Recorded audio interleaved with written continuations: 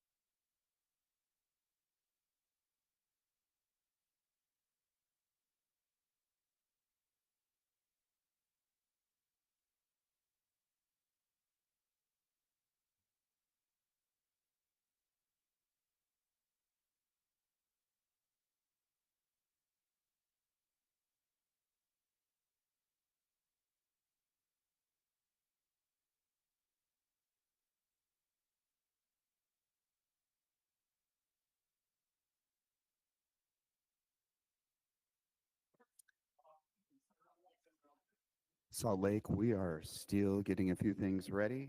We should be good to go here in a couple minutes. I'll get back when we're getting close and need a countdown.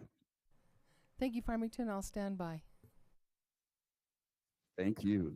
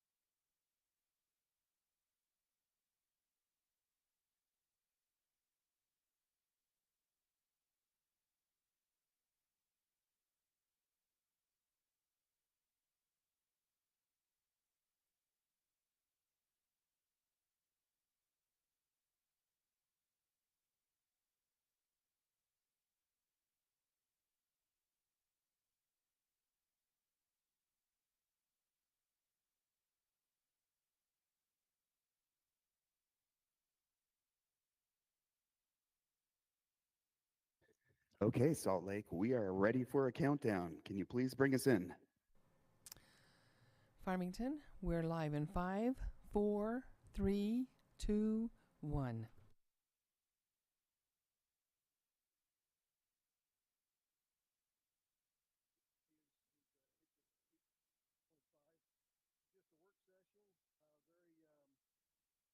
Just a work session, very casual. We really don't have any, we won't make any motions today or talk anything that. Excuse me, Farmington, we're not picking up your sound.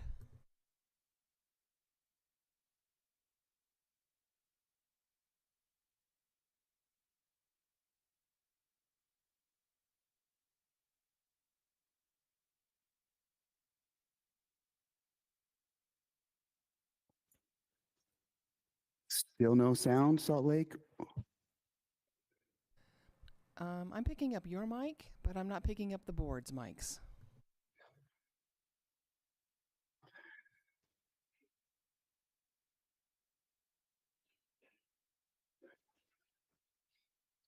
Strange.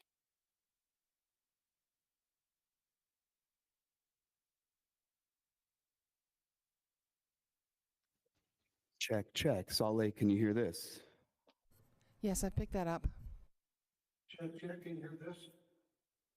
Copy that. Nothing has changed. Okay, that's really weird. I'm getting all the sound now. Okay. Thank you. Let's go ahead. We'll start over. This is, I would like to welcome everyone to the Wildlife Board meeting. Today's April 8th, 2025. This is just a work session. We will not be doing any motions or anything like that today. We're just basically letting, get some information from the division.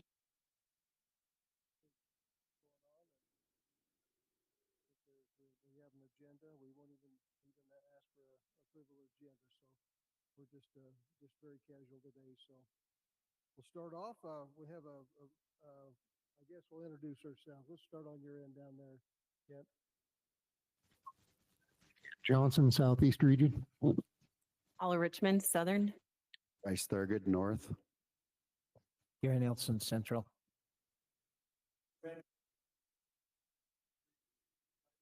Introduce yourself.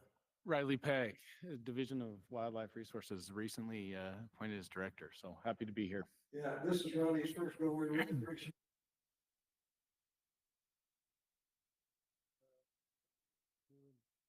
This is awesome. We're glad to have him with us too.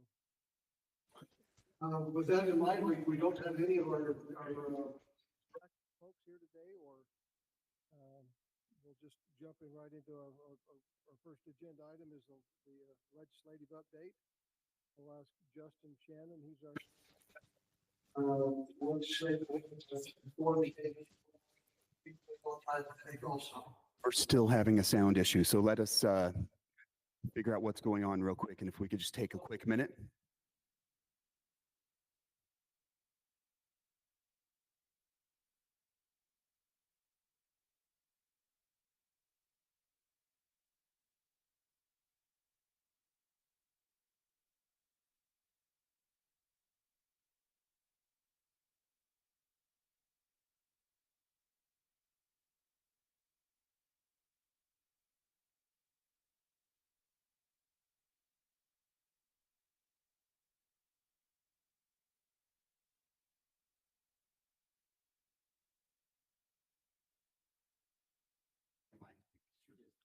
Salt Lake, can you hear this mic? Yes, that's much better. Thank you.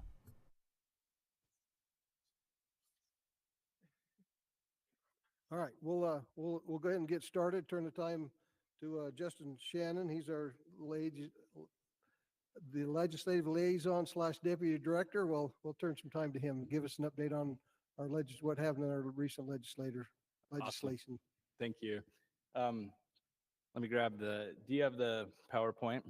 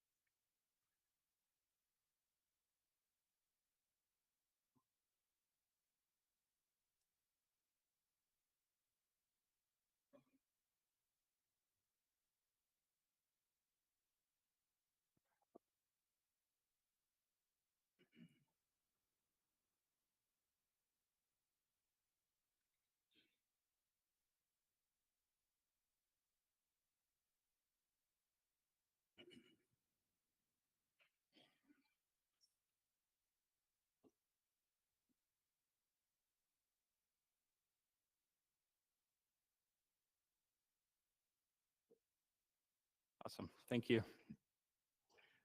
Yeah, my name is Justin Shannon. I'm the deputy director, and about a week before the session started, Director Peck asked if I would fill in and do the legislative stuff. And so this was a unique experience for me, and I was excited to learn that process. Today, I'm just going to give an update on a few of the bills that passed, and then we'll leave some time for questions.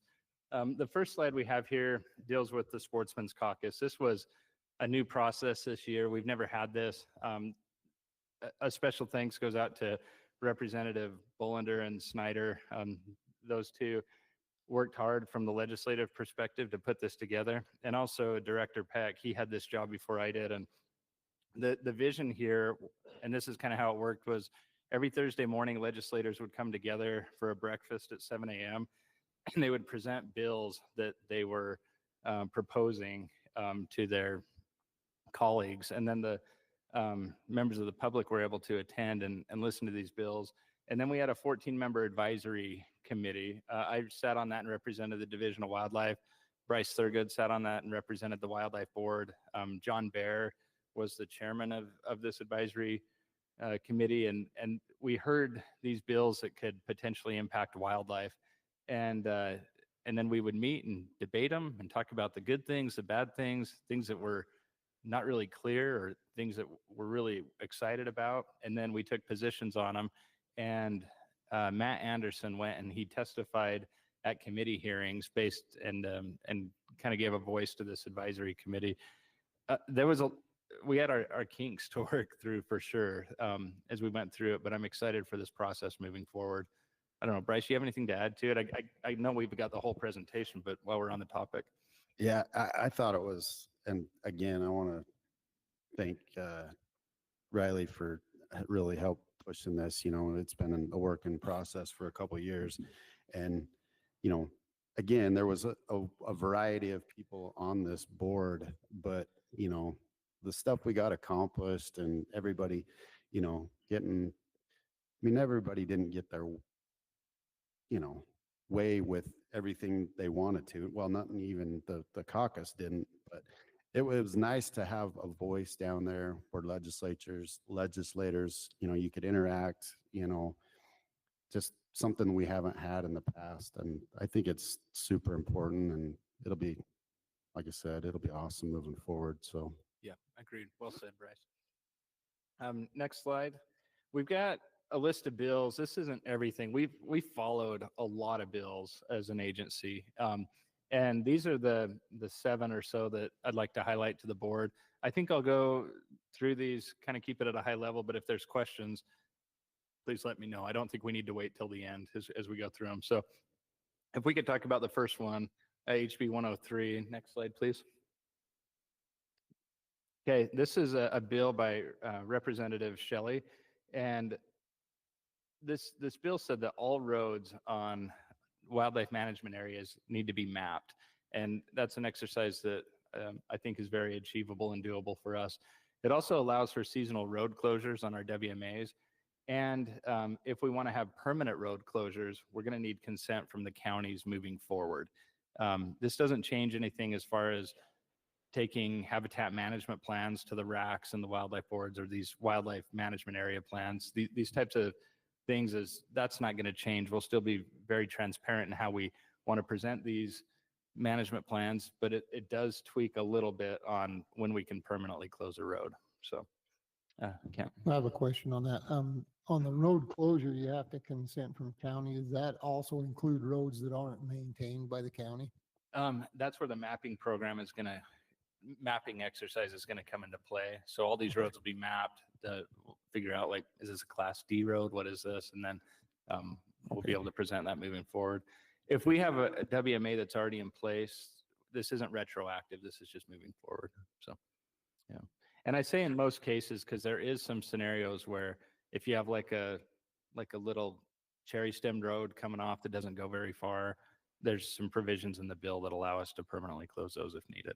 And again, the goal is, the idea is not we're just going to close every road in the world, but these properties are in most cases are there to help wildlife have a place. And so if you open up all the roads and push them onto neighboring landowners and causing depredation and those types of things, that's a real challenge. So, okay, next bill, HB 202. This one received a lot of public interest.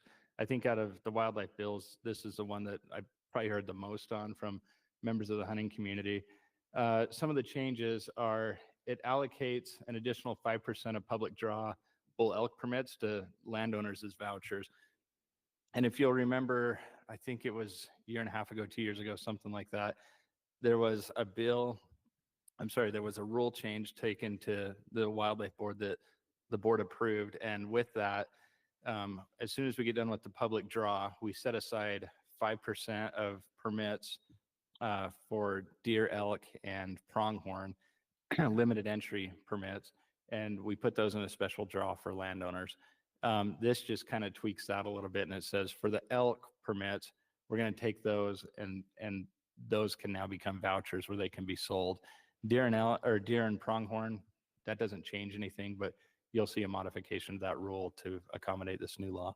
So, So just for some clarification on that, that just allows them to sell the 5% that's already there. Correct. It doesn't add an additional and then make it 10%. no, it doesn't make Okay, it 10%. that's what I read, Yep. my interpretation of the bill, but I wanted to ask that question today. No, it'll be 5% across the board, whether it's 5% from rule or 5% from this new bill. And we'll update and modify the rule to clarify. So the other thing it does is landowners that have between 4,000 and 8,999 contiguous acres, they can obtain up to 2 bull elk vouchers that would only be valid for their property. And this, there's going to be some criteria that you'll see that we bring to the board and the racks of this next cycle, a rule change that kind of shows the things that the division will consider in when we would issue bull vouchers and when we would not. So you'll be seeing that here shortly. And then the last part of this, it codifies the landowner association program and the formula for permits. So the landowner association program was never explicitly mentioned in code.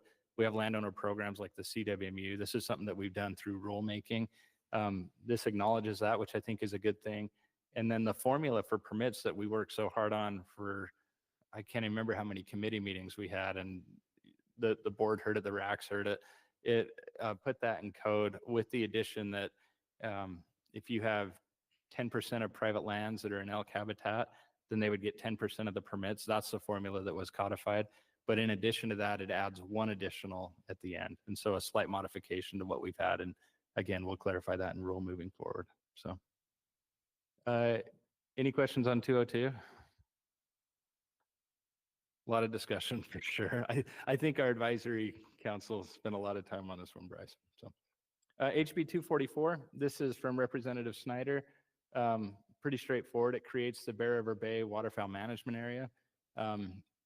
And if you remember, several years ago, we had the Willard Spur Management Area where Forestry, Fire, and State Lands has these properties. The division is going to manage it as a WMA, and this is just extending that to the Bear River Bay area. It requires an MOU between us and Forestry, Fire, and State Land, which I think is a good thing. And if there are going to be structures built at Willard Spur, it would need the input from an advisory committee. Really straightforward bill. So. Okay. HB 309, again, this is from Representative Snyder. We've got a lot of calls on this, as I'm sure you guys have as wildlife board members as well. This change says the Rack and Wildlife board members must have a current hunting or combination license, and they must have had one during 3 of the last 5 years.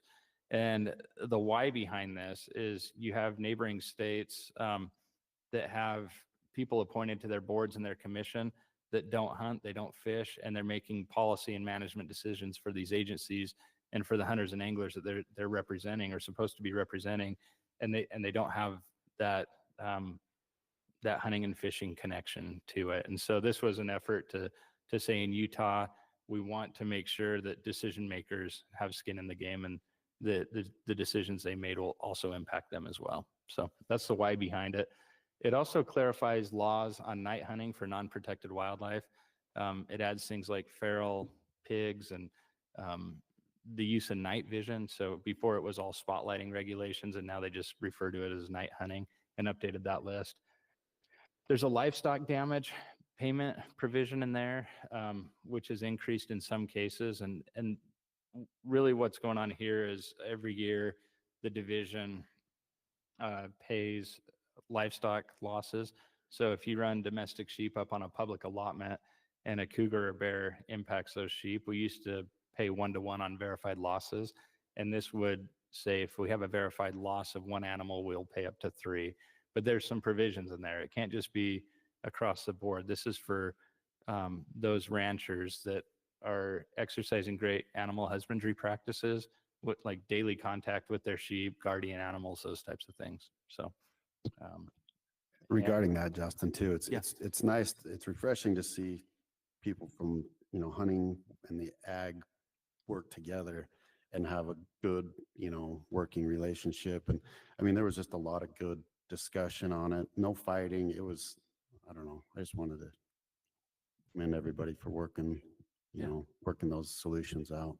Well said, Bryce. That's a good observation because this is one where we still have an appropriation and we'll spend up to that appropriation, which means there might be years we can't always do a 3-to-1, and that was very explicit. But on years that we can and people are trying and they're grazing in hard areas that have high predator densities or just predators that specifically prey on this type of livestock, it's a way to find the common ground. So, and then the last part of this bill that I wanted to highlight is adults must possess a hunting and fishing license to access a WMA in Class 1 and Class 2 counties, which for all purposes of today, that's Davis, Salt Lake, Utah, and Weber. So there are, sorry, going back a little bit, with that, the Wildlife Board does have some ability for exemptions that we can bring forth if needed. So for instance, if we have like a contractor wanting to come do work or things like that, there might be ways that we say, okay, you can do that. But anyways, we may bring something in the future that adds more clarity there. So HB 378, this is a bill that I get very excited about. I know Director Peck does as well. This is something that has been on the division's radar for a long time. And this is Department of Natural Resources funding amendments. Let's see, this was brought forth by Representative Snyder as well. And this provides long-term secure funding for the species protection account. This used to be called the Endangered Species Mitigation Fund, ESMF funds. And the idea is to help non-game species mostly. And it helps us implement Utah's Wildlife Action Plan, which identifies threats to these species in the communities and habitats that they live in. The goal and the why behind it is we're trying to prevent federal listings of species, and that funding has been flat for 30 years. We've got one-time bumps here and there, but this new bill is going to have a tax increase on wind and solar and some other energy development that is going to help secure long-term funding. And in addition to preventing listings, another goal is to help prevent or help recover federal listings that we have. So to either completely delist or downlist these species. So it's one we're excited about. I've heard people say, well, okay, so now you guys are just in the non-game business. And it's like, no, we love hunting. We love fishing. We're still going to do what is right and what is needed for our huntable species. And we have a responsibility to make sure we're managing all wildlife. And I'll just say, when you listen to a lot of the testimonies in the committee meetings, Representative Albrecht in particular talked about how difficult it is when a species is listed, the challenges that poses to industry, to agricultural, and from our perspective, from hunting and other forms of recreation. So anyways, this is a good bill that we're super excited about. So Justin, can you jump back to the one, the bill before this? I just feel like just got to mention something. That, the very top one where the RAC and board members have to have a current license. You know, as a board member, I've been able to go to what they call the WAFA meetings, which is the Western Association of Fish and Wildlife, which is a whole bunch of Western states that, and there's like 30 of them. I mean, there's a lot of states that participate in those meetings, but we've been able to see through the at least almost 6 years that I've been going to those meetings, that some of the commissions in other states have changed, how they've changed. If you've got a governor who appoints those commissioners just like our governor appoints our board members. If you've got a governor that is anti-hunting, anti-fishing, anti-sportsman, those positions start migrating towards what the governor of the state sides with.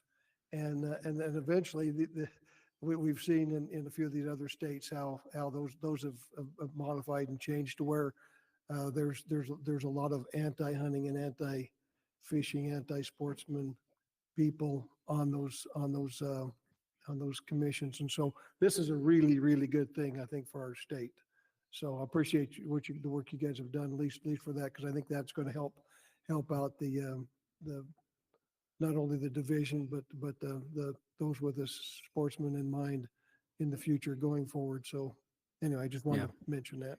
Thank you, Randy. And I'll add to that, in talking about that bill in particular with the bill sponsor and the advisory group that we had, there was a real appreciation and almost reverence for the hunting heritage that we have.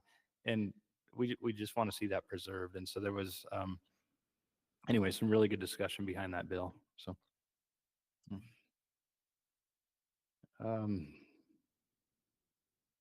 okay, SB 149, natural resources modifications. For most of the session, this was a bill that was drafted by Representative Shipp, and it was HB 140.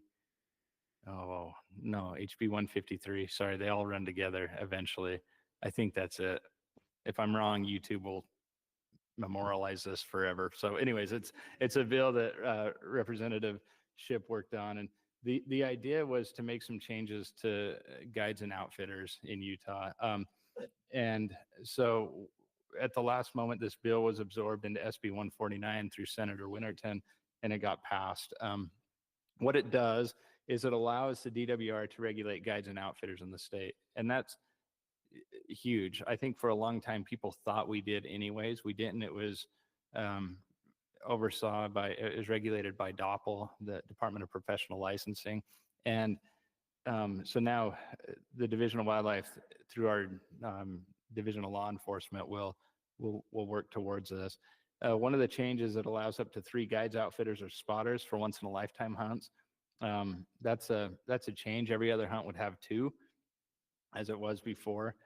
This is going to be valid on public lands. The bill is really clear about that.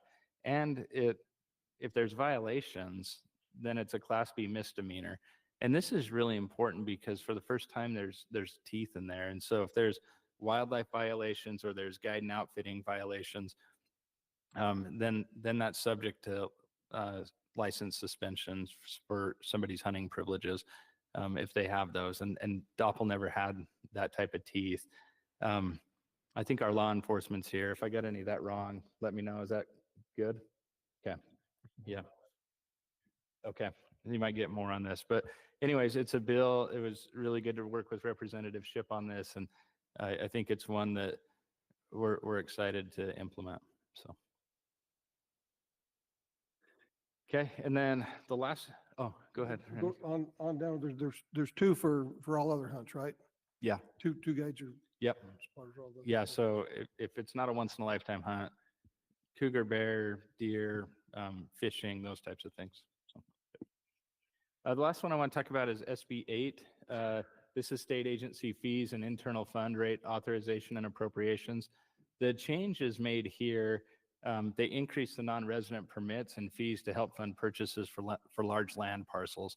And what's going on with this is the hunting and fishing licenses. we had some guiding principles as we were trying to make these changes. There's been a lot of press and coverage and forums and discussion and debate on everything is going to double, and that wasn't the case for it. And really, if you break it down, there's 3 fees, if you will, or components to. Lindy's going to kill me because I'm sure I'm going to get all these words wrong. But there's an application fee that you have, and that's to put in for these hunts. In order to apply, you need to have a hunting or a combination license. So that's a different one. And then you have the price of the permits. And the fear was all this is going to double across the board. Not necessarily the case. We increased application fees for non-residents from, I think it's $16 to $21. And then our non-resident licenses, correct me if I'm wrong, but I think we went from 90 to 120, something around there, and it was less for youth. And then the individual permits, those we evaluated based on their the value that they offered, what neighboring states were doing in some cases. And as a guiding principle, we tried to keep general season stuff less of an increase and the limited entry more of an increase. In addition to that, there was through Senate Bill 3, there was a $50 million appropriation for the Division of Wildlife for land acquisitions that was included in that bill. So again, the idea and the goal is increase revenue from non-residents so that the Division of Wildlife can obtain and secure some of these large parcels. So that way we can secure hunting and fishing in perpetuity. So that's the idea behind it. But sure, a lot of discussion behind it. So This one come out left field for me. I wasn't aware of this one, and I appreciate you're letting us know why we did it. It wasn't just to get more money in the coffers. It's actually to acquire some properties. And I can't say if that's a good thing or a bad thing. I mean, I think it's a good thing to acquire more properties, but the way we're doing it. But this one, I got a ton of let's say negative responses on this one mostly from out of state folks. I think was mostly, but and I this one wasn't on my radar, so I appreciate you giving us an update on that. Thank you. yeah, thanks, Randy. And to be fair, we didn't talk about this at the Sportsman's Caucus either. This was one of the only bills we didn't. Yeah, and Bryce, I'm glad you brought that up because as we go back to that first slide, we talked a lot about bills that impact policy and management and those types of decisions. We didn't discuss a single funding bill, and we had a call shortly after the legislative session ended, and we just kind of had a debrief and said, what could we have done better, right? Well, I think it's important to be reflective when a session ends or anything we do. And that was one of the things that I had brought up is I think the Sportsman's Caucus, I think there's real value in discussing not just the substance bills, but also the funding bills associated with it. So that's a change that we're going to make moving forward. So,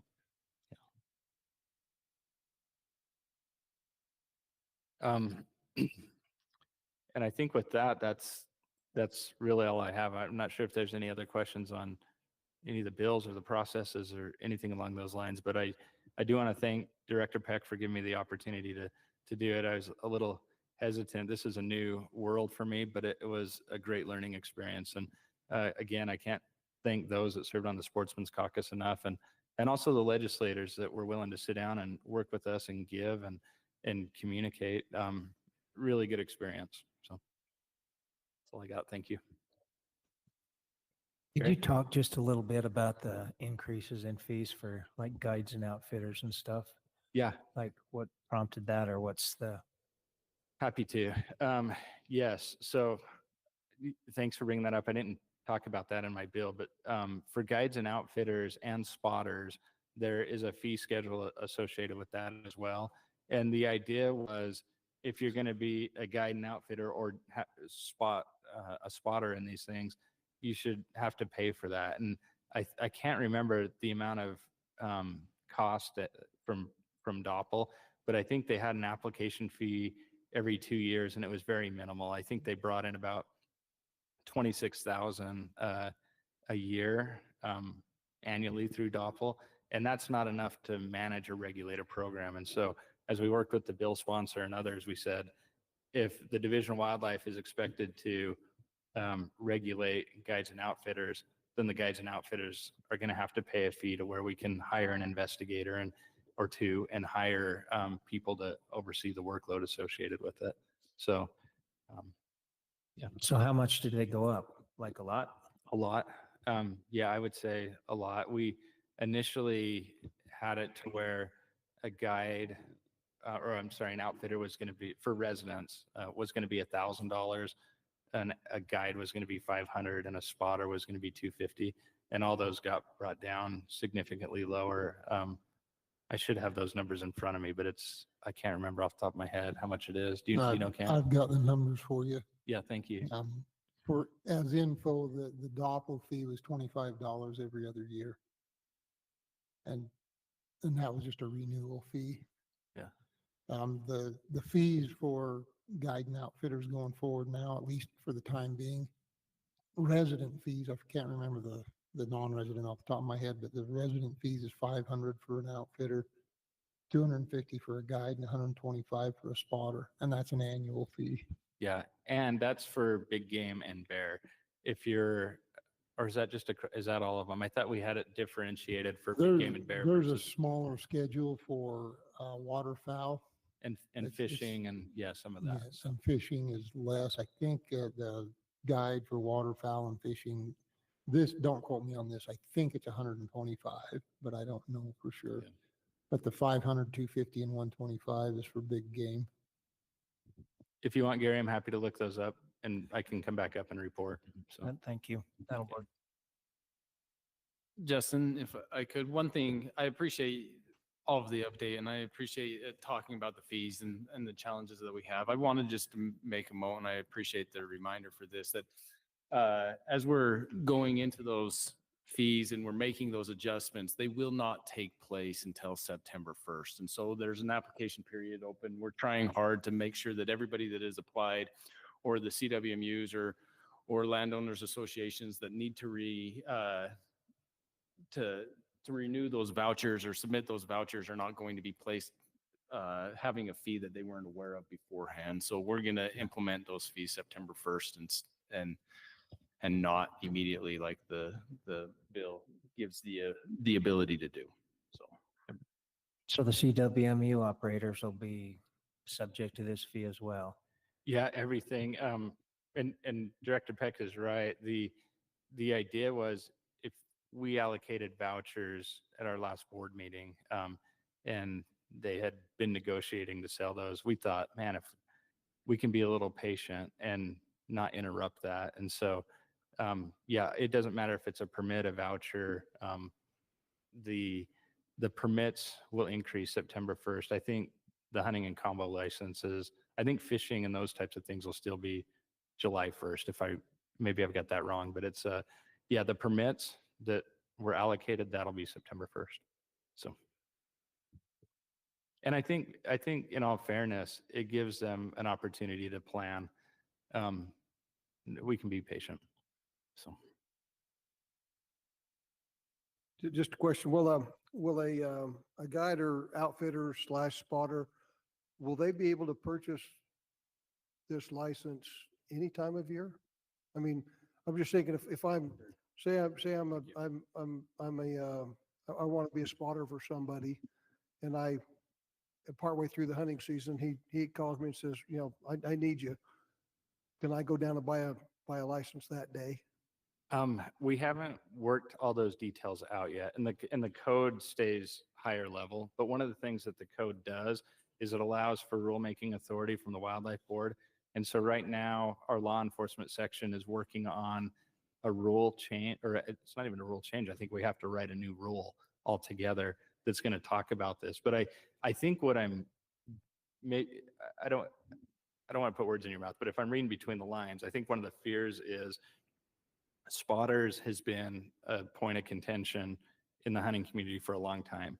And so if you essentially say, well, I'm just out on the mountain, but then I find this big bull and then I'm going to run in and hurry and be a spotter, that's going to be problematic. And so I don't know what the rule looks like from law enforcement, but I think one of the things that we should consider is, should there be a cutoff time like August 1st or August 15th where an outfitter has to say, yeah, these are my guides, these are my spotters, and they're on the books. And then that way you can't go and just be added later, because otherwise I think it's a giant loophole that might be exploited. So maybe that's where you were heading with it. Maybe you're not, but it's been on my I'm mind. just trying to figure it out I've thought about this quite a bit, but I figured out in my mind how this is going to work, because it's actually per hunter, right?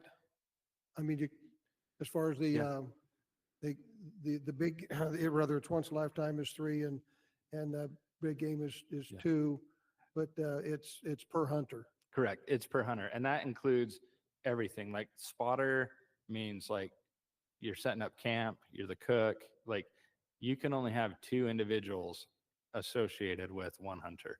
Yeah, that's what that's. As intended an to be. outfitter, I could have 20 spotters. I better have 10 clients or something like that. Yeah, and again, I don't know if I haven't seen the rule, but these are some of the conversations we're having with law enforcement right now, because I think there's got to be a connection between who's with which permit holder. One thing that was brought up too is the finder fee thing again, but that got struck out. So that was, that was something they wanted to throw back in the mix, but it got shut down. So, which was a good thing. And Justin, I've looked up the fees if you want. Do you want those? Yeah. Okay, so it is for residents, and we'll just deal with residents right now. Residents, it's 250 for guiding big game or bear, 175 for everything else. Okay. The outfitter's fee for resident is 500 for big game and bear and 350 for everything else. Okay. Thank you, Kent. It's funny, you're like knee deep in all these numbers and all these changes, and then it gets done and you're like, you decompress and you forget it all. So I'm sorry I didn't have that off the top of my head. So thanks, Kent.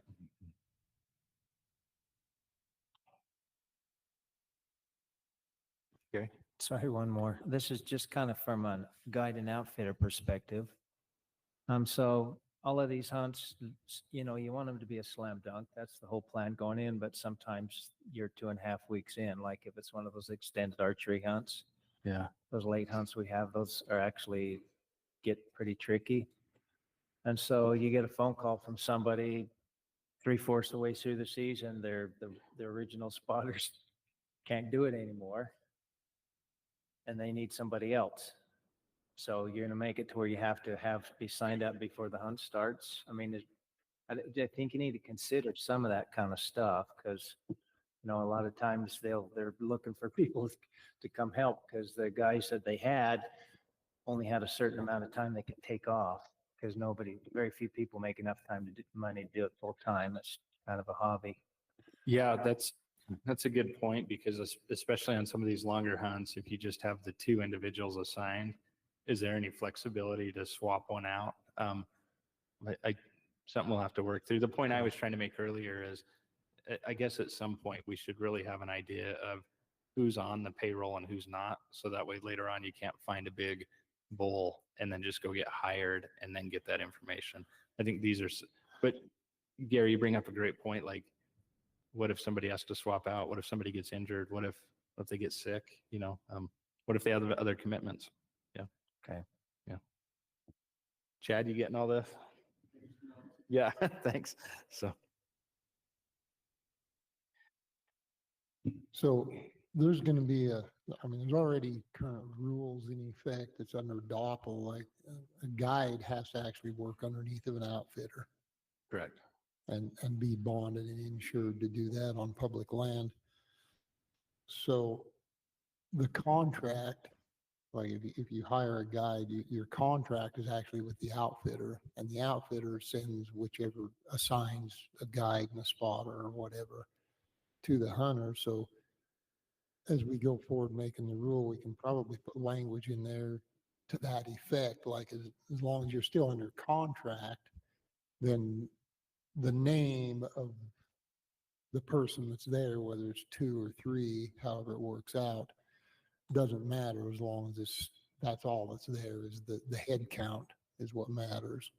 Yeah, I think those are good points. And given all that, we still have got to find a way to connect 2 of those employees, or 3, based on the hunt, to the actual permit holder. So I think there's 2 things. It's, what is the roster of an outfitter? How many employees? And then how do we figure out who's attached to an individual permit? Yeah, that's what.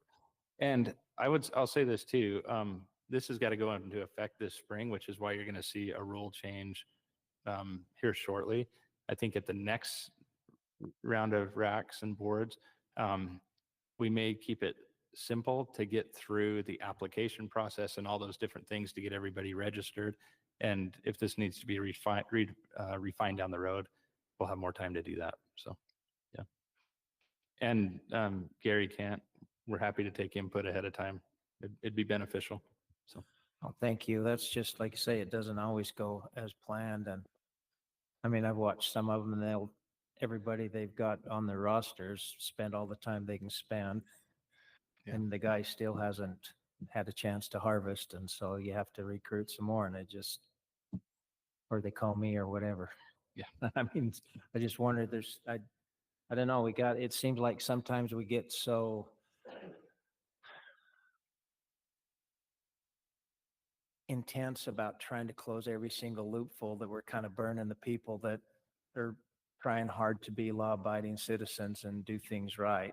It makes it much more difficult for them in an effort to stop the idiots, and it doesn't change much with the idiots anyway. So it's hard to thread that needle, but we've got great people in Division of Law Enforcement and great investigators that have a lot of experience with this.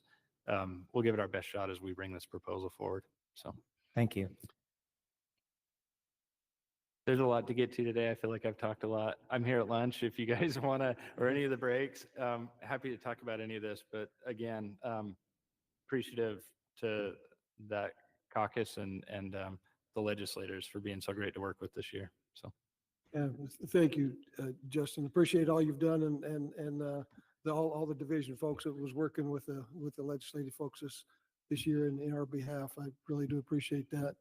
And the 14 people advisory, that advisory group that Bryce was set on, it's made up of ag people and sportsmen, different sportsmen people and fishing groups. And I mean, anybody there's actually, it's a really diverse group of folks that sat on it. And so, and they actually, at least the one I went to, they worked really well together. So I appreciate all that they did also. Thank you.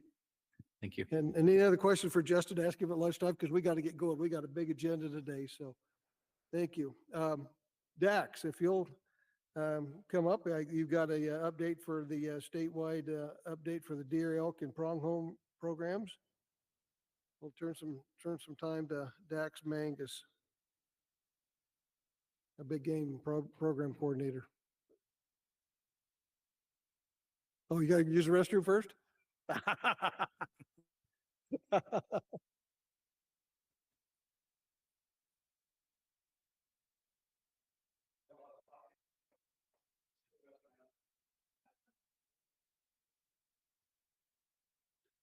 We did see online that you do a good job, but not quite as good a job as Covey.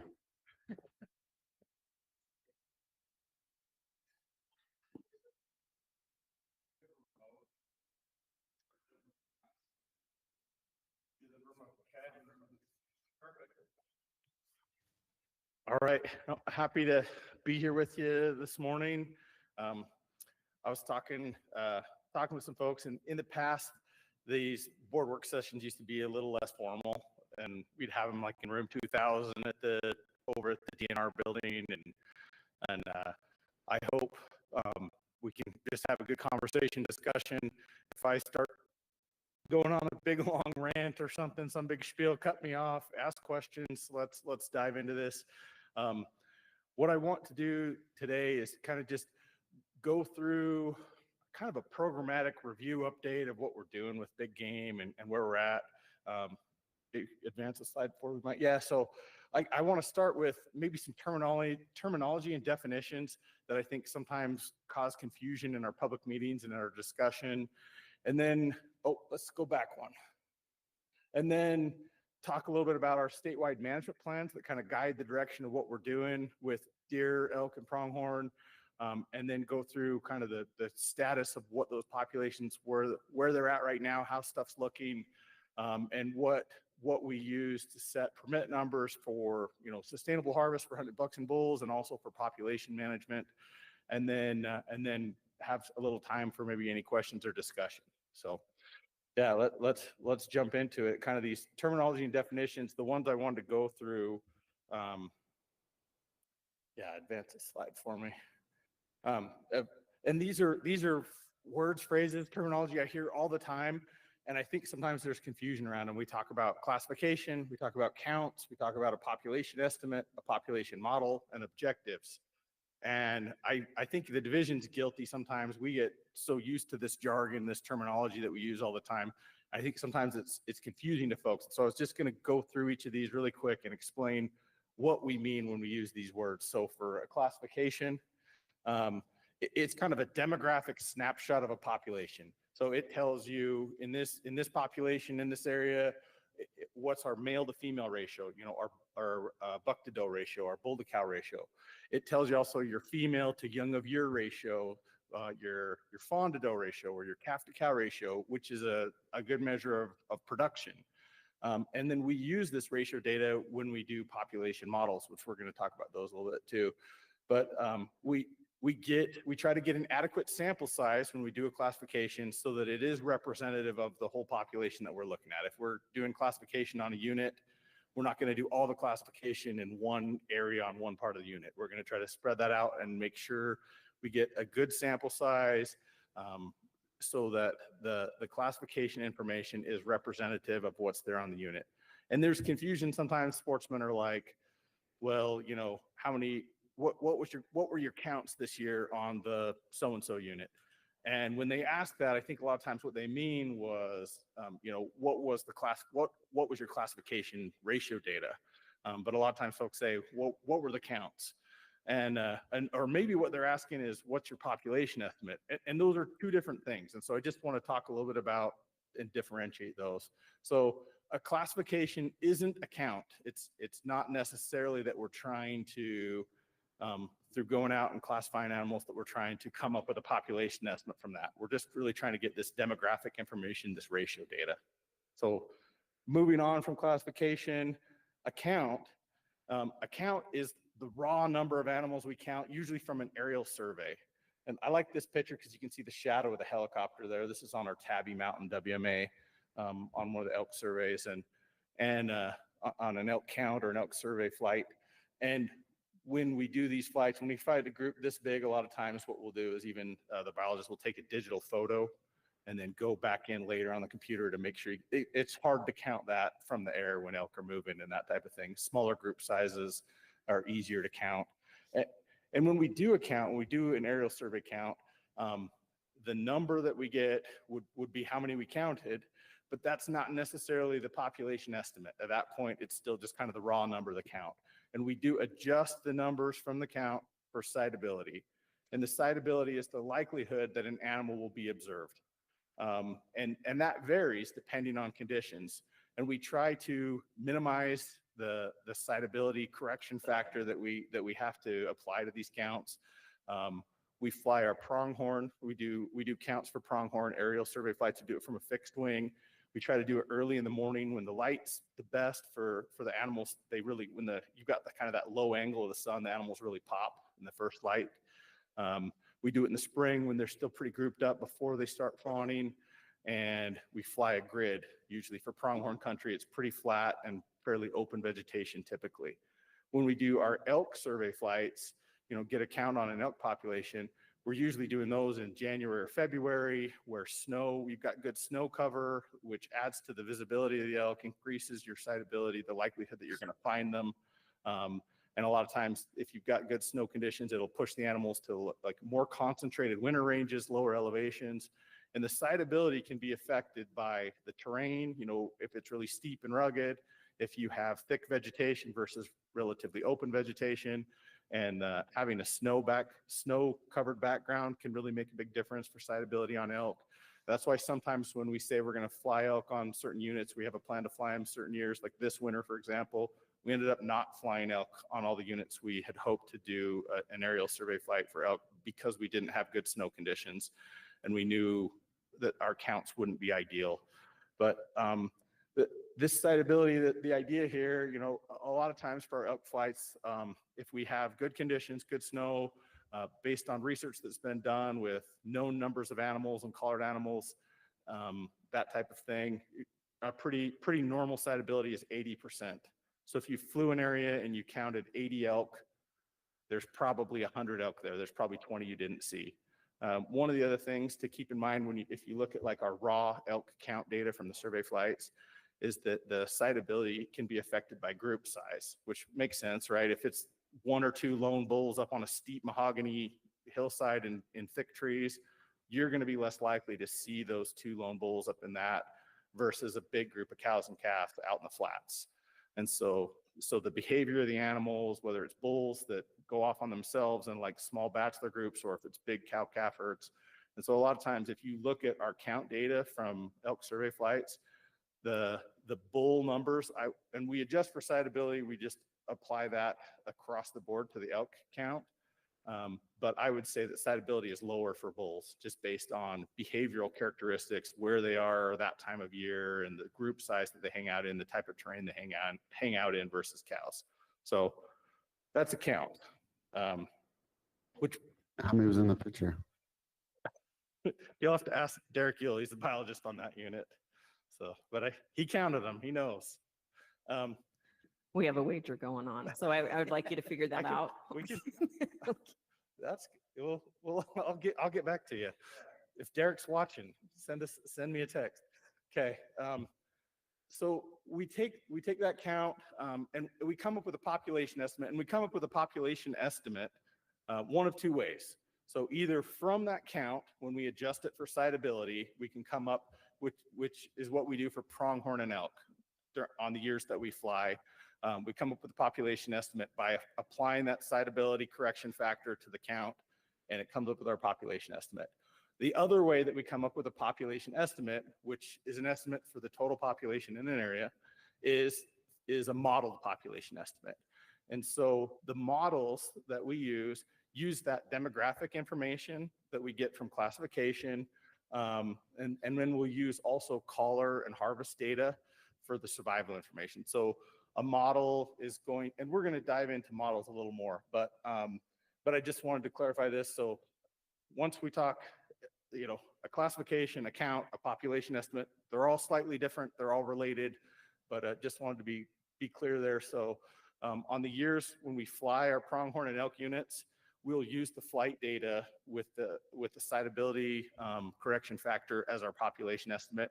On the years when we don't fly, the in-between years, we'll use the model to get an estimate of where our population is and what it's doing based on what we've been seeing for survival, production, and we use a modeled population estimate for deer. So, and we'll talk a little more about that too. So, I have a quick question on Yeah. the classification data. Do you, like for example, when you're doing deer, it has horns, it's a buck. Do you classify age at all when you're doing that, or is it all just a buck's a buck? great question. So we break it out. And here's an urban legend or rural legend that I've heard, that we count half the fawns as bucks. We don't count half the fawns as bucks in classification. We do take into account that in the future, the next year, half of those fawns will probably be yearling bucks, if they survive. But when we classify a deer, if it's a fawn, it's a fawn. If it's a doe, it's a doe. If it's a spike buck, we classify it as a spike buck. If it's a 2x2, and we go with whichever side has the most points. So if it was a 2x3, we would classify it as a 3-point. If it was a 3x4, we would classify it as a 4-point. So we do break it out in the classification data when the biologists collect it. And the last couple of years on some units, the biologists even started making an assessment of whether or not they thought a buck was 3 years old or older when they were classifying, when we were looking really hard at maybe doing 4-point or better antler point restrictions to see what percentage of bucks were, only a 2-point or only a 3-point that the biologists felt like was probably a 3-year-old or older buck.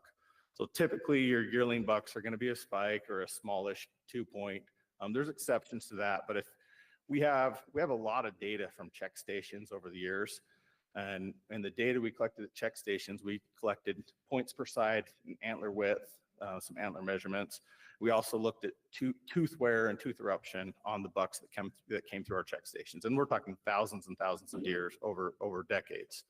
And it's quite easy. It's fairly straightforward to age bucks out to 3 years old.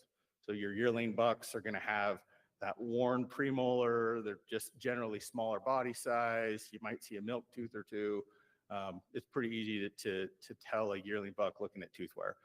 Two-year-old is going to have that first premolars replaced. It's going to be cleaner looking, whiter looking, pretty easy to tell a 2-year-old buck. And then a 3-year-old buck is going to have even staining on their teeth. So 1, 2, and 3, pretty easy to tell. Beyond 3, we can still do it, and our folks do a fairly good job with it, but it becomes more of an art, more of a science, where it's going to take more training and more work to age accurately beyond 3.5.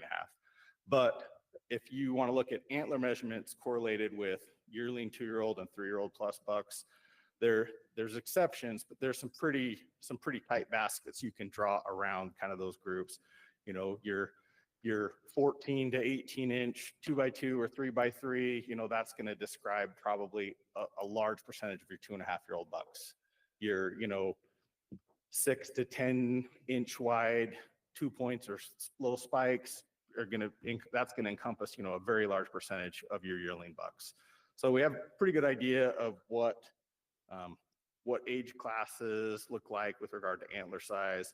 And that's part of why when we were collecting that classification data, we were trying to also gauge some of these bucks that are a little bit of outliers. That might be a big mature buck, but it's only a 2x3 or something. So that's a long answer. I better keep it. I get talking. I'll keep it a little shorter. So let's move on. So population models, and models kind of like a dirty word. I think a lot of folks really don't like the word model. They think, oh man, this is just black box stuff. This doesn't make sense. And I'm going to talk a little bit about models and maybe explain it perhaps a tad oversimplified, but it's not rocket science. It's algebra pretty much. The model that we use specifically for deer in Utah, it's a spreadsheet-based model. We run it in Microsoft Excel, and it's based on the model that Colorado uses, developed by Dr. Gary White. The model takes into account this classification data, this observed data that biologists have collected at a unit level, looking at buck-to-doe ratio and fawn-to-doe ratio. The models also take into account, and this is where I think what really sets our models apart in Utah, and we're really happy about this and proud about this. But we use unit-specific collar-based survival data annually for both adult deer and fawns. And that's really amazing that we have that. Like, that's a big deal. A lot of models that other states use when they're modeling populations include information from, a study done in Montana in the 90s or something when they're looking at, and they just put in average adult doe survival. And we've got Dr. Larson from BYU is going to be talking a little bit more about some of the study and collar data and what we're learning. But this is a big deal that we have. Your model is only as good as the data you put in it. And we probably have the best data of any state in the West when it comes to modeling, specifically mule deer. So, and then harvest data is going to be factored in there as well. We've gone to mandatory harvest reporting. This last year was the first year going to mandatory harvest reporting. And the data really, we didn't see big changes or jumps. We had a little bit better sample sizes on some of our units with small permit numbers. But overall, it's a good thing. We're happy to do it this way. Not as many people answer phone calls from a random number. And it actually ends up saving Sportsmen money when we don't have to contract with, telemarketers to call everybody. So been a good thing. We had pretty good compliance, over 90% compliance for folks that filed their harvest reports on time. So really encouraging. So great data. Moving on. A little bit more about models. So we have all those that observed data, your buck-to-doe ratios, your survival data, the harvest information. And then what the model does is fit that data with a population estimate to where it's going to work the best, make the most sense. Kind of an oversimplified example of this that I've used before is, so if you pull your wallet out and you've got $80 in your wallet, and you just bought something for 20 bucks and you've got $80 left, you can do the math and figure out, okay, I must have started with 100 bucks. And that's kind of what the model is doing. It's taking those known values that you spent $20, you now have 80, and it figures out, okay, you must have started with 100. And that's probably an oversimplification, but that's what the model's doing. If you had this buck to doe ratio last year, you had this kind of reproduction and this kind of survival. So, this is what got added in, this is what got taken out, and now you're at this ratio, these numbers, this is how many deer you would have had to have for that to work. So the models get better over time. As we put more and more data into it, the model refines itself and gets better over time. And I guess, again, I just want to reiterate that your model's only as good as the data you put into it, and we have the best data of any state to put into our models. And if the models were way off, and I hear this sometimes, I heard in a meeting a while back, like, well, hey, I hunted this unit and there's no deer. There's no deer left. Your numbers are wrong. Your counts are wrong, which it wasn't a count, it was population estimate, but now you know. And I looked at the data and we had like 56% success during the deer hunts on that unit. I'm like, and that's from mandatory harvest reporting. I'm like, I think there's some deer if we had 56% success on a general season deer hunt.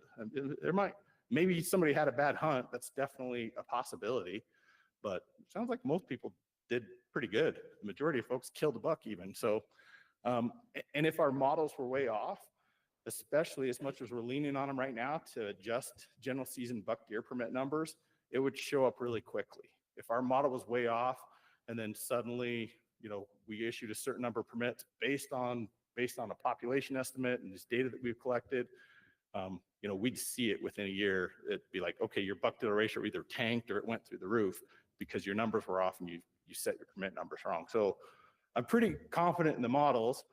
And I also want to remind folks, like, I'm not arguing we have enough deer. I'm just arguing the models are working pretty well. If you want to say, okay, but we want more deer. Okay, I'm with you. We also want more deer. So there's models a little bit. Any questions on models? And I'm not a model expert. But I know enough to know the basics and thought I'd share that with you. So. Objectives. This is one too where I think sometimes this is kind of some DWR terminology or jargon we use, and I think sometimes it confuses folks. Because when we talk about an objective, that's part of in our plan. We have goals, we have objectives, we have strategies in our statewide management plans, our unit management plans, and there's different objectives. We talk about population objective, which is kind of our target or our goal for how many animals we want to have in a population. And so we might say, well, this unit is below objective. Or if we're talking about an elk unit or a Parker Mountain pronghorn, we might say, okay, this unit is above objective. And in that circumstance, we probably should clarify and say population objective, because we also have age objectives for pronghorn and elk, where we manage to an average age of harvested animals. And then we also have buck to doe ratio objectives that we talk about quite a bit on our general season deer units. So sometimes the word objective or that terminology gets thrown around, and I think people get confused as to what specific objective we're talking about. So I just wanted to clarify, there's a population objective, which is how many animals we're trying to manage for. There's an age objective on pronghorn and elk. We also manage the age objective on moose, and take that into account on some other species as well. And then your buck to doe ratio objective, which is what we're trying to manage for that postseason classification of buck to doe ratio. And there's a slide just showing cementum annuli from a tooth when we're talking about age objective. So, okay, moving on, Mike. So that's kind of the terminology and jargon stuff that I wanted to try to clarify and go through, and then for the remainder of the presentation, wanted to jump in and go through species by species of kind of the plan and the status, and then maybe some discussion and question on them. So talking about pronghorn. Our statewide pronghorn plan was revised back in 2017. It was approved by the board in November of 2017. It was set as a 10-year plan. We've had a couple revisions to that plan since then, and the revisions have consisted pretty much entirely of just changing the approved release sites or supplementation sites for moving pronghorn when we've done the trap and move. And we would anticipate probably revisiting the pronghorn plan in the late winter, early spring, early summer of 2027. That's when that plan will be up for review. So it was a long plan. It's been in place for a while. And if you had a chance to watch the buck pronghorn permit recommendations, that are going to go through this round of racks. It's kind of cool.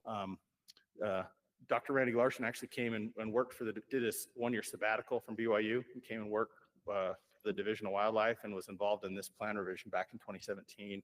And that's when we made the switch in pronghorn to manage to an average age of harvested bucks. And since then, we've been able to offer a lot more buck pronghorn permits and still maintain high harvest rates and hunter satisfaction. So let's move on a slide here. So just kind of going through the status of pronghorn, the way we do population survey methodology, how we come up with a population estimate for pronghorn is based on fixed wing flights that we do in the spring. Our goal is to do them every other year, and then we supplement that with model data in the in-between years when we don't fly. So we fly them, we fly a grid through pronghorn range in the spring, and then we also do some ground classification kind of late summer, and we use that to help supplement the model as we model in the in-between years from pronghorn flights. Statewide pronghorn population objective is just over 20,000. Our current statewide pronghorn population estimate, 13,750. That's based on either modeled populations or sitability adjusted counts. So summed up for all the units. The pronghorn population's been stable the last few years. We're still kind of recovering from those harsh drought years that we saw and right before we had kind of snowmageddon winter. We had some good years in the kind of mid to late 2010s. Then we've had some really dry years, and a lot of our pronghorn populations in Utah are on drier units that are somewhat limited, but when we have those drought years.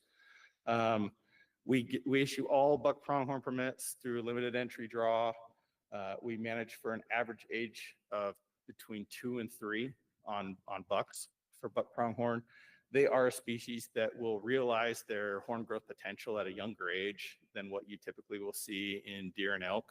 And so that's why the age objective for pronghorn is a little smaller. And you'll see also, we're given 1,750. With this year's recommendation for the public draw permits and CWMU permits, it'd be about 1,750 if it was approved as recommended. That's up a little bit. We've been trending up the last few years. And proportionally, we are able to hunt limited entry buck pronghorn a little more than we can some of the other species because they do reach that horn growth potential at a little bit younger age. Almost all of our units are at or above the 2 to 3 year old age objective. Just kind of gross buck drawing odds, and this is just if you divide the total number of applicants by the total number of permits. For last year, it was 1 in 5.9 to draw a buck pronghorn permit. And this is kind of interesting. Doe pronghorn permit draw odds were 1 in 37.4. So it's substantially easier to draw a buck pronghorn permit than a doe pronghorn permit in Utah. And that's because of a couple things. We don't hunt a lot of doe pronghorn because we have a lot of populations that we are trying to still grow. Where we do hunt doe pronghorn are usually areas where we have a lot of animals in like ag fields. They like irrigated, fertilized alfalfa. And also for Utah residents, you've got to choose between deer, elk, and pronghorn. Not as many people choose pronghorn. So when they put in for limited entry buck bulls, harvest success for pronghorn is about 85%, and it stayed that way. And that's across all weapon types, archery, muzzleloader, and rifle. It's higher for rifle, a little bit lower for archery, but still relatively high. But yeah, average 85%. So for kind of discussion items and what's happening, what direction we're going with pronghorn, the survey flights are starting to become a challenge. We're having some complications. The Division of Wildlife has some airplanes that we use for these fixed wing flights. We used to use the airplanes a lot for doing radio telemetry with our old VHF collars. Our aquatics program uses them for stalking fish. And we used to use them, like I said, a lot for tracking collared animals and looking at movements and migration and survival, all that. We've really transitioned to GPS collars to the point where I don't know that we put any just straight VHF collars out anymore. So we're using our planes less and less. The maintenance costs and some of the issues associated with the planes are getting to be pretty high. We may need to rely more on modeling and less on flights in the future.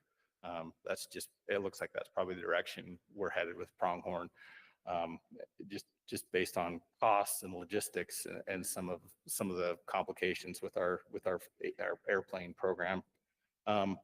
Parker Mountain jumps out in the state as a unit that is a real challenge. That little piece of the country is pretty amazing. It's kind of like you took a little piece of Wyoming, which is, you know, the best pronghorn country out there. You took a little piece of Wyoming and moved it to south central Utah, but it's not as susceptible to harsh winters like you see in western Wyoming or southern Wyoming. So Parker Mountain is really productive. Our objective on that unit is 1,500, and we seem to have a hard time staying at objective. If we have even halfway decent years, that population grows really, really quickly. It's also one where in the past we have hunted it hard enough that we had pronghorn that moved and changed distribution, and and then folks that went to hunt there just couldn't find them and were super frustrated. And this was not that long ago, and now boom, we're back up against being over objective. We've done in the past a lot of trap and transplant, taking pronghorn off Parker Mountain and moving them to other units in the state. And this last winter, we took 300 plus pronghorn off Parker Mountain and moved them. And we put collars on 260-ish, I think, of them. And we were concerned. We saw pretty high mortality the first few weeks after we transplanted those pronghorn. And we're looking at that. We're going to evaluate that this year and see where we go with that in the future.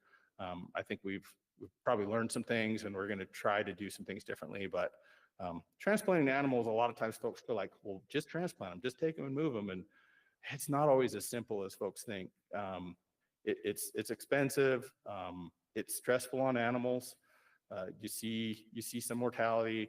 There's some disease risks you got to take into consideration. So it's one where I think we'll probably be having more conversations about Parker Mountain as we move forward. It's a blessing and a curse. It's a blessing in that it's such an awesome, productive place, and we get to have a lot of opportunity to hunt and to supplement other populations.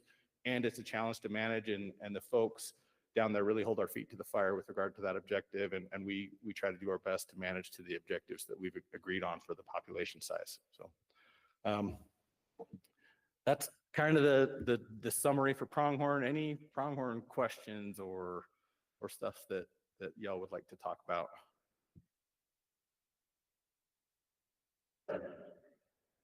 Okay. I hope I didn't talk you out. I can do that. Take a deep breath. You're doing great. Okay. Take your tie off if you want. Moving on to elk.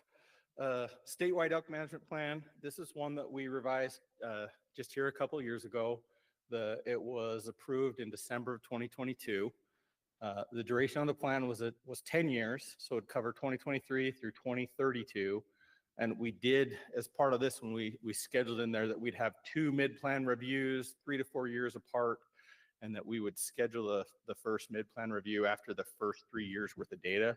So I think that means this 2025 season will be our 3rd year of running with this new plan. And then we'll reconvene that elk committee next, probably late winter, early spring, and have a meeting or 2 to go through it and see kind of how things are looking, where things are headed, and if we feel like there's any tweaks or changes we need to make. It won't be, we're going to have 8 meetings or something. It might just be 1 or 2, maybe 1 virtual, 1 in person or something like that. But we'll look at this and see how it's going and see if we need to make any adjustments or corrections kind of as we start through that plan, that review. So moving on to elk and kind of where we're at with our status and talking a little bit about, when I mentioned this, for elk, we do a helicopter survey flight, we do a count, which then we adjust for siteability to come up with our population estimates. Our goal is to fly our elk units every 3 years. Sometimes we're not able to do that because of snow conditions. We have a really open winter, and so we'll just put that off until we have good conditions again. Our statewide population objective for elk is just over 80,000. Our statewide population estimate right now is 83,760. Elk, our elk just kind of chug along. They're pretty consistent. There's maybe not as much variation in production and survival in elk as we see in some of our other big game species. There is some variation, but not as much as we see in some of the other species. So generally, statewide elk population is stable to increasing. We do a lot of antlerless elk harvest to try to maintain our populations at the unit population objectives. And that's kind of unique. Like for deer, we don't, you know, for pronghorn, I mentioned we hunt some does, but usually they're ones that are in ag fields, that type of thing. Same with deer. We don't hunt a lot of doe deer. The ones we do hunt are usually, you know, in ag fields or a public safety issue in town. Elk is the different one here. Elk is the one that's an exception to that. We do hunt a lot of cow elk just to keep up with production and keep populations at that population objective on a lot of units. For how we hunt bulls in Utah, we have both limited entry and general season. For limited entry, the age objectives, that's the metric we use to adjust permit numbers for bulls. We manage for 5.5 to 6 units, where the average age of harvest bulls 5.5 to 6, 6 to 6.5, and 6.5 to 7. And those were all adjusted a little bit in that last plan revision in 2022.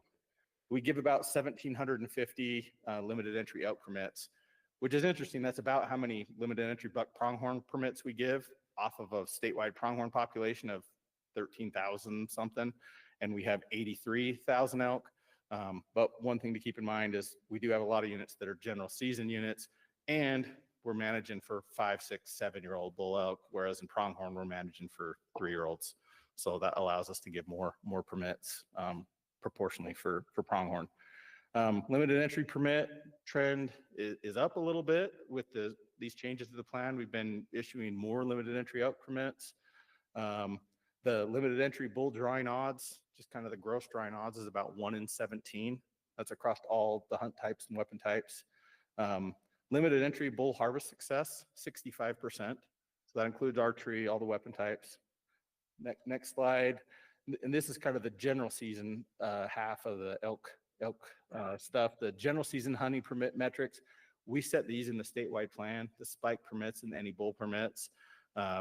We've found over the years, success rate doesn't vary a whole bunch on these hunts, and we're still seeing great production. We're well within biological sideboards, so we've just kind of set those permits probably more at a social level than a biological one. We give 15,000 spike permits, 15,000 any bull permits, 750 of those early youth draw permits where they can hunt the any bull units, but earlier in September.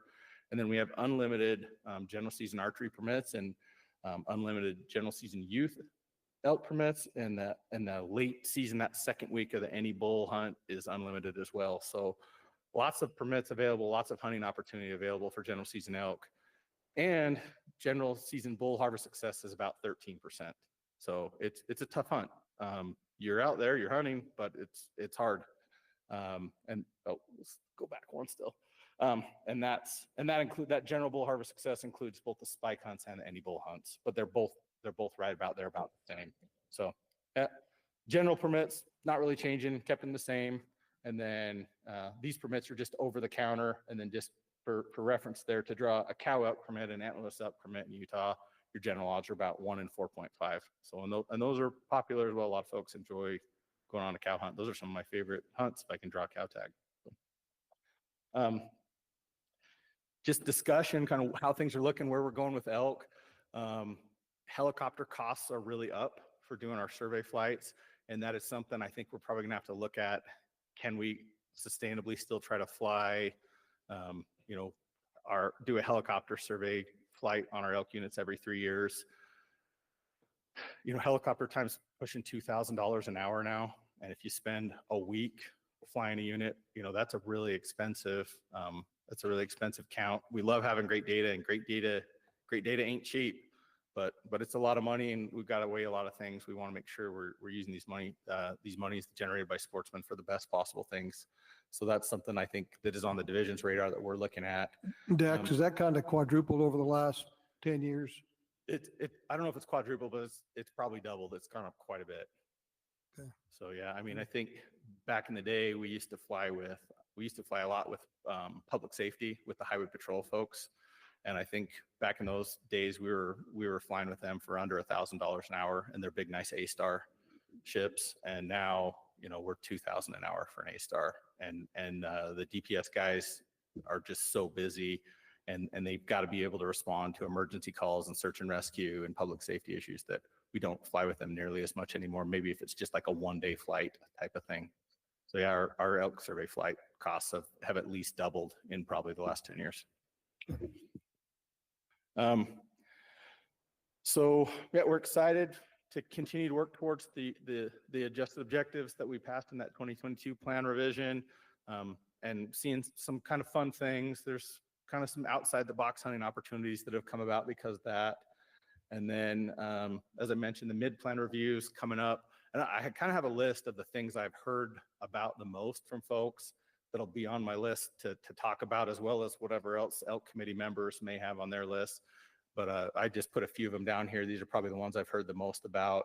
There's interest in reviving the multi-season any bull hunt, even if it was a reduced quota. We had proposed it at a quota of 7,500. We have 4,500 multi-season spike bull permits. And in the board meeting, yeah, you guys decided, no, we're not doing the multi-season any bull anymore. But that is one we hear a lot of feedback from hunters. There is some interest in seeing if that's something that could come back, but maybe at a lower level. The mid-season limited entry hunt dates, we moved a lot of our limited entry bull permits into that mid-season date that overlaps the spike hunt. And we did that intentionally, knowing like, okay, it'll be easier to draw, but you're going to have more other hunters in the field. We've heard a lot about that, and might be something to look at. And maybe we're happy with where it is, but that is probably one of the things I've heard about the most. A couple of the other things on the list is on there are units that we manage for a September archery hunt and then a later season hams hunt. We are splitting the permits on those 50-50. There might be some appetite to change those splits, not have those be the standard splits. And then as far as age objectives for the units, I think we feel pretty good about where most units are. Pilot Mountain is one that's on the list where we manage that cooperatively with Nevada. And we probably might need to make an adjustment there just to make sure we're on the same page with Nevada. So we're not violating our age objective with our recommendations. So, and then I guess, any other questions or things that would be interesting that you guys would like to dive into on elk?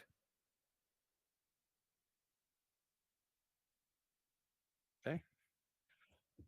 So moving on to deer, save the easy one for last. No one cares that much about deer, so. Just kidding, we love our deer. We just approved a new statewide deer management plan last December. The plan duration is 6 years, so it'll cover the 2025 through 2030 hunting seasons. Kind of running concurrently along with this deer plan, we also implemented that research study where we're trying some restricted weapons hunts on some units, and that'll run parallel along with this deer plan for the next 4 years, and then give us a little bit of time to get all that harvest data, look at it, as well as some other survey data and social data, and then take that into account when we start on a new deer plan revision in 2029. So that's kind of where we're at with regard to the statewide deer plan right now. Just this year, right now, the recommendations we're going to be going through the next few weeks is the first round of the new deer plan. So looking at the kind of status of what's happening, and I mentioned this a little bit, we model our deer populations using that unit-specific collar survival data for adults and does, like classification data, and our harvest data. Our statewide deer population objective is 404,900. That's the sum total of all the unit plan objectives. Our statewide population estimate this last year, we bounced back up a little bit. We had a hard hit that winter of 22-23. We lost a lot of deer. We bounced back up a little bit this last year. I think we grew about 16,000 deer. Our current estimate, so at the end of the 2024 season, was 295,000. We're seeing a long-term probably decline in deer populations, but there's definitely peaks and valleys along the way. I think we're poised for growth, and I know Dr. Larson will talk about that a little bit when he talks about kind of how stuff's looking right now, and that's encouraging. We're still not where we want to be, and we've got some work to do to get there, and we're going to be talking about a lot of that actually more today. For permit types for deer, for how we hunt deer, for how we hunt bucks specifically here, we have premium limited entry, and general season units. The buck to doe ratio objectives for the limited entry and premium limited entry units are 25 to 30 and 40 to 45. We give about 1,720 statewide permits based on this year's recommendation. That's up a little bit, especially with the changes to the buck-to-doe ratio objectives in this new last statewide plan. So up a little bit. Your gross limited entry buck permit drying odds about 1 in 25, and success for limited entry buck deer hunting is about 85% across all weapon types. To the general season side of it, we managed to buck-to-doe ratios of 15 to 17 or 18 to 20. In the past, we have 31 units, about 2/3 of them we managed for 18 to 20, and 1/3 we managed for 15 to 17. And we've flipped that in this last plan revision. Now 2/3 of our units, so 20 units, we're managing for 15 to 17, and then 1/3 of our unit we're managing for 18 to 20. And then proposed for 2025, we proposed 80,000 general season buck permits. The general season buck permit trend, it's a long-term decline, but we are seeing a little bit of a climb, short-term increase the last few years. And some of that's been associated with the changes we're trying to make to the plan and trying to manage closer to those buck-to-doe ratios in the plan. General season buck deer drying odds, about 1 in 2.3. Doe deer is about 1 in 19.5. And that's just probably a factor of that we don't give very many doe deer permits, just a very limited number, again, in agricultural areas or public safety, deer in town type situations. General season buck harvest success, 32% this last year. And it varies quite a bit. Some of our units in northern Utah, where we're still coming back from winter kill, we see pretty low hunter harvest success. And then we definitely have a lot of units, especially in the southern part of the state, where general season harvest success is regularly above 50%. So kind of just some discussion here. And really, I think maybe this just tees it up for the folks that are going to speak later today after me. But I'm really excited for us to go through kind of the research findings. We have a very active, very big research program looking at deer in Utah, limiting factors, the management applications. We're learning a lot of things, and I'm excited for Dr. Larson to talk about that. We work really hard to try to manage our populations and grow overall deer numbers. And, some really active habitat management in Utah through our WRI program. And we've got some great presentations coming for you today from folks that are doing these projects. We've got, Robbie from Central Region, Gary from Southern, Makita and Daniel talking about migration initiative and some of the impact analysis work that we do. We've got Darren, who'll be talking about predator management, some of the changes and things we're seeing there, and Dr. Stout talking about wildlife health and disease. So, there is a lot going on to help us move forward with deer management and to try to grow population numbers. I focused a lot on kind of how we hunt bucks, which is very important to a lot of people, and it's not really how we grow overall deer populations. That's how we grow overall deer populations. The new statewide plan and the sustainable harvest, or how we hunt bucks strategy, changes in there, these adjusted buck-to-doe ratios. And, I hope we're having honest conversations. I actually heard some really interesting feedback on a podcast the other day, and the guys on the podcast are some guys from Southern Utah, and they're pretty often fairly critical of the division and especially how we manage deer. And they said something on their podcast that really stood out to me. They said we're frustrated with the DWR because they have so much data that they're able to actually manage right to the line of what they said they were going to manage to in their plan. And they're like, and it's frustrating to us. We liked it better when they didn't know as much, and so they probably erred on the side of being a little more conservative, and we saw maybe some bigger bucks on general season deer units and fewer hunters out there. It kind of made me laugh and made me ask the question, and it's probably a fair criticism, from their perspective. It made me ask, it made me think, like, are we asking the right questions? Are we having open and honest discussions? When we set a buck-to-doe objective, do we really mean it? Are we really willing to manage to it? And that's one of the changes we made in this last revision of the statewide plan, is we said, I got a bowl of M&Ms up there, and that was the analogy I kind of used. When I have a bowl of M&Ms, I say to myself, I'm just going to have a handful. And then after about 3 handfuls, I tell my wife, please take this in the other room because I can't keep my hands out of it. And that's kind of how we are with deer management in Utah. We just love our deer so stinking much that we'll set an objective, we'll set a goal, we'll say we're going to do this. And then we just keep putting our hands back in the bowl and grab another handful, and we cut a few more permits here, and we do this there. And so we tried to, we recognized that, And we tried to correct for that in the statewide plan revision by saying, hey, we're going to follow the data. We're going to manage to the objective. If the change is within 20% of what we did last year, we're just going to follow the data and roll with it. And we'll see how that works. We'll see if we can do that without going crazy, that we can't just keep messing with our favorite units and our favorite species. And I hope that we are having, honest conversations, instead of saying, well, it's too crowded, we can't add any more permits. And so then the division says, okay, we'll add the early rifle hunt. Now we can add more permits to actually manage the objective. And then everyone says, well, we can't do that. And it really wasn't too crowded. We really didn't need to add the early rifle hunt. The reason we did it is, we weren't having an honest conversation.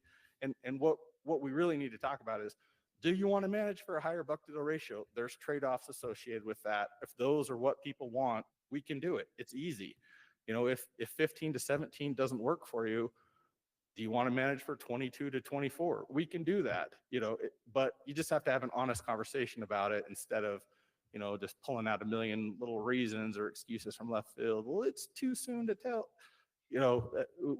We've gone back and forth with that, and the division's gone back and forth with Sportsmen, and it just puts us in a weird spot. So I love it if we can have a more honest conversation and say, hey, we want to see higher buck-to-doe ratios. And restricted weapons is a big change. It's something that we're trying out in the new plan. And I'm already hearing feedback from folks like, well, if we're trying restricted weapons, we better not increase permits because we want to see what the restricted weapons really does. But that really compounds things if you have two different variables that are both changing. Because I'll tell you from personal experience, I grew up, when I was in college, I hunted the cash unit. And at that point in time, the cash unit had like 11 bucks per 100 does. And then I drew a tag in Colorado, and I went and hunted over in Eagle County, Colorado, and there was like 35 bucks per 100 does, and it was way different. You notice a huge difference if you're in a unit with 30 bucks per 100 does versus a unit with 11.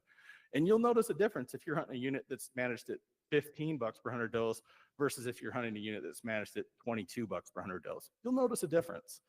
And so if we say, okay, we're going to try restricted weapons, but we shouldn't increase permits because we just need to really give this a chance and see how it works, you're going to pump your buck-to-doe ratio way up if you don't add any permits, and then you go out there and hunt, and you'll be like, oh man, restricted weapons is amazing. Look at this. There's bucks everywhere. This is awesome.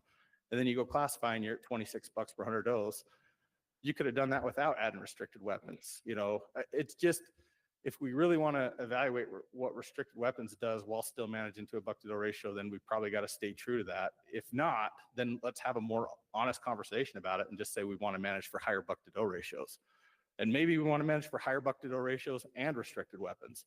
All of those are acceptable alternatives, but I just hope that maybe collecting all this data is helping us to manage better and have more open and honest conversations about what folks actually want.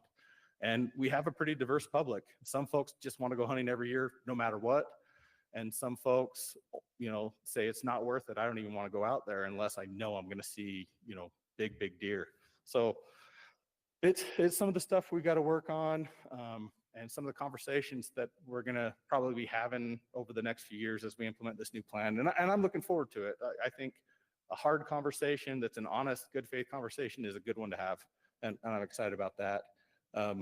Just a little teaser, we have a new website based on our deer plan and deer management that's coming soon. We'll be excited to roll that out. And I guess that, I think, kind of wraps me up. Let's see if there's any questions on deer or any additional desire to discuss deer more. And I think that's it. So Thank you, Dex. You got us back on schedule too. And I really, really, really appreciate your transparency. This is, whether it's good or bad, you're telling us the way it is, and that's what we want to hear. So thank you so much. Appreciate it. And for giving it and helping us with those definitions right off the bat. That's a good call. Good.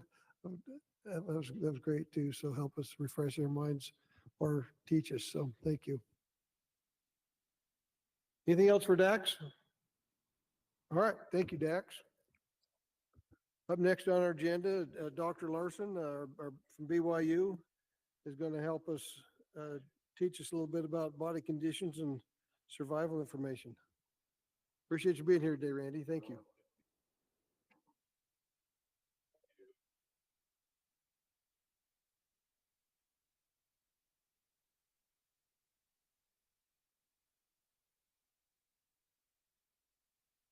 much better.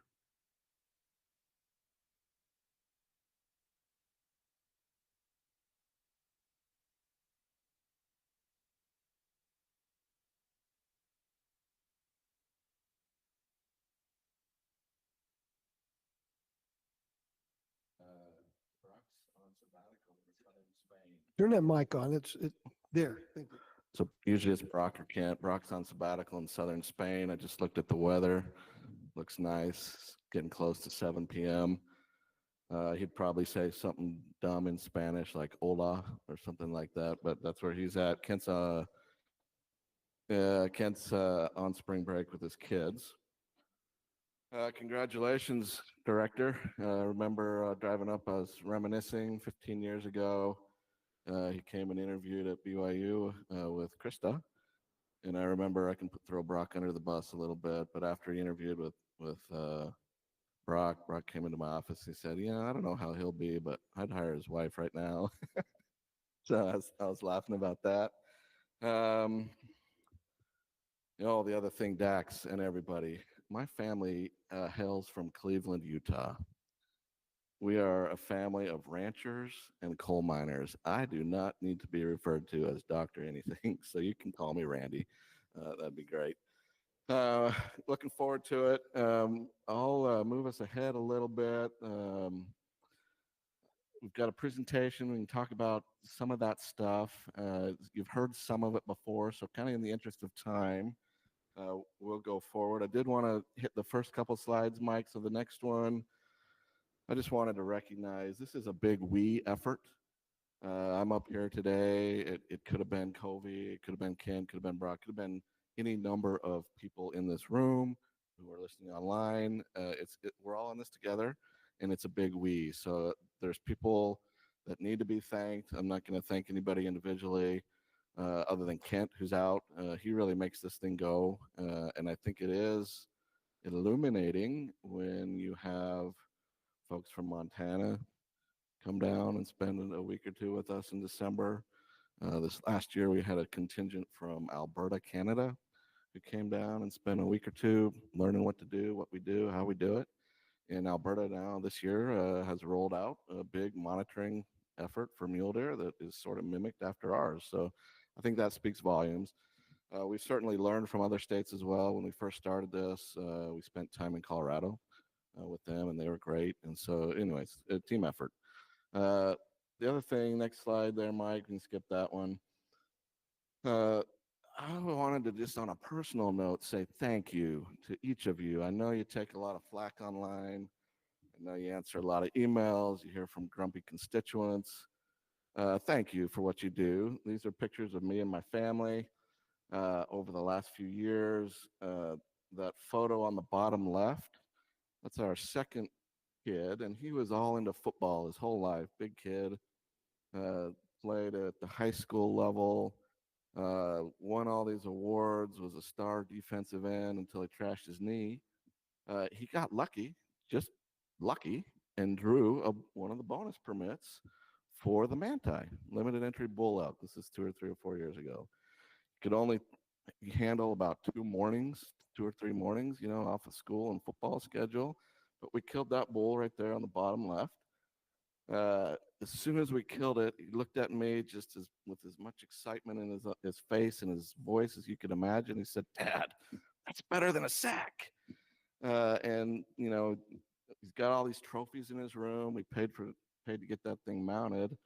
And the other day he told me, that's maybe my most memorable and prized possession. All these trophies are sitting there in this closet, and he's just got that elk right there. So that'll be a memory we cherish forever.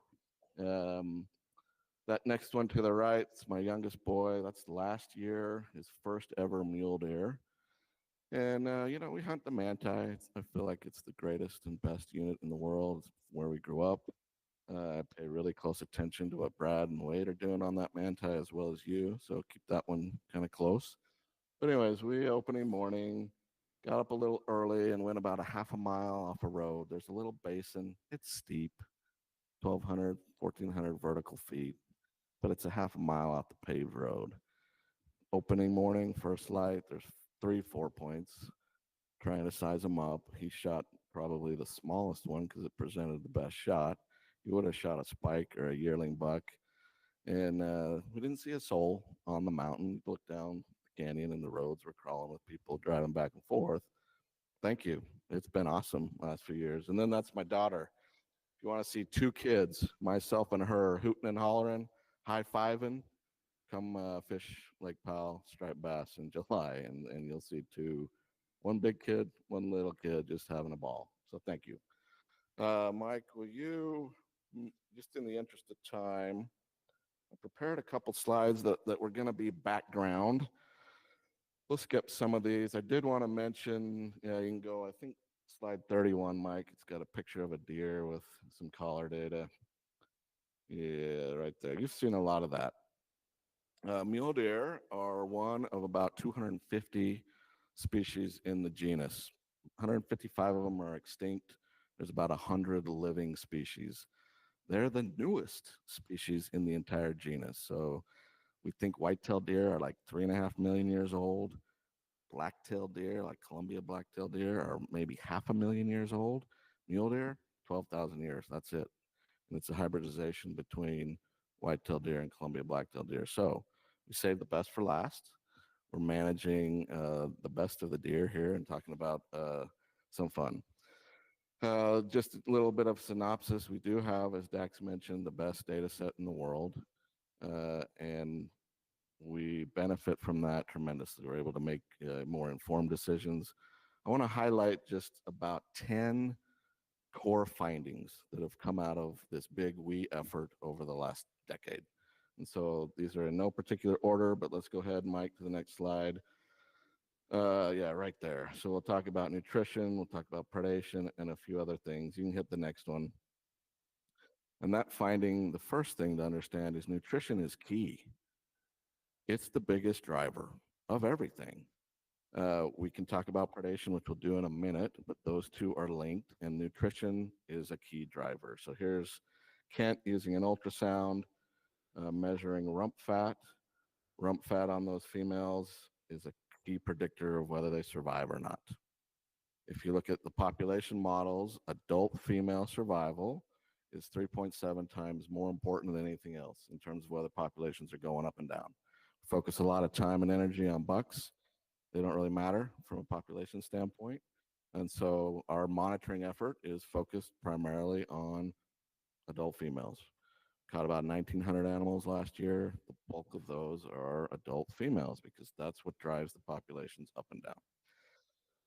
Okay, next one there. And it matters in all kinds of ways, and it kind of cascades through their life history. How fat they are is a measure of how healthy they are. That influences mom survival, influences how big the babies are born, whether they have twins or not, how fast those babies grow from 0 to 6 months of age. How big the babies are when they're born influences how well they survive the first 6 months. And then whether you are a 50-pound fawn or an 80-pound fawn in December is the most important predictor of whether you make it through the winter. And so the nutrition just cascades down all throughout all phases of their life. That's one of the core findings. We've got pictures of some of the folks here, Sid and Kent. Some of this comes from Sydney's thesis, which was fun to work on. All right, next slide, Mike. Some of the stuff we're working on now, it looks like nutrition also dictates, twinning rate. In elk, think about this one. Try this one on for size. That's the bottom right graph. The health of the mom, how fat an elk mother is highly correlated with whether she throws a bull calf or a cow calf. And the healthier, fatter females are more likely to throw bull calves. That's called the Trivers and Willard hypothesis. It seems to manifest really well in elk. There's some testing that we'll do over the next few years with mule deer. But again, just I'm trying to emphasize here that condition and health is everything. And so that's why we monitor it. That's why we track it.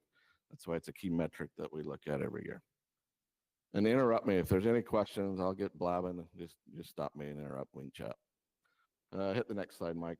The other thing, everyone wants to talk about antlers and the genetic component to antlers. There is a genetic component. That's real. But the bigger driver of how big the antlers are on the males is nutrition. Nutrition of the male, yes, but maybe even more important is nutrition of mom and grandma and great grandma. So those mule deer right there are captive animals that are 2-year-olds. Those are 2-year-old bucks. And the owner of those would talk about the genetics and who the sire was, etc. But in reality, the bigger influence is they're fed maximum nutrition for a few generations, and it comes through the maternal line. You can look at antler size. Those charts on the right would talk about how much of a buck or bull elk's antlers are related to good growing conditions the year they're harvested, but also good growing conditions the year they were born, the year they were in utero, and the year they were nursing. So maternal influences are real and matter. And yes, we can talk about genetics, and you can say this herd's got great genetics. You're probably missing the boat a little bit. There is a genetic influence. I'm not dismissing that. But the bigger driver is nutrition for everything, including antlers. All right, next slide. So we monitor it, and it's important. Every year for the units where we capture mule deer, we will calculate their average body fat. Average body fat ranges generally between 5 and about 15%. You can have individuals that will have maybe a max of 20. And we track it over time. The blue cells would represent any particular line or unit of data and the high value for that unit. The orange would represent the low for those units. We'll get into this a little bit later. You can see the last few years, there's a fair bit of blue there, not very much yellow, except if you look in extreme southwestern Utah, which we'll talk about. It's been a couple of good years, decent years for nutrition, and we have reasonably healthy animals this year. We'll talk more about that. The next thing I want to mention, along with nutrition, is the data we've collected all as a group over the last 10 years are pointing to summer nutrition and December condition as more important than winter and how much fat they may or may not lose over the winter. And so there's been a dramatic paradigm shift for all of us, understanding, yes, they die in the winter, they die on winter range, but really how they do over that winter is maybe more related to how they come into winter and what they're getting on their summer range.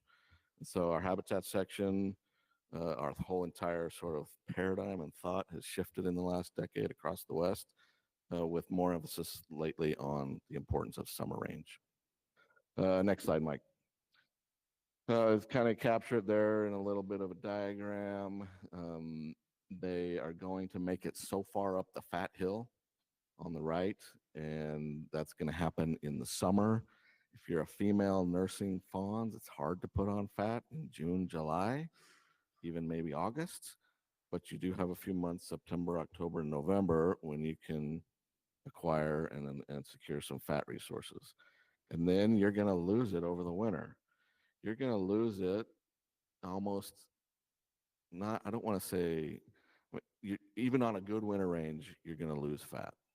Now, maybe you can lose less if we've got a really high productive, high quality winter range, but you're still losing.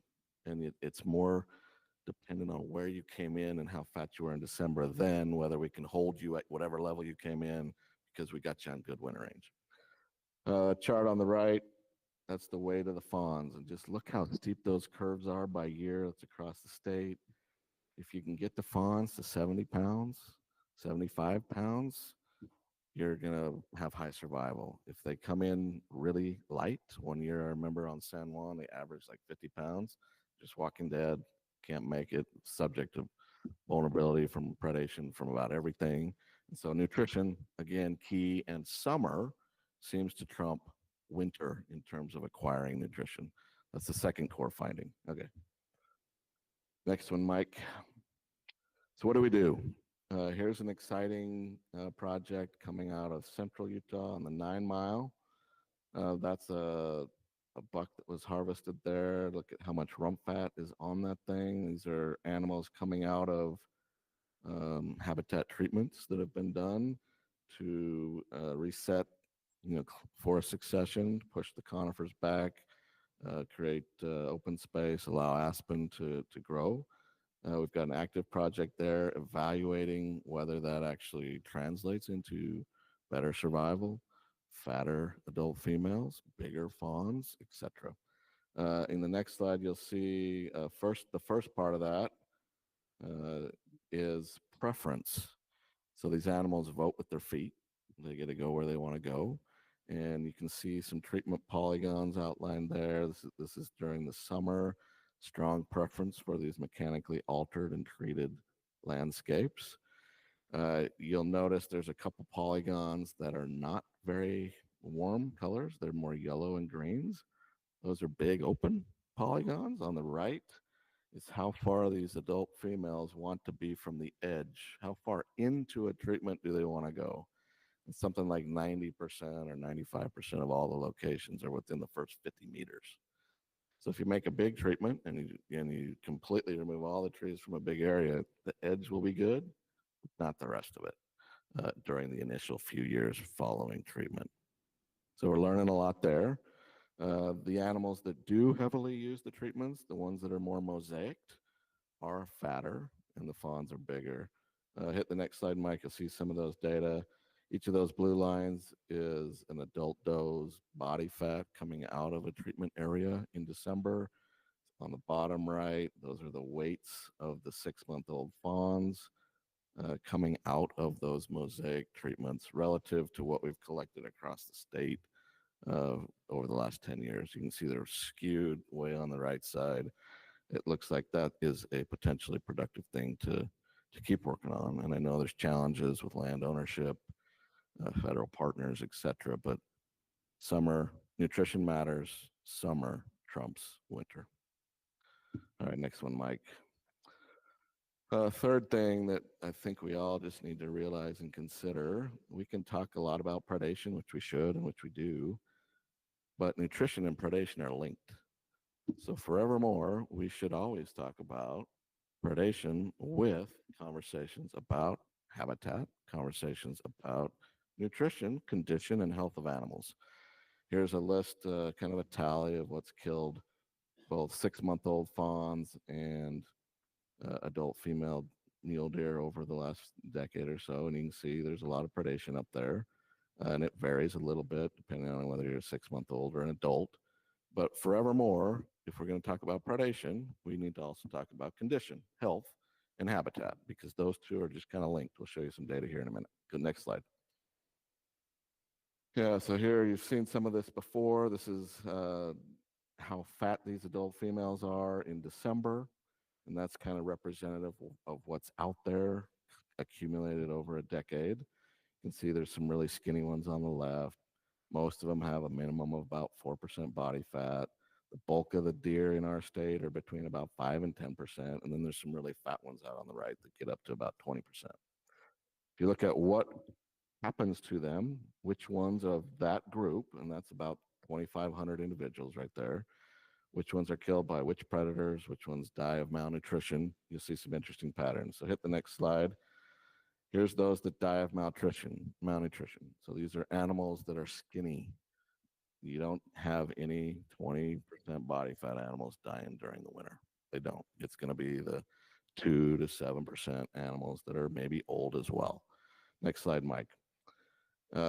Coyotes take the sort of exact same animals out of the population if you're talking about adult females. They're mostly taking those that are old or young, as well as those that are skinny. They act in a lot the same way. Lions, on the other hand, which is the next slide, are much more able to take healthy prime-aged individuals. It's less risky for them. It's hard work if you're a coyote, I think, to take an adult deer. They do, but it's hard work, and they tend to target the weak. If you look at, okay, next slide. You can do the same thing. Here's the same idea with age. We've added the 6-month-olds. That's that big bump there on the left. That's what's in the sample, 4,000 individuals. Most of them are prime age between 2 and 5. There's some really old grandmas on the right, and then the fawns on the left. And you push through the next couple slides, Mike, and you see that's what takes, winner take is the young ones or the grandmas. Coyotes, same thing, young ones or the grandmas. You look at what the lions take, and it's much more representative. Next slide of, yeah, go back one.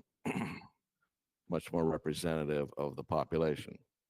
So the conclusion here would be, especially with adult females, that's the biggest driver. Lions have much more potential to pressure populations because they're taking representative animals, including the prime age females that are contributing the most to population growth. Coyotes can and do kill adult deer, but it tends to be the older, the weaker, or the young ones like that.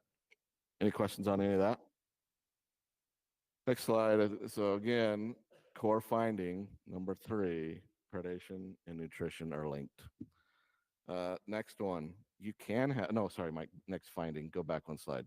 You can have, and most of the time they wouldn't have taught you this when I went to school. Gary, I don't know if they taught you this. When we were in school, they were mostly teaching that prey populations actually regulate predators. And it's, how many prey supports how many predators can be on a landscape. And that there was not a lot of thought that predators could suppress populations. We see that. It's not all of our populations by any stretch, but we see clear examples of what we call top-down regulation. So one of the core finding is there's really clear cases in Utah where we have evidence that predators are suppressing populations. One of them is the South Manti. Those bottom 3 lines are survival curves for adult females. When we first started doing that, sportsmen and women were complaining about how crappy the deer hunt was on the South Manti. And so we investigated, and you ended up with 3 years in a row of 68, 70, and 72% adult female survival annually. It should be 80+%. It should be 85% average statewide, or 82 is our long-term Utah average. They were fat. They were healthy. In fact, in March when we caught them, they were the healthiest, fattest deer that we had caught that year when we first started. But yet they had low survival. Look at what's killing them, predominantly mountain lions. We changed harvest structure. We loosened up regulations, and those 3 lines, 4 lines above are what's happened over the last 4 years. So we've released that population from predation pressure. And even the most ardent, Eric Luke, if you're listening, Shane Thompson, even those 2 would admit it's gotten a little better over the last few years. All right, next slide. Yeah, that's the orange is how many of those animals were killed by lions. Next one. Go back one, Mike. So one of the things we now also track, Darren will talk a little bit about it maybe today, this is produced annually, is what percentage of these adult females are killed by lions. And if you're going to be over 10%, it's going to be hard to grow a mule deer herd. And so you can see that pattern there. Next slide, Mike, would be this year's units in red that happen to be above that threshold. You can see some are below, some are above. If you string together a couple, 2, 3, 4 years in a row where you're above 10%, you're not growing. And so that's now part of the annual production of information and data. I've got some pictures there on the left of leaky buckets, and they've got different size holes, and some are at the bottom of the bucket or the top of the bucket. Once you solve a problem here with predation, there's going to be another limiting factor, and you'll be able to figure it out. But, that's kind of the game we're playing, is we're trying to fill up these leaky buckets, and each of those holes would represent some kind of limiting factor. And at some level, there's a limiting factor for each population. If you remove that, whether it's habitat quality, condition, vehicle collisions, predation, then there'll be another one, but maybe you can get a little more water in the bucket. All right, next slide, Mike. Yes, go ahead, Paul. I have a quick question for Yeah. you. And is that based off of your mortality when you see a collar that is no longer active? You go check it and see, and you So, go. yep. So on units that don't have collars, that's not going to be showing. Correct. So it is an expensive effort to monitor all these animals. They have a little sensor, the collars do, in them. If they don't move for 8 hours, we get an email. Kent or I will check those every morning, and we'll forward out the information to whatever biologist. The folks in our state are amazing at picking those up, holidays, weekends, days off, whatever. If they get in a pinch, We'll step in with students, and it's some nasty hike, find some young go-getter student, they'll go get it. There's 2 out right now today, actually this morning, on a death march on the Henry Mountains. So we'll see what they come up with at the end of the day. Glad it's not me. But yeah, that's based on all of that data and information. We do have the 7 units that we monitor annually and have since 2009, the 7 survival units: Cache, Oker, Monroe, South Slope. But in addition, we've put collars on almost all of our 30-something units. Now, we don't do it each year, every unit each year, but over the last decade, we are about there at complete coverage. It's, you only get 2 or 3 years with a good sample if you only do it once, but it gives you a read on what's going on, how fat they are, and you can make some inferences about what might be limiting those populations. So, yeah, good question. And jump in with anything else. It's good, but good to get some back and forth. Here's an example from Monroe. Monroe was below objective, way below in the early 2000s. Did some research and monitoring with coyote removal, and it worked really, really well the first 2 years. You can see those dark bars on the left. We ended up with like 0 to 6 months survival, over 80% on one of the years, which is like sky high. Typically, it's 50%, and you're happy to get that.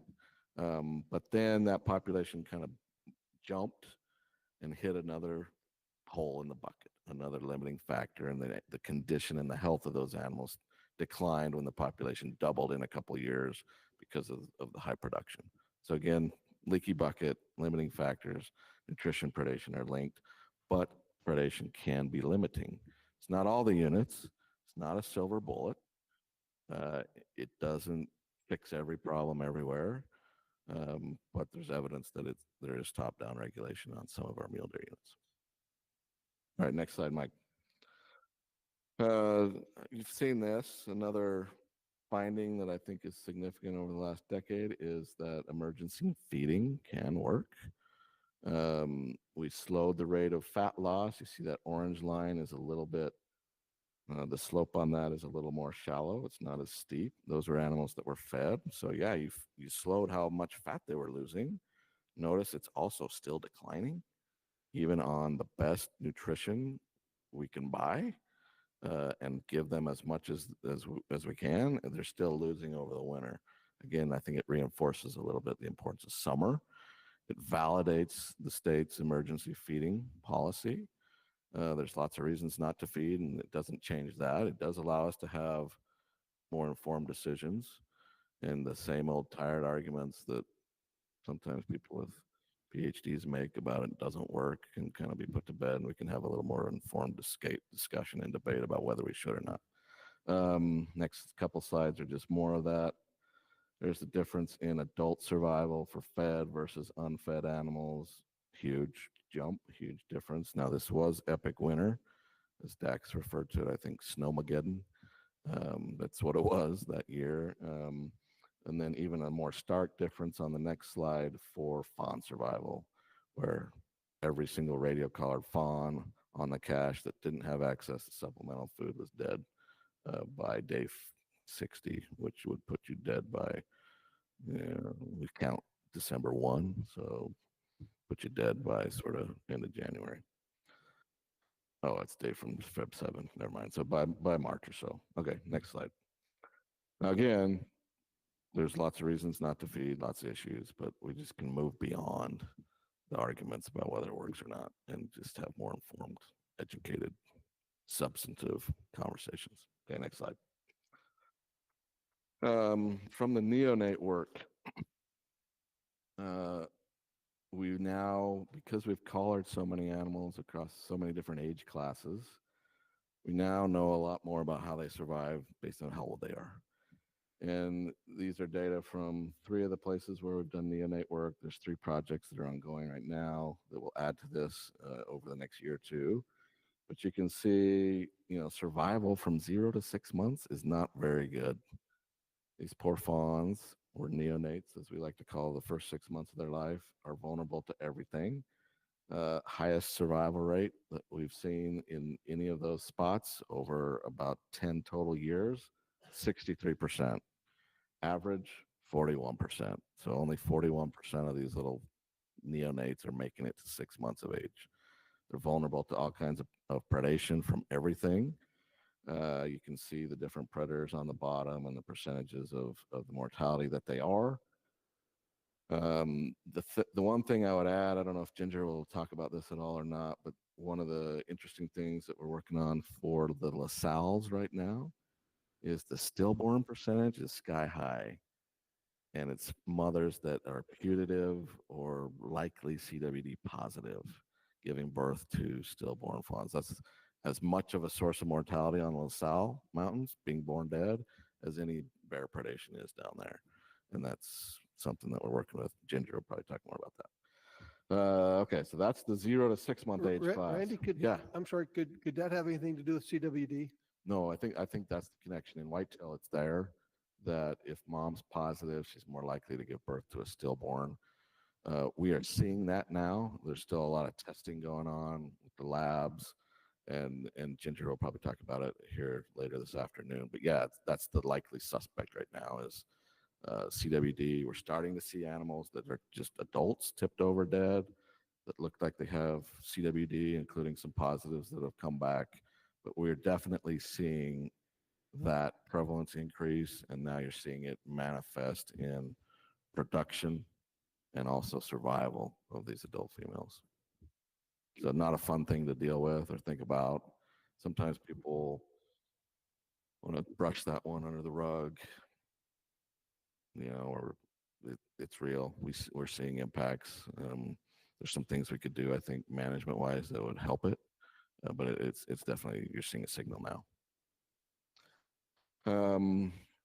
These are averages, and Dax could tell you a good, funny joke about how important averages are and that they really don't exist. But they're worth looking at and talking about. And so this is from our decade of data that would show what the average survival rates are across the ages. And so it's not that surprising to be about 50% on 6-month-old fawns.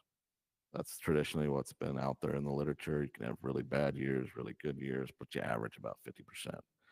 I just previously told you we averaged 41% before we got to this chart. So from 0 to 6 months of age, we're at only 41%. So now we're tacking on 50% from 6 months to 1.5 are dead. And then the biggest surprise here is how low the yearling survival is. 60% average from the last decade, with a lot of years when it's like 50%. And so it's almost like there's 3 chunks of 50% loss.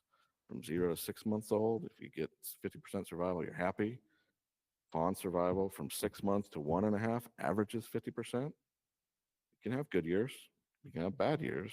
And now we're saying yearlings are also subject to low survival. This excludes harvest. So this is just survival without any harvest of yearling bucks.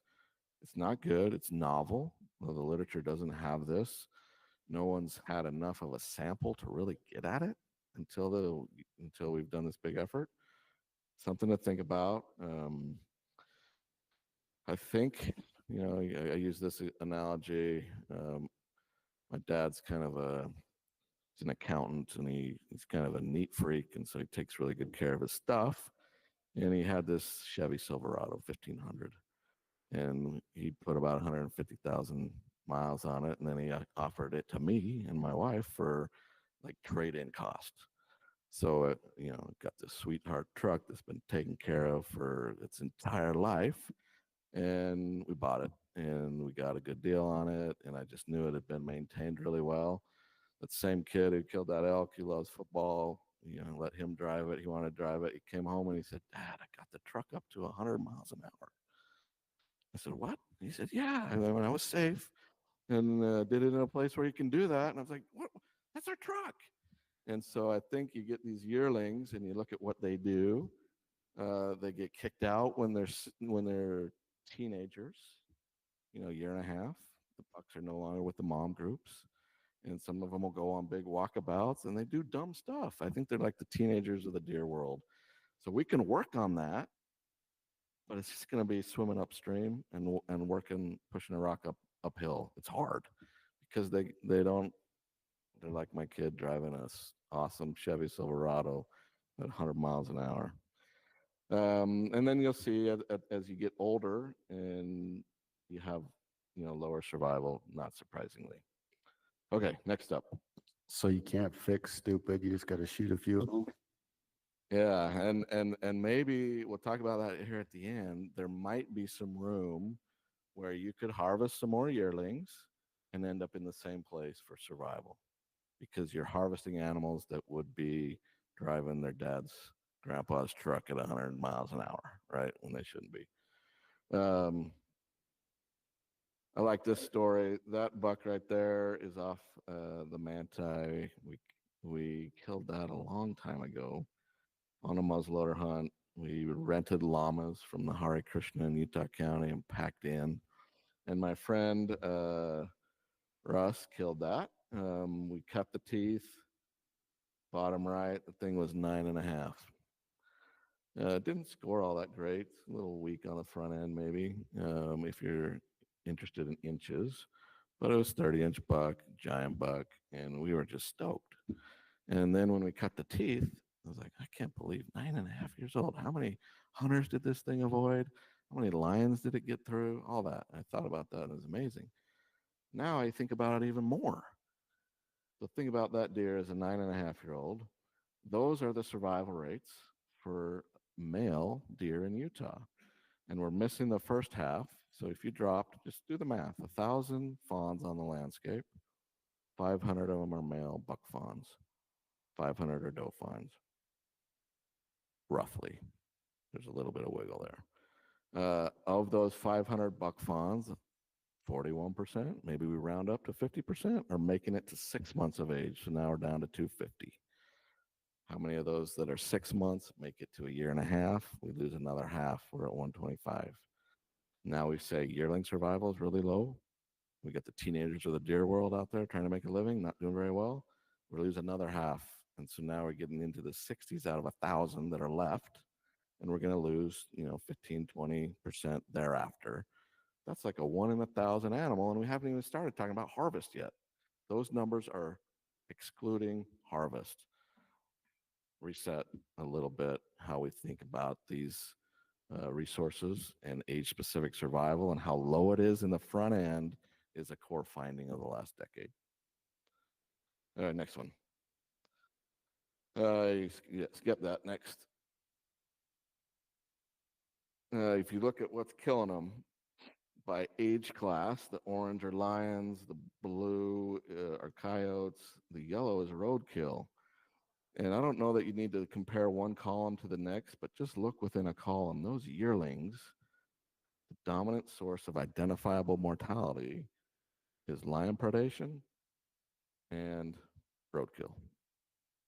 That's the females. You skip forward a little bit, one slide up, you'll see the males. Again, think teenage son in an awesome Chevy Silverado, not paying attention to the lions, getting hit by a car. Okay, next slide.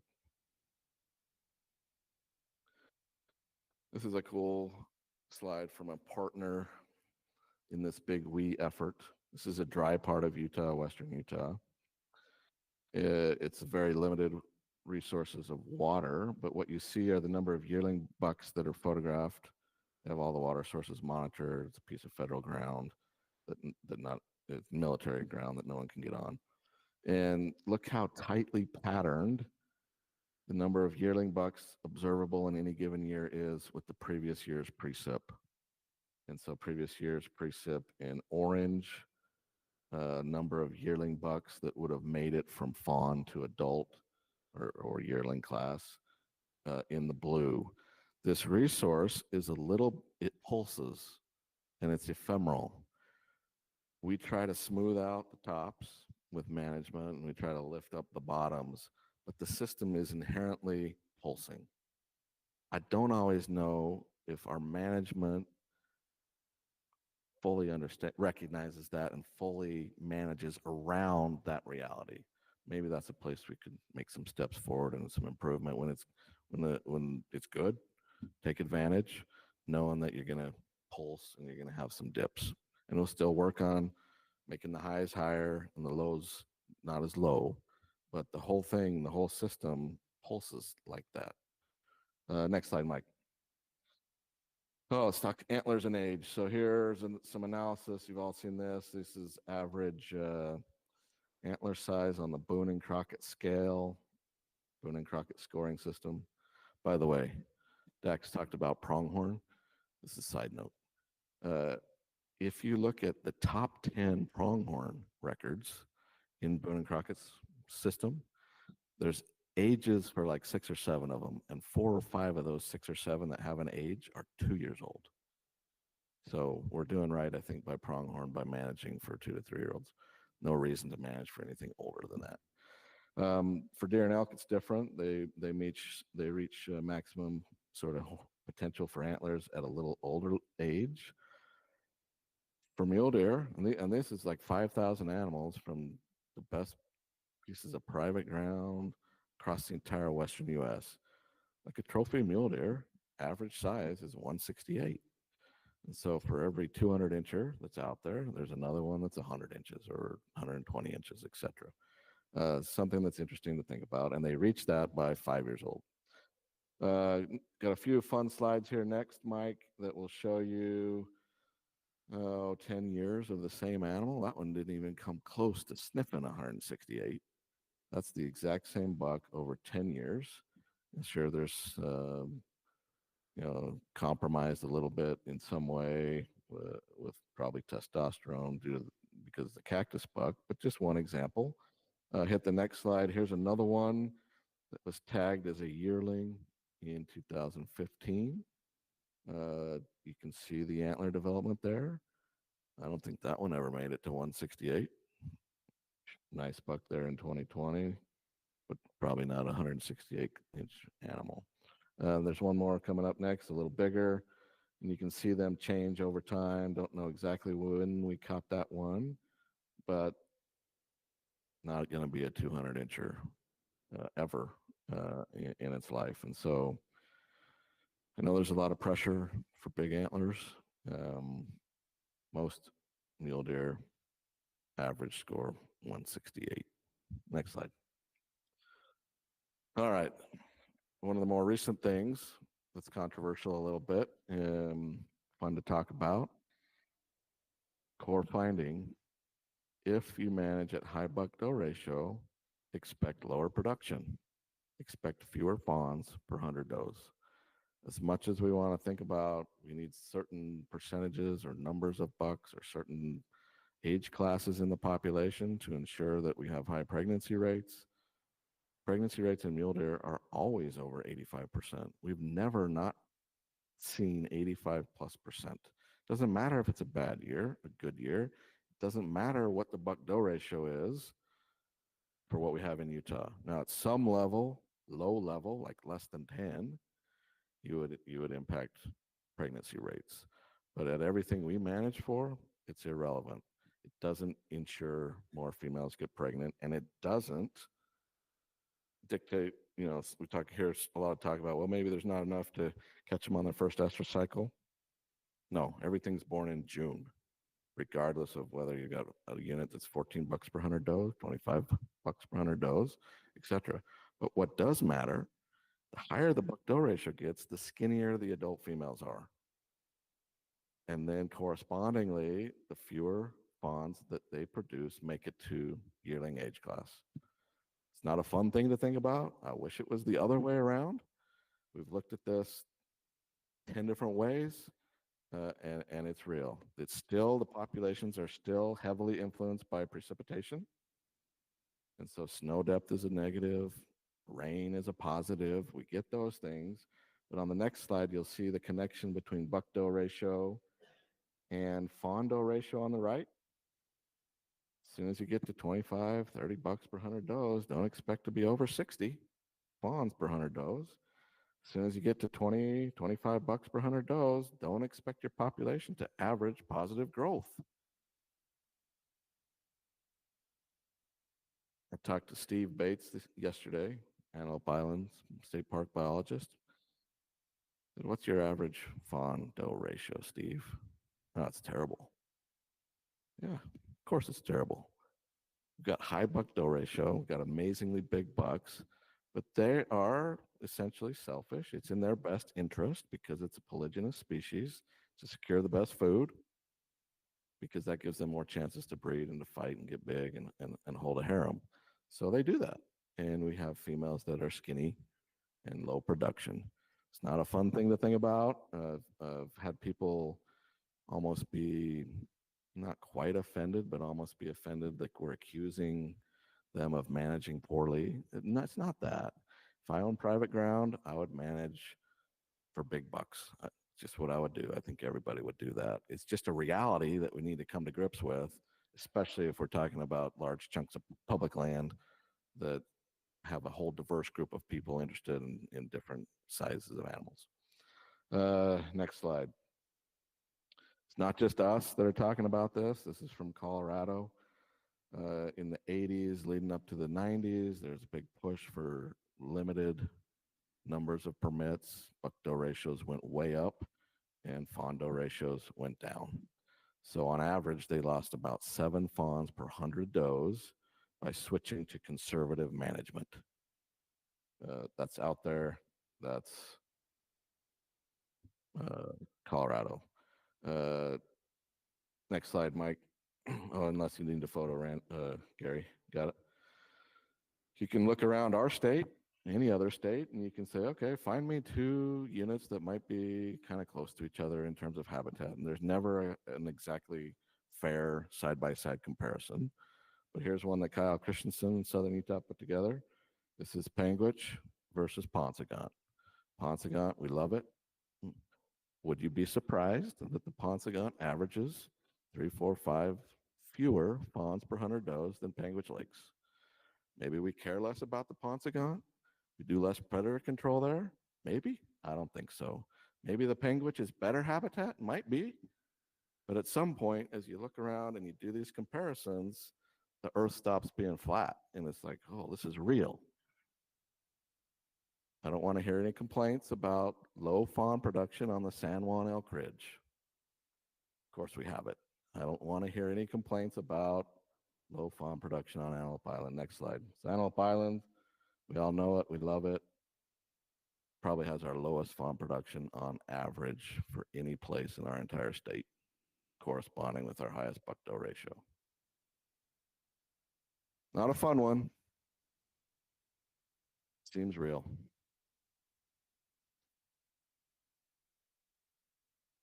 Next one up. Let's see. I got a few more. Oh, yeah. Here's some fun stuff. Mostly call our adult females. Our sample size now for adult females every year for survival is over 1,000. Our sample size for bucks is like 100 to 200. We consistently only harvest 20% of collared bucks on general season units. And that's those 4 years there. You can hit the next slide, Mike. Here's the last 2 years, 23%. Last year, 23% the year before. Maybe the hunters are missing them in terms of not finding them. Maybe the hunters are selectively choosing not to shoot a collared animal. Might be. But for like the last 10 years, we are shooting an average across all seasons on general season units of only about 20, 21% of the collared animals, bucks. Kind of interesting. The key question moving forward for us will be, what would happen, especially on the yearling cohort, if we increase that percentage? If we harvested more of those yearling bucks, would we end up at the same place at the end of the year? So harvest management theory works a lot on this idea of compensatory and additive mortality. And game birds are like the classic example that everyone uses. You can harvest 50, 60% of a game bird population, and each year you're right back at the same number. And you're sort of offsetting what would naturally occur outside of harvest. Harvest is a natural thing too. but you're taking animals out of the population that would have died from something else. And it's compensatory. And so maybe we might as well harvest them if we're going to end up with 10 or 15% survival on a game bird population, whether we hunt them or not. On the yearling bucks, I think it's likely to be partially compensatory, not quite like a game bird population, but we could probably harvest more of the yearling bucks and end up with 60% survival of yearling bucks because we've taken out one that would have been hit by a car or one that would have been killed by a mountain lion. Something we're actively working on last couple of years. Expect more information and data on that in the near future. That might be the end of the slide. Oh no, where are we at now? I'm glad we're not in 2021. That's the photo on the left, the whole state gripped in the epic drought. Here's our drought monitor for currently as of yesterday. Notice we got some issues in the Southwest. There's not very much white. We live in a drought-prone state. Like drought is the norm. We need to get used to that. But that'll be a little informative as we look at where we're at now. So the next few slides, go to the next one, Mike. We talked about that. That's came in pretty reasonably good. Average body fat on our females, except for those orange cells in the bottom left, all from southern Utah. So some issues there with drought. Next slide. Our fawn weights are good. And notice we got a little bit of a pulse. 2023, we had good fawn weights. 2024, we had good fawn weights. That's not reflective of like the Pine Valley. They're in there, but the average here is statewide, and it's pulled up by some giant fawns on the cache. So cache, we had historically big fawns this year that averaged about 80 pounds. So anyways, you'll see statewide, last 2 years have been pretty good for fawn weights. Next slide, Mike. Here's some unit-specific numbers. Monroe's pretty good. If you look at Monroe there on the left in the middle, the average fawn weights are getting close to 70 pounds. Been good there. Pine Valley, not as good down there on the bottom left, kind of coming down. And then you can see the cache there in the top middle, the biggest fawns we've ever caught since we've been doing this. And you'll see the survival here in a minute. It's good. All right, next slide. All right, so here's Randy, adult. what I think I heard you just say is I want to hunt the cache in 4 years. Yeah, So, right. yeah.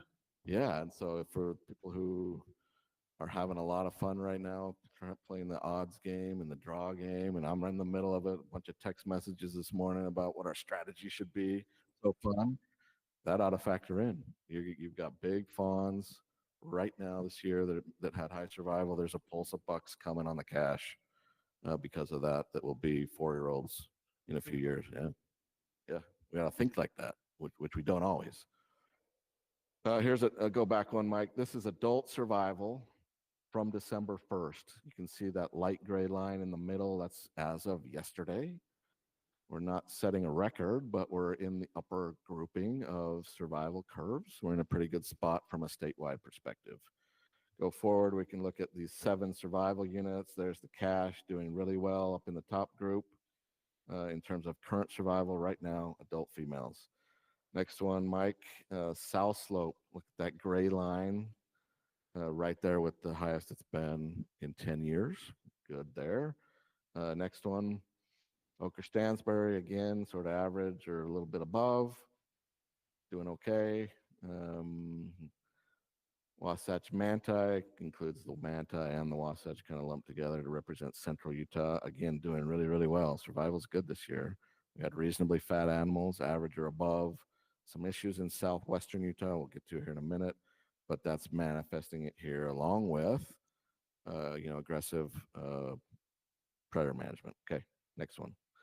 There's the Monroe, really well. Next one is the Pine Valley, and now we've shifted down to the bottom batch of lines and curves. The drought there is, you're seeing the effects of that. It's not the lowest it's ever been at this time in the year, but it's pretty close on adult survival. And I think that might be San Juan. San Juan also not doing great.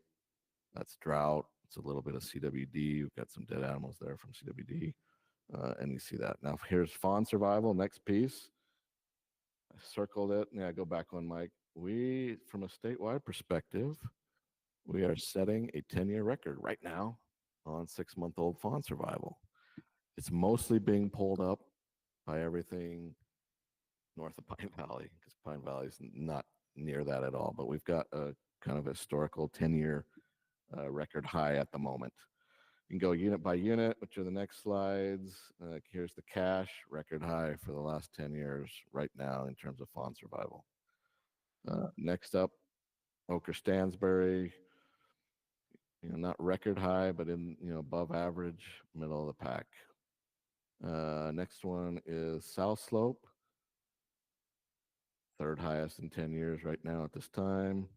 Next one, Wasatch Manti, right there, right towards the top of as good as we've ever seen there in 10 years.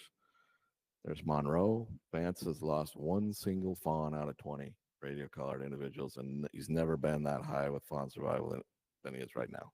So good news there. San Juan, just average. And then there's Pine Valley, and that line should actually tick down one because I did these plots over the weekend, and then I woke up to an email from a dead fawn for Jason on Monday. So we're actually right there at that kind of dash dotted line on the Pine Valley. And that's it in terms of slides. Let's chat. Or we can move to the next agenda item. Questions for Randy? Maybe not a question, but correlation. So with the northern units, how their fawns are looking great, is that because there's less animals on the landscape to compete with from the die-off of the winter? Yeah, I'm sure that's part of it. It's a combination. It's a tricky question. There is some evidence for density dependence. It makes sense that there would be. It's not as clear with mule deer as it is with other species like elk, but I'm sure that's part of it. Plus, as much as that winter, wreaked havoc on our deer population in the north, I'd much rather have that than long-term drought.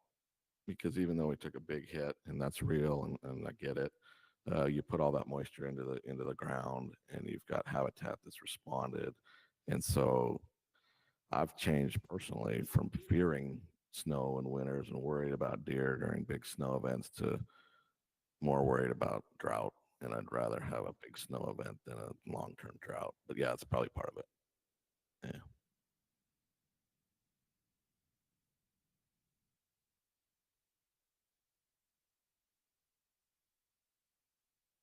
Any other discussions for Randy? If not, thank you so much. We really, really, really appreciate all you and your folks do. That is, and I know what's been said. We've got more data than any other any other state and probably the world. Yeah, for mule deer. Yeah, and it's a great partnership. It's a big we effort. It wouldn't happen without funding agencies or non-profit partners who fund a lot of this. Our structure from conservation permits standpoint helps fund it. The buy-in from the state agency and everybody involved. I mean, we just couldn't do it without gigantic collaborative effort. And so, yeah, it's a lot of fun to work on, and I'm glad and fortunate and feel blessed to be a part of it. Hey, thank you so much. Well, Stacy, tell me what we're doing. Are we going to have lunch now, or are we going to go to the next agenda item?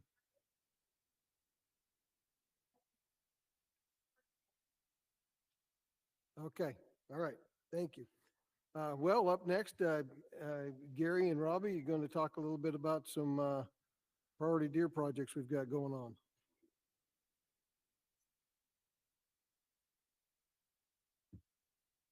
All right, my name is Gary Bezen. I'm the Habitat Program Manager down in the southern region. I have the privilege to manage about 60,000 acres of wildlife management areas down there as part of my job. And I was asked today to come and share a portion about one of those wildlife management areas and how we are managing one of those areas. Assume somebody's going to pull up a PowerPoint here for me. Randy shared a lot of data heavy slides. I'm hoping that you're okay with I just tell some stories. I am comfortable with stories. I do have one slide that has a little bit of data. I'll point that out when we get to that. But hoping to just kind of tell this story. I'm really excited to share this. The Elbow Ranch Wildlife Management Area is the one I'm going to talk about. is probably my favorite wildlife management area I've worked on. And when we get to the conclusion, I hope you understand why. And there's multiple reasons. Any questions about the Southern Region Wildlife Management areas while we wait for my great slides?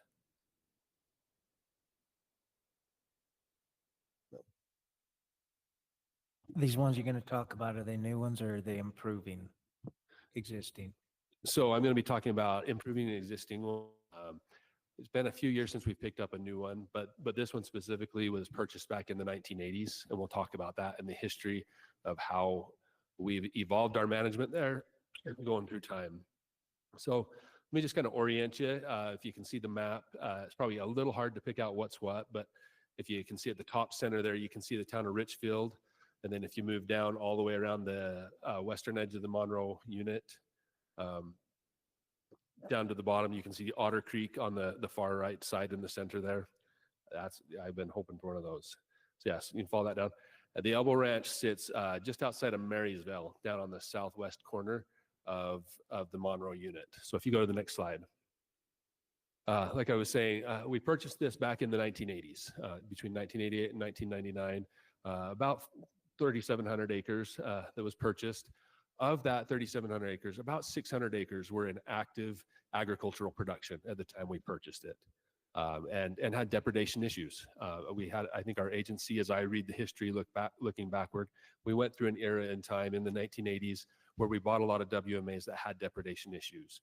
And we've had some evolution of thought about that and different things, but as I'll talk about this specific WMA and how we're dealing with that and how it's evolved over time. Looking back through some of the history, I haven't been around since that time. I started working in about 2006. So some of this is just looking at historical documents to understand the history. But the 1995 Habitat Management Plan for the Elbow Ranch WMA specified continuing irrigation on the property, specifically for wildlife. They felt like it was important to continue to have irrigation and agricultural production to keep the wildlife there. By 2003, there was some pivoting in thought within the agency, and there was an effort to move away from running properties and using agriculture. And so they said, let's see what we can do to put these water rights back in the stream and just return the ag lands to native rangelands. Through the course of my career, I came on, like I said, about 2006. We found that's pretty hard. It's ag lands, we're in ag for reasons, and then there's soil things that change, and it's pretty hard to change. And specifically in this property, the Elbow Ranch, it sits in a rain shadow. So we did a lot of seeding over the years, trying to go back to a native rangeland, and just really didn't have a lot of success. If you go to the next slide, oh, real quick, go back. I'll just note, in 2003, the Habitat Management Plan specified moving away from, but it also noted that there was heavy winter use by deer and elk at that point. I've been around since 2006 and have struggled to see wildlife on the Elbow Ranch WMA in my career until the last couple of years. So we'll get to that. Yeah, next slide. From 2003 to 2018, went through that period of time where we said, let's see if we can convert it to native rangeland. Harrowden seeded 170 acres in 2005. That was Tyler Thompson, my predecessor in the region. One of the old abandoned ag fields, just trying to convert that back. In 2007, this was one of the first projects I worked on, and we drill seeded 252 acres of another portion of the abandoned ag land, trying to bring that back. Full circle, I will tell you that we did have some Russian wild rye, a pretty hardy species that's really drought tolerant. Over time and on good wet years, it would show up, and that was about it. That was our success. Toward the end of that period, from 2003 to 2018, started to get more and more difficult. We would go to county commission meetings with Paiute County, and our regional supervisor would go to take that PILT payment, and they'd say, "What are you doing with that weed patch out there?" Every year we'd get asked, "What are you doing with that weed patch out there?" And then we also started to have people. We have significant water rights on the property, enough water to irrigate about 600 acres, and there was a lot of interest. There were people saying, "We don't want to see that as an in-stream flow. We want to use it." And so we actually even made an attempt in the mid 2010s to lease that water right, and it ended up being denied by the Division of Water Rights. But they also said, "We're not going to approve you moving to an in-stream flow either. This needs to be put to beneficial use." So we felt some pressures from water rights. We felt some pressures from Paiute County. And so at that time, I shifted from being the habitat biologist to being the habitat manager. And my mind was trying to figure this out, saying, what do we do with this piece of property? We talked about, do we need to sell it? Do we need to move on? Because it was really a tough spot, and it was an eyesore and challenging. You can see in the picture, it was rough condition.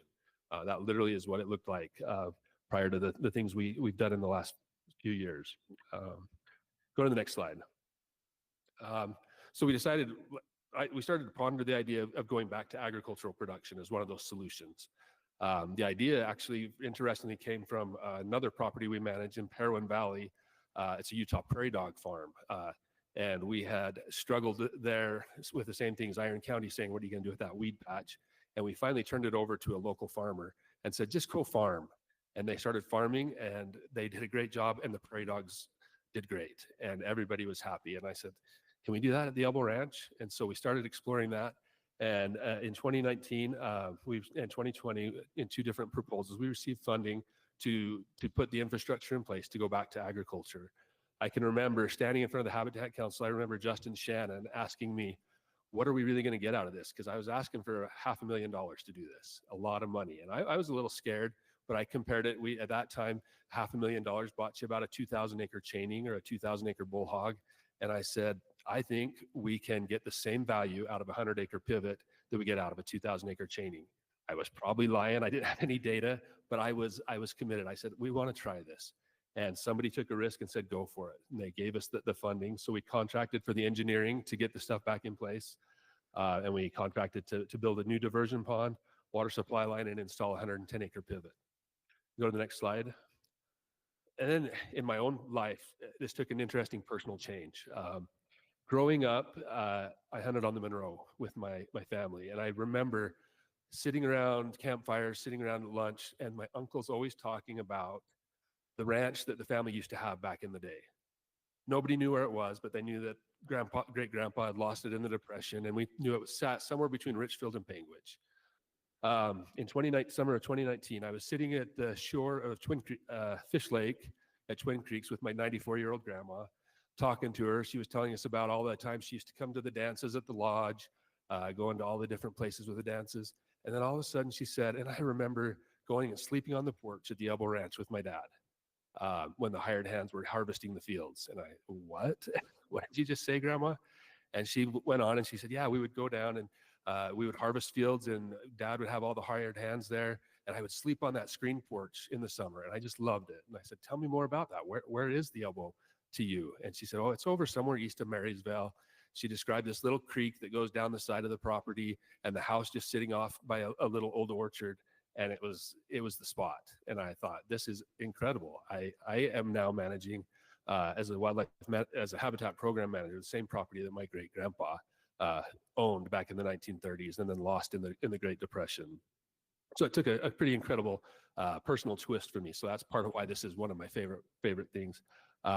Interesting, just in the last year or two, looking at historical documents, preparing for dam safety inspections, I found historical documents where my grandpa, John Lowe Seavey, did all the original engineering and work to build the dam at Barney Lake up on the Monroe, which is one of the reservoirs that feeds into Manning Creek. That's the water for the Elbow Ranch. Used to call it John L. Seavey Reservoir, but now it's Barney Lake. I wish it was still John L. Seavey, but that's my own thing. And then in the process, I was able to take my kids. You saw the picture there of my kids with COVID and everybody being sent home. That was our homeschool. We went and we managed the contract to build the stuff of the Elbow Ranch together. So my kids were able to be involved. It was really fun. So if you go through now, let's just show you what we put in place. Build a new diversion pond up the canyon on Manning Creek. We're able to work with the fisheries staff. Manning Creek is a cutthroat stream, historical, and they needed a fish barrier in there. So as we built the diversion for our irrigation pond, we were able to build it in a way that it could also be a fish barrier so that they can do treatments in the future to get that into a pure stream. Part of the engineering, they put in this thing called a turbulent fountain. I'd never heard of one of those. If you're ever going to run a pivot, these are amazing. The water runs through there, comes up through the pipe, and then is filtered through that screen. The ag producers that we eventually leased to said that it was the cleanest system they've ever worked in because the water that makes it down to the pivot comes out so clean because of this turbulent fountain. Go to the next one. Installed a new pipeline all the way down to the ag fields, a new pivot, and then ultimately we needed to plant it. And I'll talk a little bit about how we planted it in the next slide. Go ahead. So the next step was figuring out what do we do. In 2020, we built this, and for the rest of the summer, we got it in place. I ran the pivot myself. It was kind of fun. We had a phone app. I could run it from Cedar City until the pond was empty. Then I had to drive over there and move some head gates and different things to make it all work. But I found myself going to the Elbow Ranch 3 times a week, which I enjoyed, but it wasn't working for a full-time job. I had a lot of other stuff I needed to be doing. So we looked at, there's got to be a way. And like we did in the Parowan Valley Wildlife Management Area with the prairie dogs, we said, there's got to be a local farmer and a way we can do this. So we put it out for bid. Our hope was that we'd find somebody that would want to produce alfalfa and harvest it. Ultimately, we only received 1 bid from the Flying V Ranch. And they said, is there a way we can do this and do it by grazing? And so we negotiated back and forth and found a way. We said, okay, we'll do some spring grazing and fall grazing. You come and go from the mountain as long as we leave a correct stubble height at the end of the fall, leaving some stuff for the wildlife. So we worked on that. And as a result, we talked a lot about the seed mix we were going to use. Grazing in a field, alfalfa was obviously not the right answer because of bloat issues with livestock. So we talked about some other species and settled largely on sainfoin. Sainfoin, if you're familiar, is used a lot up in Alberta. A lot of big bucks grow in the sainfoin fields up there. They harvest it just like we harvest alfalfa hay here. So we worked on that. We got the sainfoin brought in and did that. And another cool part, as part of the bid lease, they agreed to take a reduction in depredation payments that they received on other properties in lieu of paying the lease. So it made it a kind of a win-win. We didn't have to change hands, but we helped another program out at the same time. And then ultimately, they've been incredible. They've used their own equipment to do a ton of work on the property and helped us a lot. Go to the next slide. So then we get to the first grazing season where the rubber hits the road and we put the cows on there for the first time. And if you look at that top picture, I'll be honest with you, I spent $500,000. I let the cows go on there. And that's about the last day they were on there. And I thought, oh my gosh, I let the cows eat the whole $500,000. I screwed up. I was sure that I was going to get fired. It was scary. But we don't have properties we irrigate. I'm not a farmer. I didn't grow up as a farmer. It's really fun to me to have been learning it. But 2 months later, you can see what it looked like. And we definitely still had an incredible forage system and production there. And at that point, looking forward, I was just so excited and could see this was going to be an awesome win-win where we could partner with the ag community and do good things for wildlife. Go to the next slide. So the question then becomes, did it work? I told Justin Shannon, yes, we're going to get deer there. And I spent 5 years wondering, is it going to work? This is our wildlife tracker. And I don't know if you can tell where that pivot sits looking at the color data, but this is just the last year. And that pivot sits right here. So in my estimation, I spent a few years not sure. We didn't see a lot of deer making it there, but last year they finally showed up. Majority of that use is in April and May, so that's good. As they're preparing to drop their fawns, they're building some good stuff and building up to that. Go to the next slide. Another way, we've had the wildlife tracker we've been able to watch, but we weren't seeing a lot of data on wildlife tracker, but we were seeing use. We were able to do pellet counts and pellet transects. And up till this last year, it was predominantly elk. The elk found it immediately. As soon as we started watering in 2020, without even planting the field, just greening it up, the elk found it immediately. And for those first 4 years, the elk were the primary user. But in the last year, the deer have finally showed up. And when I walked a pellet transect on March 10th, there was more deer use than elk use. And that's exciting. Next slide. So then the question is, what's next? I told you at one point we have enough water rights to irrigate 600 acres. A pivot, it's about 110. So we're moving to the future. I took a phone call from Ashley Green a couple of years ago because we were proposing a phase 2, saying let's put in a second pivot. And he said, Gary, can you tell me that the deer are really going to get there? And I was scared. And I was like, I don't know. Now I can say, yes, Ashley, they are there. And they've been there for last week, actually, which is kind of exciting. So what we're doing, we've already installed the second pivot. This summer, we need to plant it. We'll have the seed in place, I think on April 22nd. We just had an email exchange about it yesterday, and we'll be able to start planting. So we'll have this second pivot, and we're going to be a little creative with how we do that. We're going to plant it all with the same stuff, the same vine, some lighter grasses. Instead of the Russian wild rye, that's a really coarse grass. We want to use the finer stemmed grasses. The deer like that a lot better. So we're going to focus on that. We're going to have within that, on each pivot, on each wheel line, we're going to also put in some bigger structure type grasses, the Great Basin wild rye that gets really tall. Give them some structure, help them feel comfortable in there. And then on the outside perimeter, we're going to put in a shrub row, essentially bitter brush and maybe some eastern red cedar. Give it a visible screen, help them feel comfortable being there. And then in the future phase, we're hoping to we put a stub out in our water line to be able to run some water over to this corner. And we like to fence in an area and plant a thicket orchard, apple trees, crab apples, squaw apples.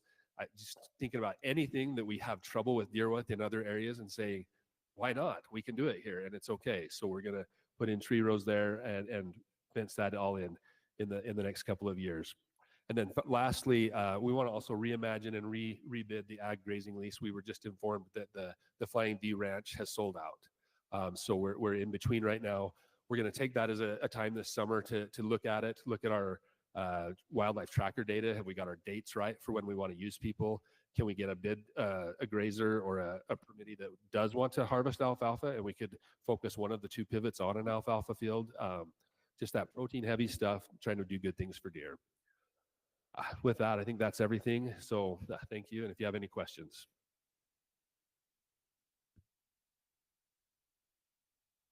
No questions, but that's amazing.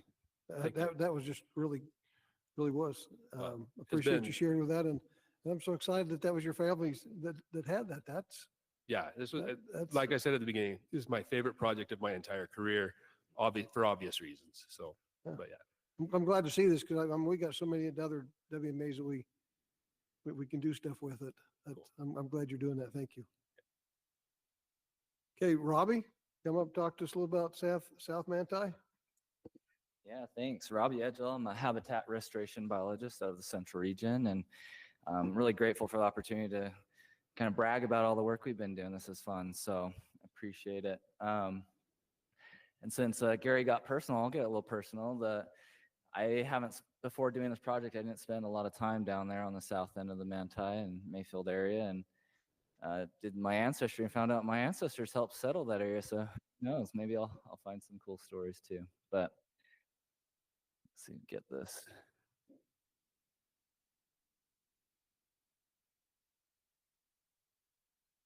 But yeah, it's so Randy Larson was actually my professor at BYU, and so it's fun to see his presentation and all the work that's been done there. And it's really a great primer for my presentation. We basically did this work based on that research.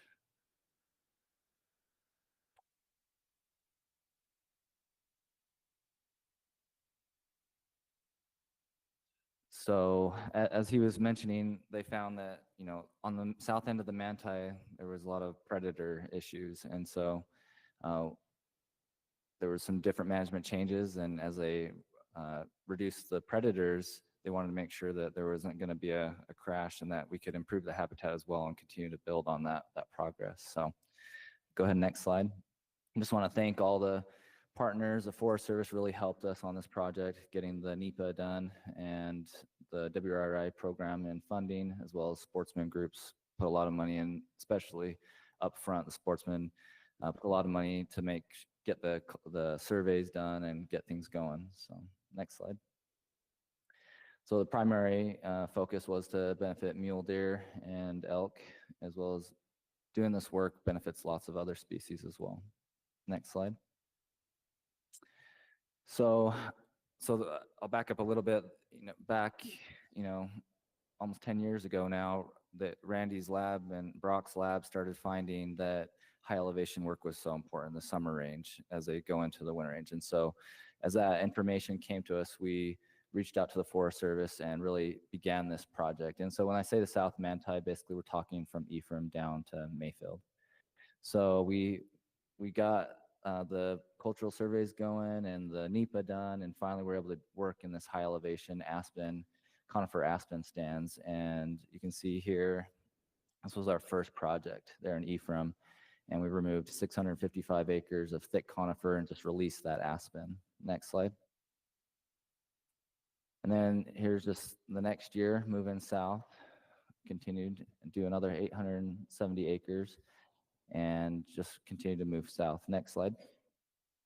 And this kind of shows the during pictures of us going in there. This is a feller buncher, and just going in and cutting out the conifer and piling it, and then later burning it. Next slide. And then this shows after. So just a huge release of that understory vegetation. And you can see the difference. Next slide.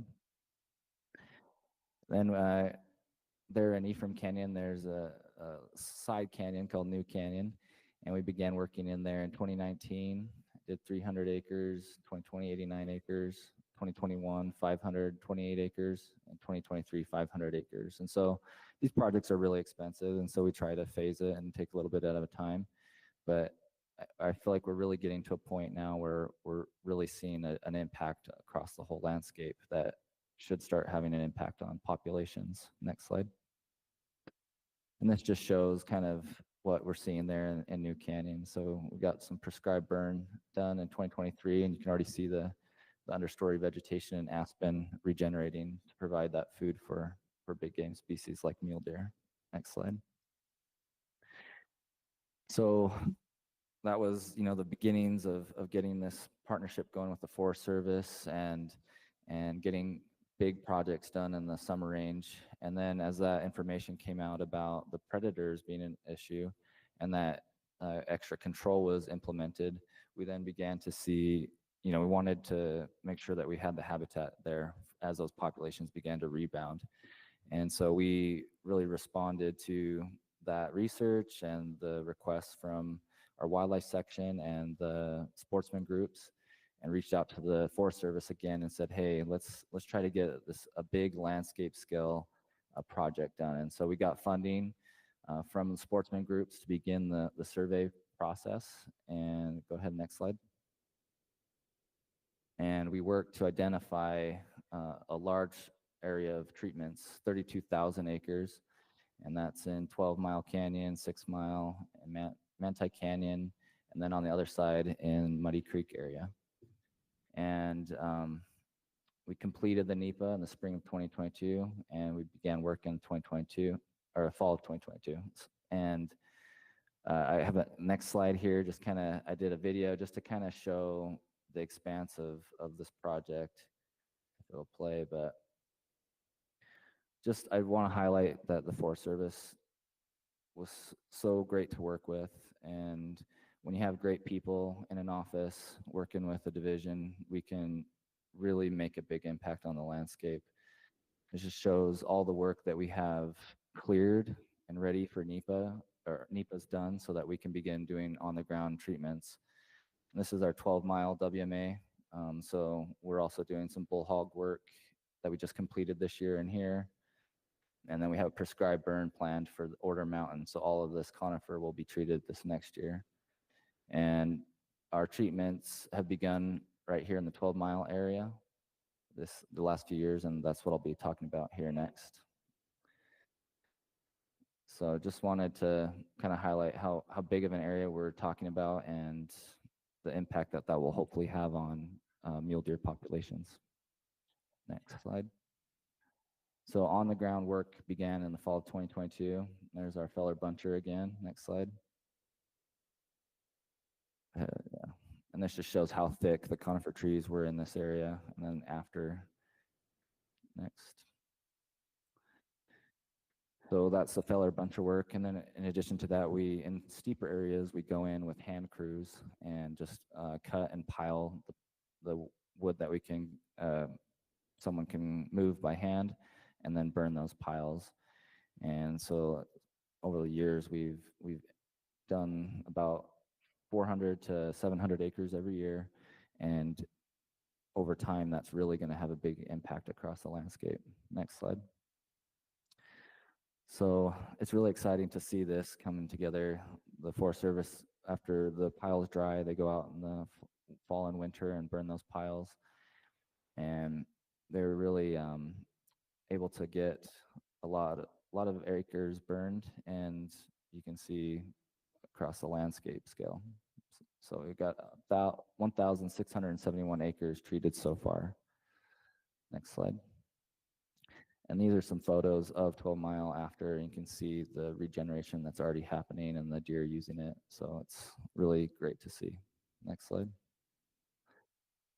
Now shifting down to our lower elevation. This is the area on 12 Mile WMA that I was pointing out earlier. Go ahead and play that video if you can. And so with WRI and we're trying to treat the entire landscape. So we're treating the high elevation summer range as well as this is our winter and transitional range. And this is some work that we did just barely this winter.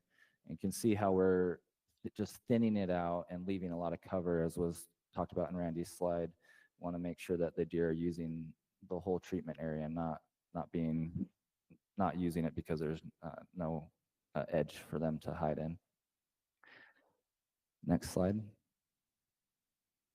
So we also want to treat in the riparian areas. And as I've been up there in 12 Mile Canyon, I've noticed around every beaver pond, I always see a doe during the time when they would have fawns. And so I think it's important to think about all the different aspects of the habitat and treat all parts of it. And so we've also been doing some riparian work. If you go next slide. Using BDAs and PALs, which basically just sticking posts in the stream and building a man-made beaver dam. And we've also released some beavers in areas where they were removed and trying to get that habitat back. So we're taking a holistic approach and treating all of the habitats. Next slide. So as I said, we've completed quite a bit of work already, 6,563 acres on the south end of the Manti, and we have 26,000 more acres that are shovel ready to go. So that's really exciting. And I think we're really going to start seeing those impacts on the populations as we get more of those acres treated and further down the road. Next slide. So I just want to thank again all of our partners who have made it possible. And yeah, any questions? Just one, I guess. Excuse me. When you're cutting the high elevation conifers and burning, was there any discussion on that to selling that timber? Yeah, that is the Forest Service. We've worked with them and they've identified areas appropriate for that have good road access and things like that. And so we've targeted more of this stuff, burning areas that don't have good access for logging, but there's also lots of acres that are slated for that as well. So Okay, good. That was a question I had on that. Yeah. Make sure we can take advantage of another avenue to create habitat for deer. Yeah. And benefit everybody at the same time. Yeah, and I hope that industry will continue to grow in the future too, and I think that will be the case. So. All right, thank you guys. Thank you, Robbie. Appreciate it. Very good. Stacy, time for lunch. Tell us about it.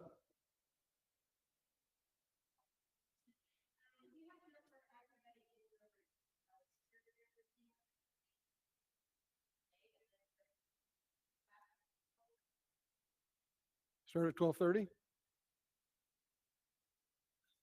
Not for me. Okay, thank you.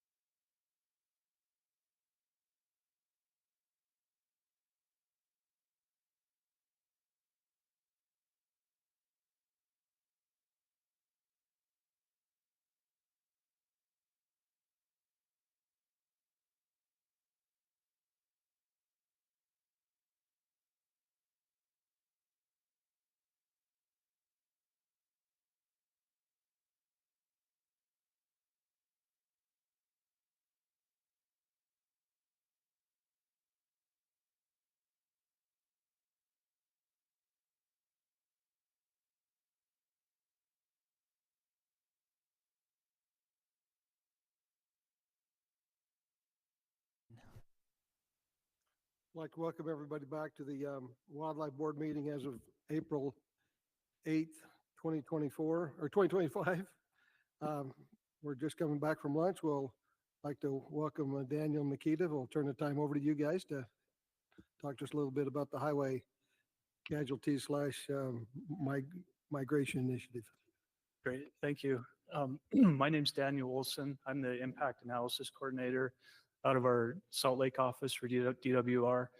We're going to tag team this presentation. I got Makita Hansen here with us, and we're going to be talking about roadkill and wildlife connectivity and what the state is doing to reduce vehicle collisions and maintain migration corridors in the state. So, I'm pushing the wrong button, I think.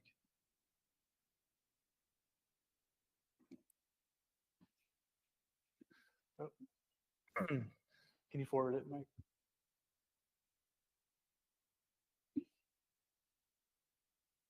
One more, please. Okay, so we're going to start off with providing some just background on roads in the state. So over the last couple decades, Utah has either been the fastest growing state or one of the top 3. And so you can really feel it around the state. Things are changing rapidly. And one of the consequences of that are our traffic volumes are really going up. So this graph here shows you how much traffic has increased over the last like 25 years.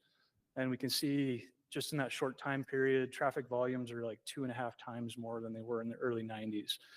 So that's a significant challenge for wildlife who are trying to move across the landscape, having to contend with all these new roads and vehicles on the highways.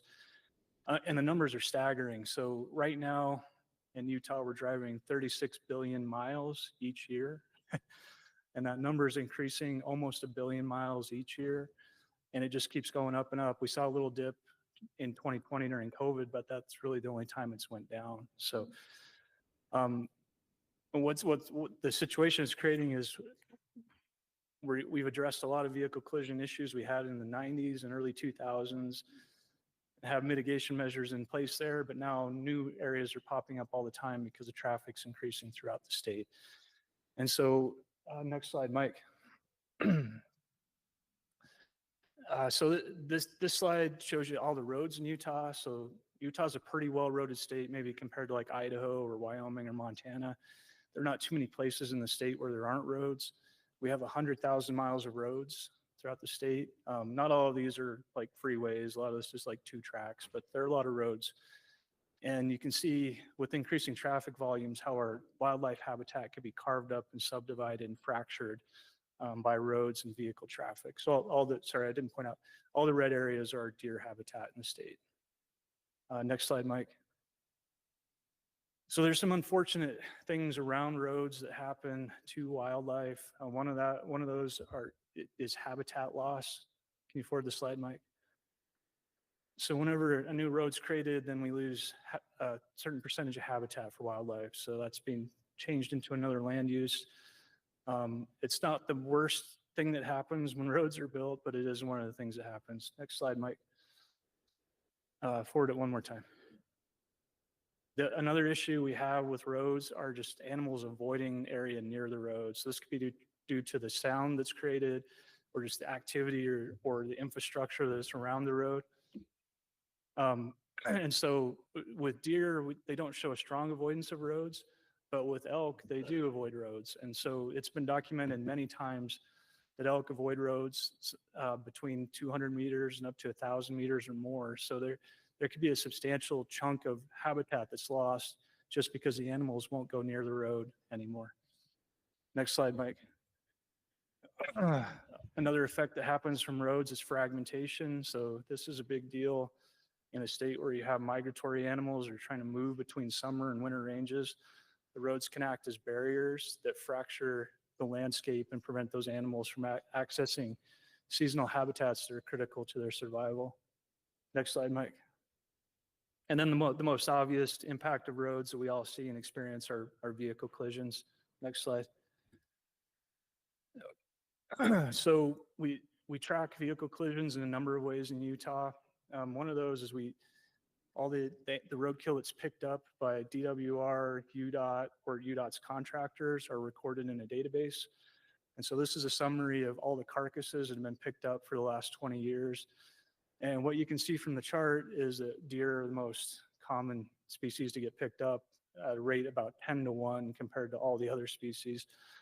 And then the staggering number there is over the last 20 years, they picked up 101,000 deer carcasses.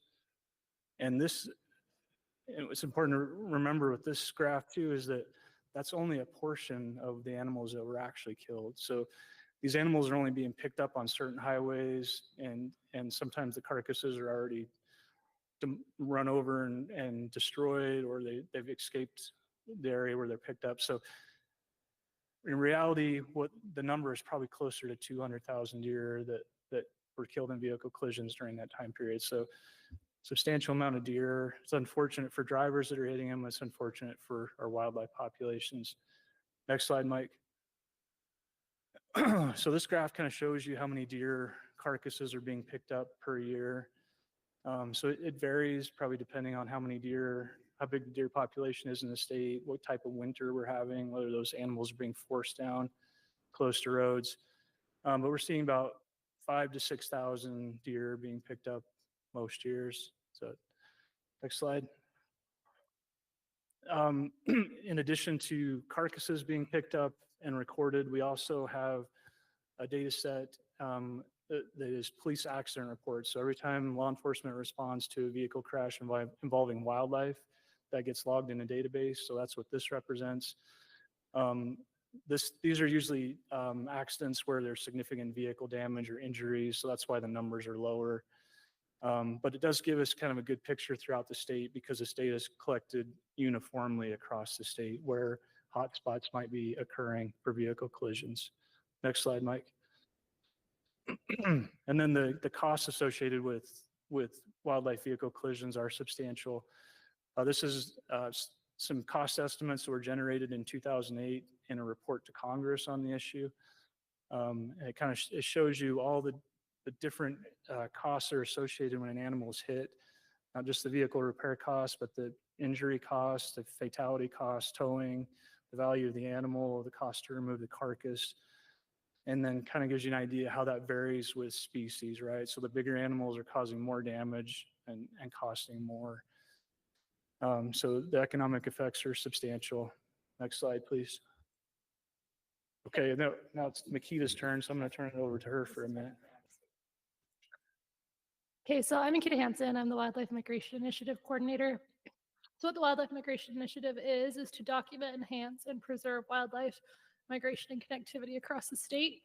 So when it comes to wildlife vehicle collisions and roads, those can become major barriers for wildlife connectivity. So Daniel and I work really closely together to try and reduce wildlife vehicle collisions and also try to maintain that connectivity for mule deer across the state. Randy mentioned this, but this is data from January. These are all the animals and points that have been collected and are displayed through our wildlife tracker database. So this isn't just information that's been collected through the Migration Initiative. This is for various projects that multiple partners and staff have worked on. You can see we have a lot of information though for mule deer, elk, and pronghorn primarily. This is our wildlife tracker database for those who haven't seen it. This contains all the movement information that we have in the database for wildlife across the state. We have over 30 different species in there. We can really use this as a data visualization tool. We don't have a lot of analysis built into this program, at least not at this point, but we can really visualize how animals are moving across the landscape. So one of the things that we can see, those yellow, orange, and red lines are the migration corridors that have been mapped. And you can see they come up to I-15 right there, and they completely stop. So that shows that it's a barrier for wildlife migration. Another example of this is for pronghorn on I-70. This is between Crescent Junction and Colorado. The lines aren't perfect, but you can see that those pronghorn populations are pretty much separate at this point because there's no connectivity across the highway or the interstate at that point. Then this is just another example. I live in Price, so I drive over Spanish Fork and Price Canyons regularly.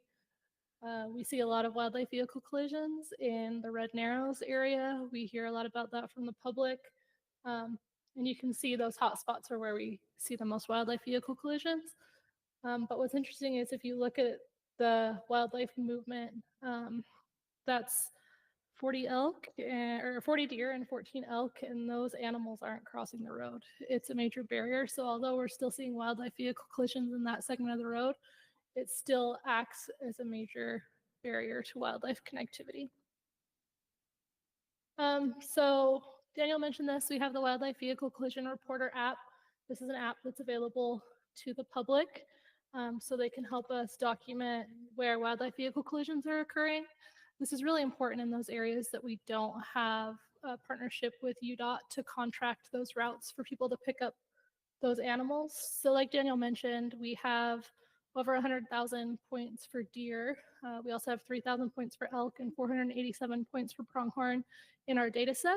Since this went live to the public 2 years ago, the public has reported 8,000 deer, 451 elk, just in the past 2 years. So getting information from the public on those roads that we maybe don't see as often is really important for us to tell the story about where these types of collisions are happening and build support through partnerships and with funding to try and get funding to do mitigation projects on these roadways.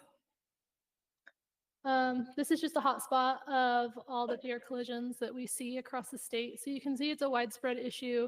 It's a statewide issue. And we have to work really closely with our partners and using the data sets that we have to prioritize those areas and also just take opportunities where they present themselves to try and work in mitigation projects for wildlife when we can. This is information that Randy shared with me from BYU. He talked about this a little bit already, but if you look at those purple, I guess they're bluish on the screen, that's vehicle mortality. So as he mentioned with lions, it's even more prominent in wildlife vehicle collisions, that it's taking deer across all fat ranges and all age ranges. And so we're seeing impacts from wildlife vehicle collisions on those prime-aged animals. Additionally, Daniel and I were talking yesterday, and one hypothesis we have is with wildlife connectivity long-term, these animals that are getting hit on the roads are those animals that are the ones that are willing to make those movements and are trying to migrate and are trying to maintain wildlife connectivity. And so as you lose those to wildlife vehicle collisions, what does that mean long-term for wildlife connectivity? Okay, thanks, Makita. So we're going to take a minute and talk about some of the tools in our toolbox to address the problem. We have a suite of things that we can use to try to reduce wildlife vehicle collisions and maintain connectivity. And so we're going to talk about a couple of those. So everybody's seen the deer warning signs. They're everywhere. They don't cost very much to install, a few $100s, easy to maintain unless they're run over or vandalized. But the problem is they don't work. So drivers quickly become acclimatized to the warning signs. They don't alter their behavior because of the signs, and we don't reduce vehicle collisions. So when we install these, we're not expecting to see a reduction in wildlife vehicle collisions. One thing that we're experimenting with are using wildlife silhouettes to kind of alert drivers and help them be cognizant of the issue. So this silhouettes were, the first time I saw them, they were used, I was driving to Park City on Highway 224. And if you're on that highway going into Park City, they have wildlife silhouettes that are reflective, that are on the edges of the right of way.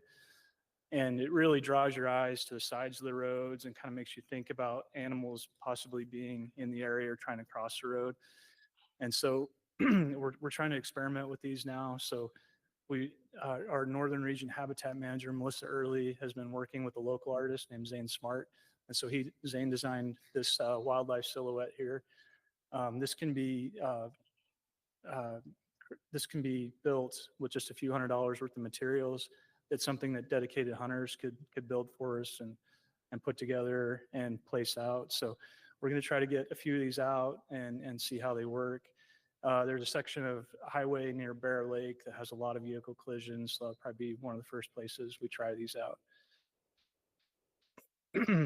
Another option we have is to put variable message signs. So these signs can be placed out at the time of the year when vehicle collisions are wildlife vehicle collisions are happening. And the research shows that these do reduce wildlife vehicle collisions, not as much as we'd like, usually about 15, 20, maybe 30% if we're lucky. But it is an option to try to lower vehicle collisions. The best option we have, if you don't want to hit wildlife, is to fence them off of the highway. And so exclusion fencing is how we do that. You've seen the 8-foot fence along the highways that's mesh wire. This prevents most animals from being able to get into the right of way. When we put the fencing in, we usually see 80 to high 90% reduction in wildlife vehicle collisions. So this is a solution to preventing wildlife vehicle collisions. Problems are it's expensive, and it's getting more expensive all the time. So some of the fencing we built recently is pushing $200,000 per mile, fence both sides of the road, and to have escape ramps with that. So substantial cost to build the fence. In areas where we have steep topography and deep snow in the winter, the snow pushes the fence over, pulls it down, and so it becomes a pretty substantial maintenance challenge for our UDOT employees to try to keep the fence functioning. But there's really the best option we have right now. The challenge that we're having is UDOT now, they have a lot of wildlife fencing on their highways. And they, like most government agencies in Utah, run really lean. And so they have to prioritize what they're going to work on. And they don't always have time to keep these fences in good shape. And so we're working with them, trying to come up with creative ideas on how we can make sure the fences stay functioning. And we'll probably be trying to do dedicated hunter projects to fix the problems that are easier to fix on the fences. And if it's just an old fence that needs to be replaced, we're working on getting grant funding to replace those fences. So the exclusion fencing is great for reducing wildlife vehicle collisions, horrible for wildlife connectivity, right? If we build a fence like this, we have no connectivity anymore. And so it's essential that when we do this, we consider adding in structures that allow wildlife to still get across the road. And so there's a lot of different styles of structures that we use in Utah. For deer, a lot of times we move them under the road through culverts. And as long as the culverts aren't too long and they're big enough, the deer will readily use them. So on Highway 89 near Kanab, there's a series of crossings that were built for deer in 2013. And we had researchers studying that, and they documented over 75,000 animals moving through those crossings in like 5 or 6 years. So they can be tremendously successful. Not all animals want to move under the road. So for some species, we might need to move them over the road. Pronghorn don't seem to like to go under the road. And so if we're trying to maintain connectivity for pronghorn, we might need to build a bridge over the highway. Bridges are the most expensive option. The one on Parley Summit that you guys have probably driven past and seen, that's a multi-million-dollar bridge. So it's hard for us to build enough structures to keep the landscape connected. We're always looking for funding and trying to find ways to generate more funding to pay for these structures. Okay, so one newer thing that we're trying out in Utah are animal detection systems. So these are using cameras and thermal imaging to detect wildlife and then to trigger warning signs that tell drivers there may be wildlife approaching the road or on the road. We have one of these systems on SR 73 west of Eagle Mountain. And so we have 2 major deer migration corridors that cross that highway. And this animal detection system is on one of those corridors.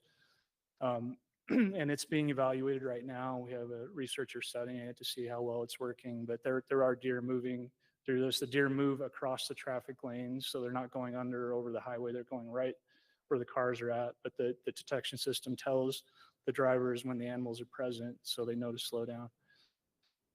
So these systems cost less than a structure, so $200,000 or $300,000 will buy one of these systems.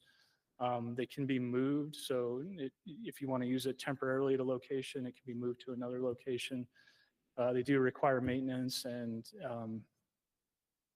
if the traffic volumes are too high, it's pretty pretty hard for a system like this to function. So kind of need like more moderate to lower traffic volumes for it to work well. Is this some type of a screen that you see as you drive by? So it's not a screen. So it's their cameras that are stationed to look at so we have fencing that funnels the animals to one location. The animals come through the fence at that location across the highway. There's cameras looking at that area.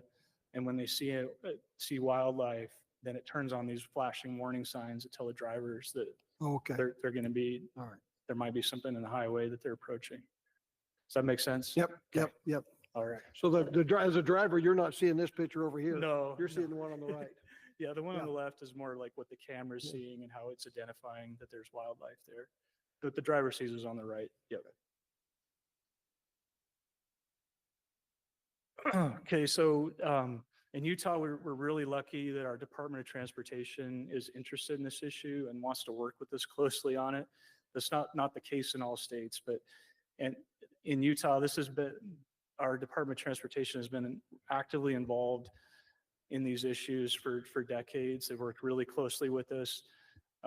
This slide just kind of talks about all the coordination that's happening between us and UDOT right now. So we have a wildlife conflict prevention team, which is a kind of big word for just working on vehicle collisions, but we have biologists and engineers across the state that meet together a couple times a year, talk about how to design fencing, how to design escape ramps, crossings, where we're having issues throughout the state, how to deal with them. In addition to that, our regions meet with each other. So UDOT has 4 regions, we have 5. We meet with their regions on a quarterly basis. So there's 4 meetings happening 4 times a year. So a lot of coordination. Our local folks know their local folks, and we know what the issues are and how to work on them. And then we have a high-level coordination meeting twice a year where our leadership meets with UDOT's leadership to talk about like funding issues and big higher level problems that need to be solved. And we work really closely with UDOT on our press releases. So if there's a new wildlife crossing going in, we're making sure our media release is with theirs. If we get questions from the media about wildlife vehicle collisions, we work together to respond to them. So we're not saying different things about issues. UDOT has a grant writer, which is great. So we work with their grant writer to submit applications for very large grants for infrastructure. And we work together on research projects and sharing data that our agencies have. We have an MOU in place with them that talks about how we work together. And then there's a concurrent resolution that was in 2020 that talks about how we should work together with UDOT and maintain wildlife connectivity. So as I mentioned, Utah's got a long history of working on wildlife vehicle collision issues and crossings. So the first overpass in the whole country that we know of was built by Beaver in 1975. So Utah was the first in the country to build one of those, which is really cool. Since then, we've added 60 wildlife crossing structures throughout the state. So you can kind of see they're kind of scattered all over. But there's still a great need for more. As I mentioned, with just the traffic volumes increasing in development, our animals are having a hard time moving. So I'll just talk briefly about a couple projects that we're working on right now. I mentioned Kanab earlier and how we have so many deer moving across the highway there. That's our Ponsagot deer herd. Have thousands of animals migrating south down to the Arizona border. They cross 89. In around 2013, we added a bunch of wildlife fencing and crossings in that area that get heavily used. There's still some vehicle collision issues on the edge of that area. So we're going to extend the wildlife fencing, add 3 new crossings and tie into one existing bridge. And that should cover that migration corridor in that part of the state and make sure those deer can move safely. This was funded through the Wildlife Crossing Pilot Program. That's a federal program that was started a couple years ago. It had $350 million for the whole country, and it gave the states an opportunity to apply for funding. So we were lucky enough to get one of those grants. Okay, so the I-80, I-84 interchange at Echo Reservoir is the worst vehicle collision hotspot in the state. It has been for a really long time. That area is hard because in that part of the state, we don't have a lot of winter range. And so we have animals coming to Echo Reservoir from all directions because it's the only place they have to winter. And so we have deer and elk moving into this area and being hit. So we have hundreds of animals. The map shows migration corridors on the bottom. Those are the yellow and orange colors. You can see the corridors where animals are moving in. And then the roadkill density are the bluer colors, and the lighter color means more animals are being hit. So there's just an epicenter right there at the interchange of those interstates. And this is an issue we've been working on for a long time, trying to solve. There's a lot of infrastructure in this area.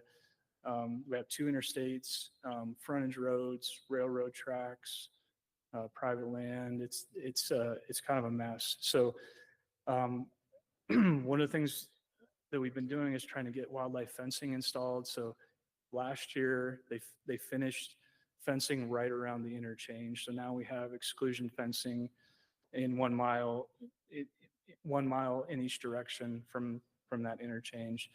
And it ties into existing bridges and underpasses. So hopefully the animals will use those.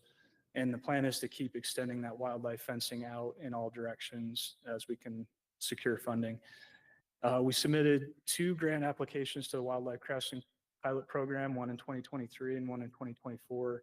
And unfortunately, neither of those were funded. So we'll probably keep submitting grant applications, maybe not to this program, but to other infrastructure programs. We'd love to get some additional crossings in this area because it is such a hot spot for vehicle collisions and wildlife movement. And then one last project on US 40, kind of between Strawberry Reservoir and Starvation Reservoir. A lot of animals hit through that section of highway. And so UDOT submitted an infrastructure grant proposal for $9.6 million to add 23 miles of fencing in this area and 1 new overpass. And that was awarded at the beginning of the year. So that'll be a great project.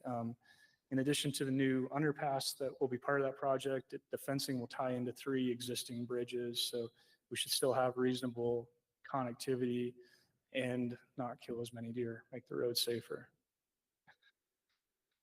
Okay, Makita, I think it's back to you. I guess that ties into the other one that you did 4 or 5 years ago. Is that Yep. what it just extends it further east? Yep.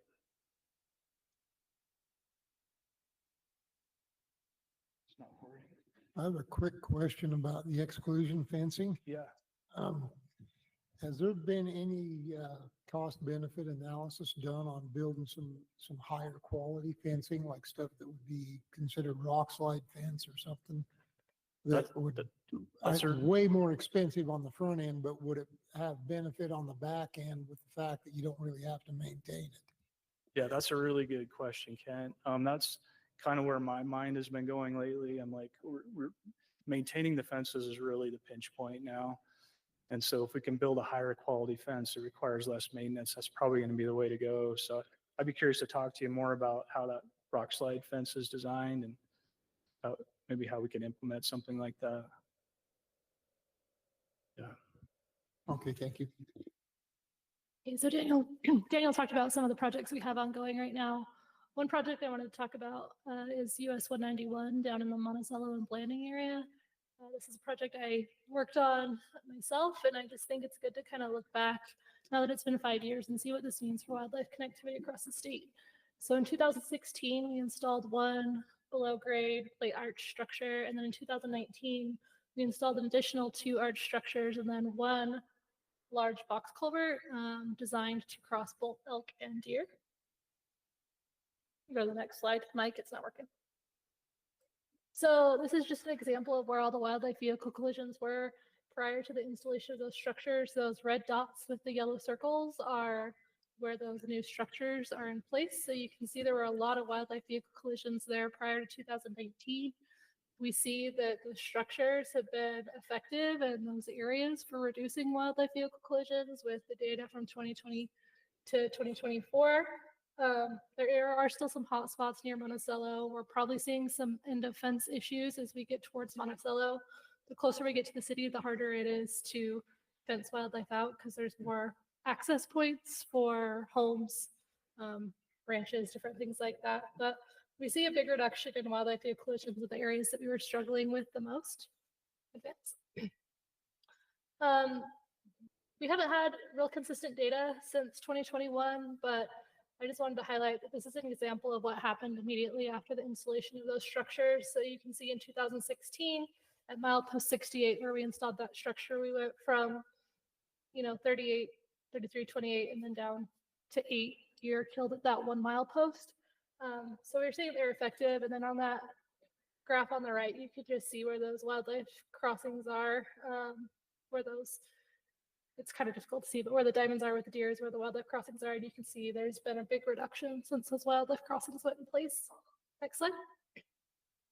And then this is really busy. The GIS team that works on WMI wildlife migration is probably going to cringe at this slide because it's so messy.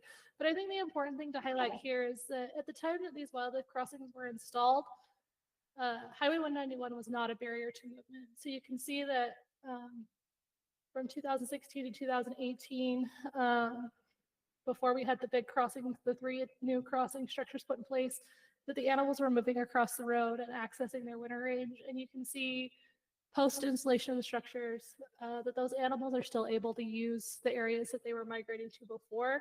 And so I think it's really important to acknowledge that even though we put fencing up, that the animals were able to learn where those wildlife crossings were and were able to maintain their connectivity to the important habitats that they were using prior to the installation of structures. So I think it just demonstrates that these are effective and can maintain wildlife connectivity, and highlights the importance of both maintaining connectivity where we have it and also trying to improve connectivity where we've already seen barriers from roadways.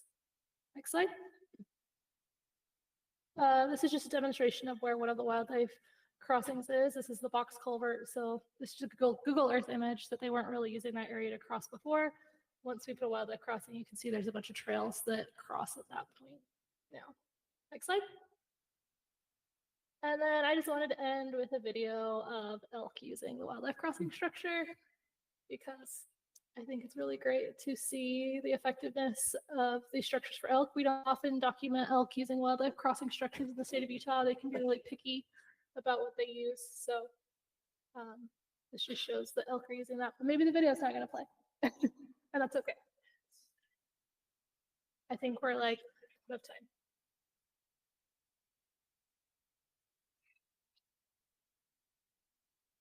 Anyway, you can see 2 elk went through and there's 1 on her way in. And that's all I have.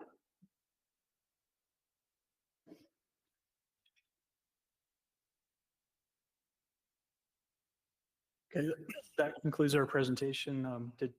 Does anybody have any questions?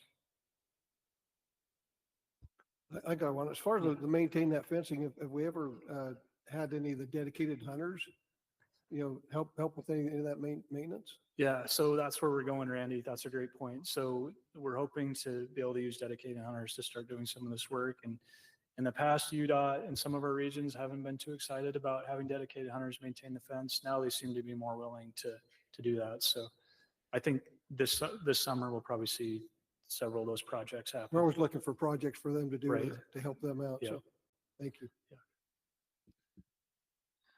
Have you had much discussion at all with that section of Highway 89 between like Thistle and Manti? We're gonna send that section. Yeah. There's half a dozen new deer there every morning. It used to be a lot more when there were a lot more deer, but it kind of thinned them out. But it's every day.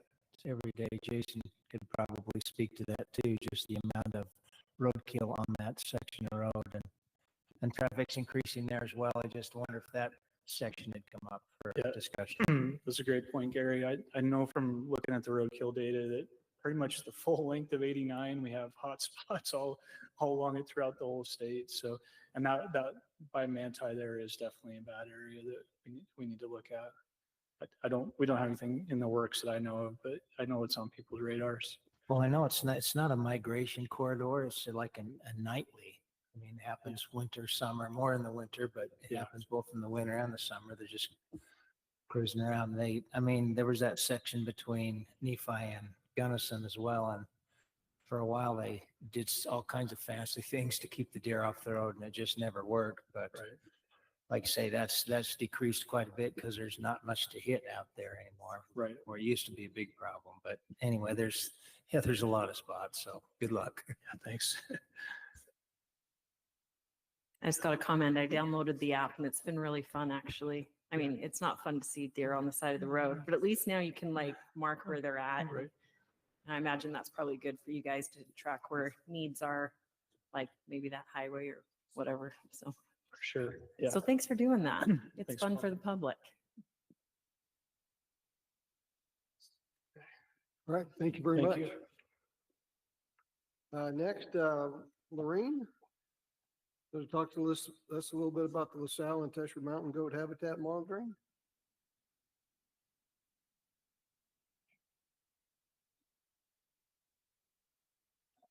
Hi.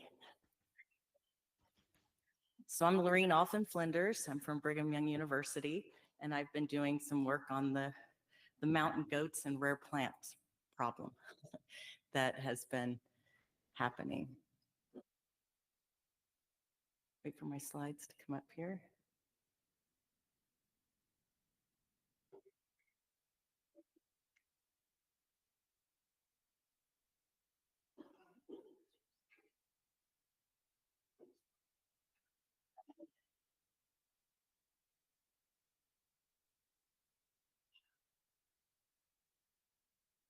Got it now.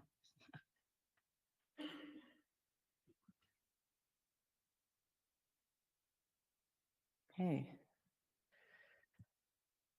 So the big research question that I was brought in to answer is what are the potential impacts of the translocated mountain goat populations on rare plants in the alpine communities of both the LaSalle and the Tusher Mountains? And so we first started with the Tusher Mountains, and you've heard some of that 2 years ago. I presented to the board some of the data. I'm going to give you some highlights of some additional analyses that we've done in a minute.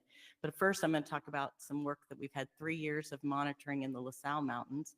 And I'm going to share some of the new results from the LaSalles and then some updates from the Tushers. So we'll go in that order. So the LaSalles from eastern Utah and the Tusher Mountains that are east of Beaver, Utah. So in the Tusher Mountains, there are 5 species classified as high priority for conservation. There are also 28 species that are endemic only to the Tusher Mountains. So we talk about species endemic only. They're only found in the Tusher Mountains across the world. And so really rare endemics, and 5 of those are high priority for conservation, meaning that their numbers are in such low numbers that they're of concern. Okay, and so these are the 5 that we focused on for our study in the Tusher Mountains. We did the same type of an approach. The pink one there is probably the most charismatic. That's the Tusher paintbrush, and that's the one that last time I talked about is the one that has the highest impacts. And so we'll talk a little bit more about that one in a minute. In the LaSalle Mountains, there are 11 species of concern out of 37 plant species only found in the alpine communities of the LaSalle Mountains. And so of those, we chose 5. Okay, it's not necessarily the ones that are the highest. Of those 11, we chose 5. 2 of them are of critical importance because there are some that came out in some previous studies as being important. The one on the middle top is Rigoromancus that has been shown to potentially have impacts. And one of the ones we're really focusing on as well is Senecio fremontii variety inexpectatus. This is the one that is actually some buzz going around. They're proposing it for listing as an endangered species. And so these are these are the 5 that we have chosen to study, and you'll hear a little bit more about a couple of them. So for my research, I took a multi-prong approach to determine the impacts of mountain goats on alpine rare plants. There's so many things you could potentially study, but to really get at what are the impacts, I felt like you had to hit it from a lot of different angles. And so I'm going to show you kind of the different approaches and angles that we took to answer this question. And you can kind of see here, looking at wallow sites. I even have a picture of some feces. We did fecal DNA. So I'm going to kind of highlight some of the the multi-prong approach that we used. So some of our main objectives were to determine mountain goats' use of the alpine habitat as well as rare plants. So first we wanted to determine goat distributions and goat use of the alpine habitat in the LaSalle Mountains and the Tushars. We wanted to monitor feeding preferences for mountain goats and other ungulate herbivores. We wanted to determine if rare plant species are important contributors to the diets of mountain goats. Are they eating them, right? And to do that, we did feeding site analysis where we followed animals around and determined what they were eating at the sites where they were seen foraging, as well as we looked at fecal DNA. As you know, not all plant material gets digested, and so there is evidence in the feces, there's DNA evidence of what the animals have eaten. So we're able to reconstruct diet using fecal DNA as well. And then we compared feeding sites with randomly selected sites to determine if the feeding sites that the herbivores were using, if they're actively seeking out sites with rare plants that had rare plants in them. We also wanted to look at the impacts at wallow sites. That's one of the other behaviors mountain goats do is they wallow. And so are they wallowing in rare plant habitat, and what impacts is that having? So we wanted to determine the impacts of mountain goat wallows on the alpine communities and the rare plant species, determine how often wallow sites contain rare plants, right? Are wallows increasing in density as the herds increase or stay the same? Are the sizes of individual wallows getting bigger over time, and thus taking more total area of the space up? And what are the impacts of the wallows on the overall vegetative community? We also felt like it was very important, if you're going to say they're impacting rare plants, to know what's happening in the rare plant populations. And so we felt it was critical to monitor the rare plant populations through time and determine whether or not we're seeing decreases or increases. Are they staying the same? Are they able to reproduce? What's happening in the local rare plant populations? If you're saying they're impacting rare plants, you really need to say, what is the long-term potential impact of this herbivore on these populations? Are they stable, or, are they increasing, decreasing? We wanted to be able to find that out. So we monitored populations to better determine the population trends. We took 5 high priority species per mountain range that we looked at. So that's 10 total species. And we monitored them over 5 years. In the LaSalle's, we have 3 years so far. In the Tushar Mountains, we had 5 years of data. We monitored and characterized the use of these populations by ungulates, particularly mountain goats. We monitored rare plant populations for any natural or anthropogenic, as there are human disturbances at the site. We can't just blame everything on mountain goats. What are all the things that are happening at the site, right? We wanted to be able to document that. And we wanted to determine rare plant distributions throughout the range and keep track of the presence and abundance of rare plants in both our random sites, our feeding sites, wallow sites, in addition to monitoring our rare plant sites. So for our long-term monitoring of rare plants, we did a total of 5 species monitored in each mountain range, at least 2 populations per rare plant species. And for some of them, we have more. The Castanea, which I'm going to talk about, the paintbrush, we actually had 4 long-term monitoring sites. We have of some of the rare plants in the LaSalle's 3, but we had at least 2. We tried to establish the long-term monitoring plots in areas with known mountain goat and or human disturbance. So we wanted to say, what are our problem areas and is it impacting populations? We tried to select populations across the geographic extent of the alpines. So we made sure we got the extent of the range of the species in there. And we tried to select populations in the LaSalle's that were inside and outside the research natural area, or the RNA, okay, for the LaSalle's. So I'm going to give you a summary of 3 years worth of data for the LaSalle's. Okay, so I'm going to show you what I found so far. Okay, so this is some work done from the collar data that we had thanks to the Division of Wildlife Resources and one of my graduate students, Sydney Wadsworth. We looked at the total estimate of available habitat for mountain goat use. We looked at the alpine habitat, and we looked at the intersect and what they're actually using. So of all the total alpine habitat, the mountain goats were using about 79% of it. So what we estimate above tree line, how much of that alpine is being used, we estimate between 79 and 80% is what they're using.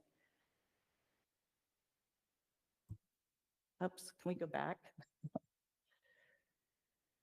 We've looked at mountain goat space use in the Mount Peel Research Natural Area, and we found that they're in the Mount Peel Research Natural Area there that you can see in the really dark coloration on that slide, that mountain goats are using about 93% of the Mount Peel RNA.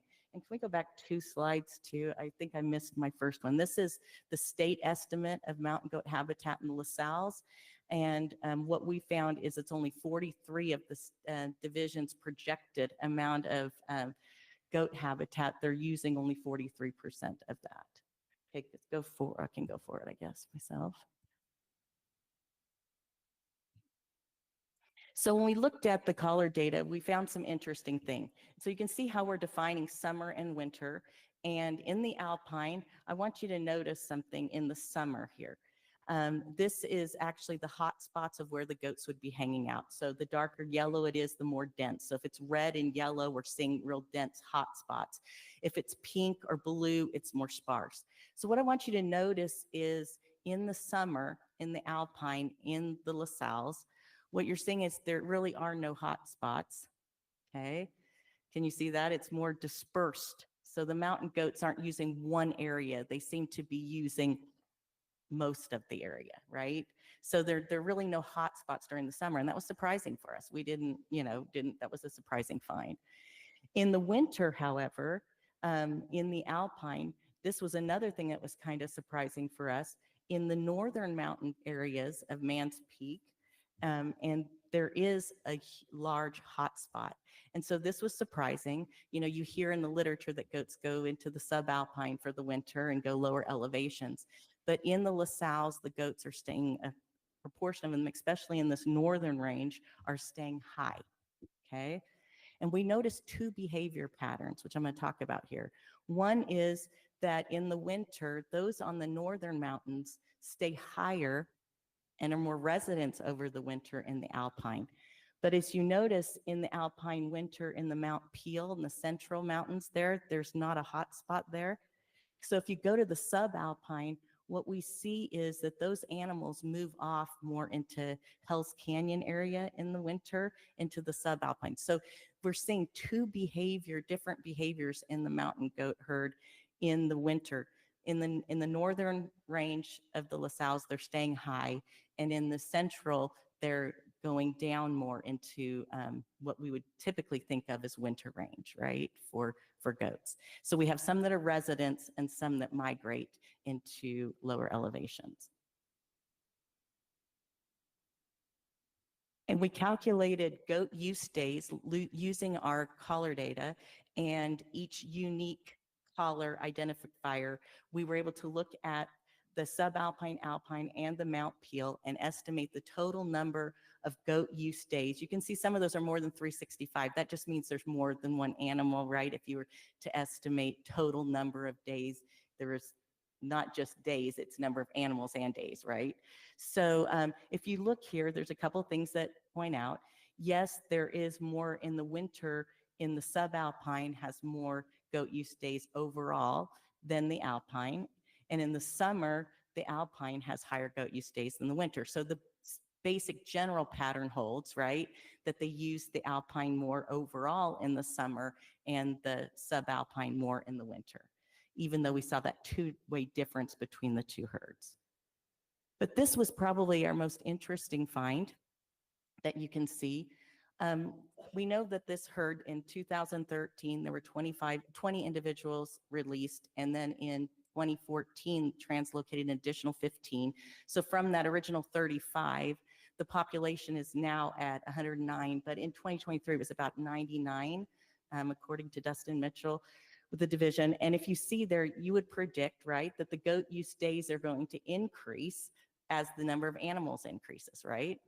But the most interesting find to us is they're not increasing evenly across across the range, these mountain ranges. So notice in yellow is the Mount Peel, okay, the research natural area at Mount Peel. That has stayed steady and leveled off. So the animals aren't increasing goat use days and use in the Mount Peel, right? They're increasing in numbers in that northern section. So it's not equal in where those animals, those increased numbers of animals are hanging out. So we found that interesting. The RNA has stayed the same in the number of goat use days. Right, so when we look at our feeding site and the random sites that we've analyzed, we have analyzed a total of 110 mountain goat feeding sites. We had 10 mule deer feeding sites, and we have fewer of those because we have fewer collar data, and so we didn't observe as many deer, and we didn't have as much collar data up in the alpine to be able to follow deer. So, but we did have plenty of observations of mountain goats and collar data to lead us to sites. We also had 2 elk feeding sites, and we did 20 random sites throughout the LaSalles. And this is where they're distributed, and you can see the north and the central range, and we even have 2 on South Mountain. But this is the 2 random points, but we didn't see animals hanging out there during our sampling period. And this is the percent of the feeding sites with rare plant species present. So you can see Erigeron mancus is one of the rare plants that's had a lot of attention. It is in 18.2% of all of the mountain goat feeding sites, 10% of the mule deer feeding sites. But notice, just random sites have more of it than we have in the feeding sites. Okay, it's in 40% of our random sites, right? So that tells us maybe they're not seeking out Erigeron mancus, right, in there, but we'll be able to tease that out further. We look at Potentilla passajuga, another one of the rare plants. It's 17%, 10% mule deer, 15% in the randoms. Pretty consistent, right? Percentages of time you find it. The Senecio one is only in 3.6% of the mountain goat feeding sites, and we found it 10% of the time in our random sampling. And Synthris alpina, another one, we found more in deer, 1% of the time in mountain goat. And then the Erigeron melanocephalus, we didn't find it in any feeding sites, okay, that we observed. If we look at mean percent cover and mean percent utilization of the rare plants at feeding sites, you can see that it's only, if 9% cover, only about 6% of the plant is utilized when it's there, so not a significant amount of the plant being eaten when it is eaten. So you can see those numbers are pretty low across the board. Okay, and so when we see it, it's just low percentages of utilization when we do find it. Fecal DNA results, though, we did pick up rare plants in some of our samples. We've analyzed 100. We've run 300 fecal samples. We've analyzed 100 to date, and so what we found in this is that 2 of the mountain goat samples. One was actually at one of our long-term monitoring sites where we collected the fecal sample, did have of the Senecio fremontii variety and expectatus. 2 samples did contain Senecio, okay? So we did find it in the fecal DNA and one of our elk samples. We found Potentilla passajuga in 5 mountain goat samples, 2 deer samples, and this was across both regions. And we found Synthris alpina in just 1 mountain goat sample. But we have the 2 Erigerons, mancus and melanocephalus. Fecal DNA, we do not have the sensitivity. We can't tease those 2 species apart. So until I can get some further vouchers and some more analysis right now, I can't say whether or not we find it in the fecal DNA. Wallow sites that we found and characterized to date, we've characterized 13 wallow sites across the alpine range of the LaSalles. We've observed 5 wallow sites that are actively being used that did contain rare plants. So 5 of the wallow sites did have rare plants in them. 5 additional wallow sites actively being used had no rare plants. So about half of them have rare plants. We observed 1 historic wallow site, was no sign of current wallowing. It was starting to heal actually, and it had rare plant species present. We also observed 1 historic wallow site with no rare plants present. And we observed one winter wallow that isn't used in the summer, but is used in the winter. And this was in the north area where goats are more prevalent in the winter. And that one was had one rare plant species, but it wasn't actively being used during the primary growth season of the plant, which is in the summer. We looked at whether or not the wallows were getting bigger over the 3 years of monitoring. So are the wallows actually getting more dense, more wallows per unit area, or are they increasing in size? Okay. So the mean wallow density at wallow sites was 0.026 wallows per meter squared. When we looked at it, only 3 of the 10 active wallows that we measured showed any sign at all of an increase in density, but it was so slight that it's not really significant at this point. So just realize that we have some slight increase, but it'll be interesting to see that over more time. The mean area per wallow was 5.43 meters squared, and mean area per wallow is not actively increasing over the study interval. So the wallows are staying about the same size, okay? So but if you look at the mean area per wallow in the historic, we are seeing them getting smaller. So as they heal, they're getting smaller. So we do see old historic wallow sites can heal and they're getting smaller at the historic sites. So long-term monitoring results, I'm going to focus on only 2 of the rare plants, probably the ones that are highest, most people give the most attention to so far, and that's the Senecio that's being potentially proposed as endangered, and the Origeron mancus. And so I'm going to focus on these 2 results, even though we're starting to get the data. This is just the ones I'm going to focus on for here. So Origeron mancus, this is where we find it throughout the range. It's quite ubiquitous across the alpine habitat in the south. So we find it almost everywhere.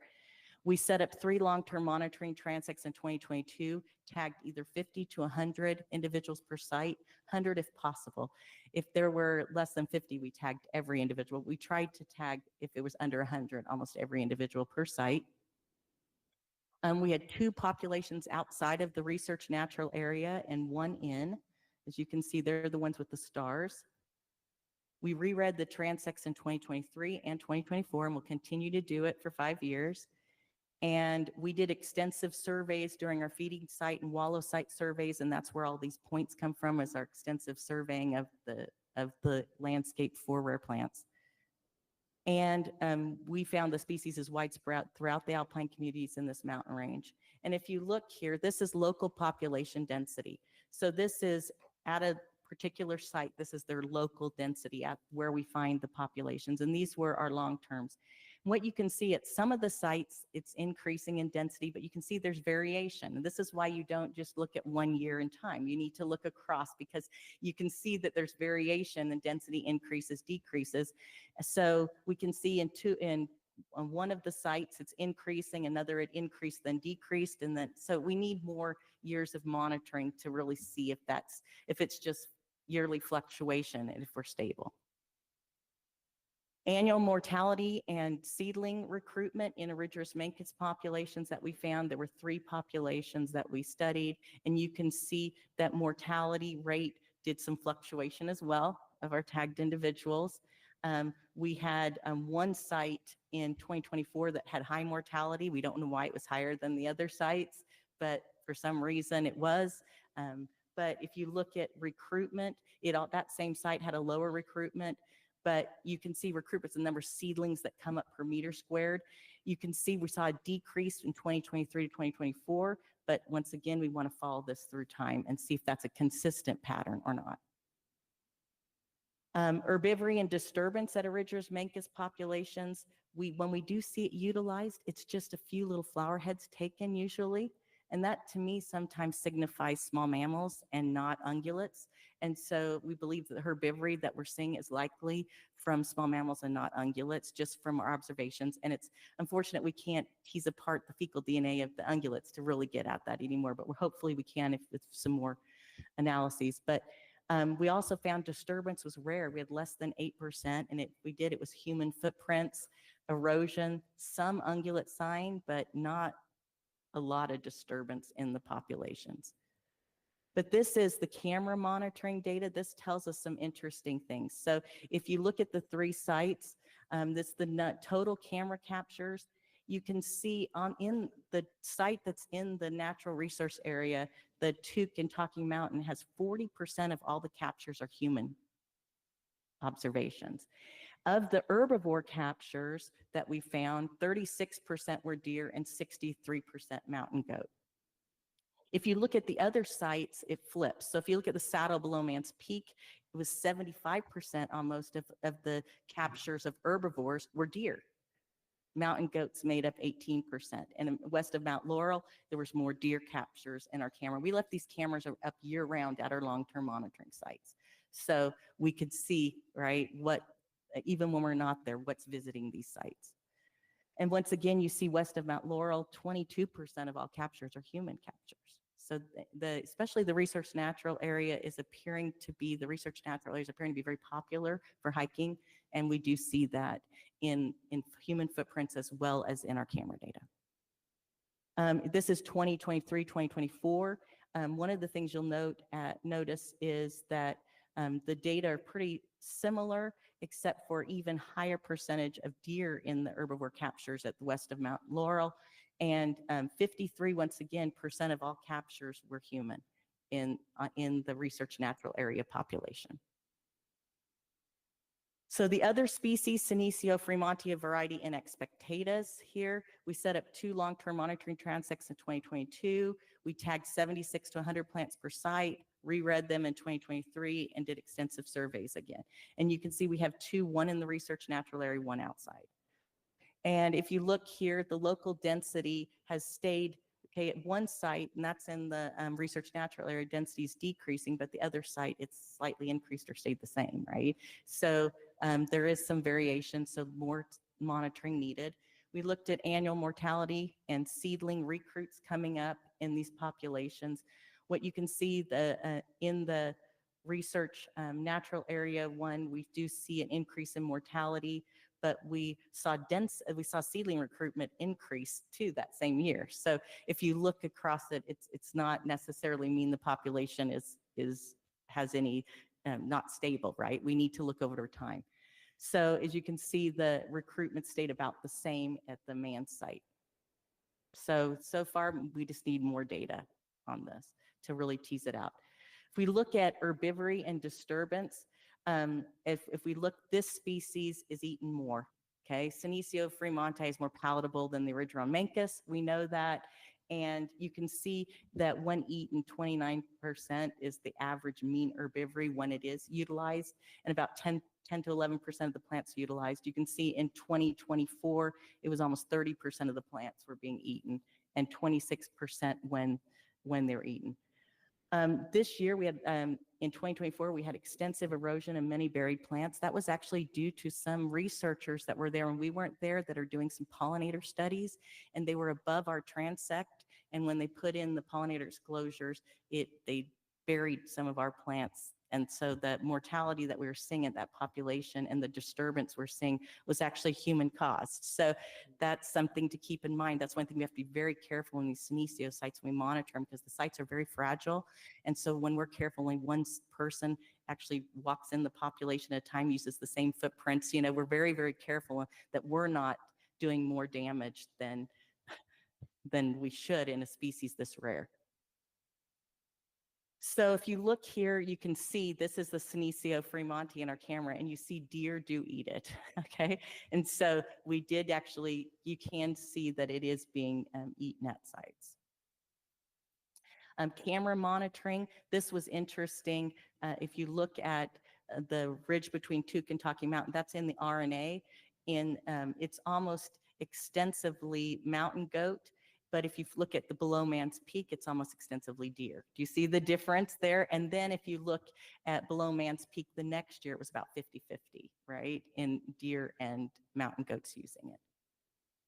Once again, in the RNA had a higher percentage human use than we saw at the other sites. Conclusions for the LaSalle's is goats are using the alpine year-round, no strong alpine hotspots in summer. Goat use days are not increasing in the RNA. We found more than one rare plant species in feeding sites and fecal DNA for both mountain goats and deer. Half of the active wallows have rare plants, and most wallow sites not increasing in density and wallows not getting bigger. Populations of both species show yearly variation, which is going to be important to look for long-term monitoring, and deer are playing a bigger role than previously thought in those alpine communities. Some rare plants have high human traffic at their sites, so there is a component, human component at these sites. Summary results in the tushers. You've heard a lot of this before, but we've completed 327 feeding sites that we observed. We had 137 mountain goat, 95 deer, 34 elk. We even had some domestic cow sites that we saw, and 52 random across the range, and you can see how they're distributed. But when we looked at the similarity in our fecal DNA and feeding sites, we found that they tell us two different stories. They both provide some interesting data. And so they're only about 17% similar, okay? And some of the main species you can pick up, but there's some differences, and I'll talk about here in a second. But when we did look at our feeding sites, mountain goats and deer, this is their most preferred forage species. It's based on the utilization to the relative abundance. So if a plant is really rare and gets eaten a lot, it gets a higher score, right? And they're seeking it out. So the idea is if they're just eating it because it's there, they'll get a lower, it won't be being sought out, right? If they're seeking it out, it'll be eaten more than its abundance. Okay, so that's the idea behind these preference ratios. And so what you can see for both deer and mountain goats in the Tusher Mountains, our Tusher paintbrushes, Castanea parvula is the most preferred plant species, okay, in those. And if you compare that to the random sites, there is herbivory that you can observe at the random sites, you know, even though we didn't see things eating there, things do forage, but at our random sites, it is not random forage species, it does not come out. And what we've been able to document is that deer and mountain goats seek out the Castanea parvula. It's an ice cream plant. In the fecal DNA, everything eats it. Everything. The pica, the marmots, cow. We found it in a cow pie. We found it in, we find it in elk, deer, mountain goats. Elk are just not up there very much, right, in the habitat. And so when we compare feeding sites and fecal DNA, these are the 5 rare plant species. You can see that the Tusher paintbrush, the Castanea parvula, is the one that's most eaten. If you look I have the fecal mountain goat fecal samples with the species on the left and the mean relative abundance. So you can see the feeding sites and then the fecal DNA. And what you'll notice is they tell a similar story, although the proportion in the fecal sample isn't as high as what we saw eaten at the sites. And that may be a variety of reasons that's the case. But once again, we do see it. It's the rare plant that we always pick up in the deer samples. The numbers are slightly different in the relative proportion, but the good thing is yes, fecal DNA will pick up what we're observing. But the one place I want you to point your mind to is that when we looked at our feeding sites, we never saw Draba ramulosa and Draba subolifera eaten. The fecal DNA picked them up, and we never could see that the plants had been utilized. And the reason why we think that might be the case is because these are mat-forming plants, and if an ungulate just pulled off a section of the mat and we couldn't see the teeth, we may have thought that it wasn't utilized. Okay, these are just these flat mats.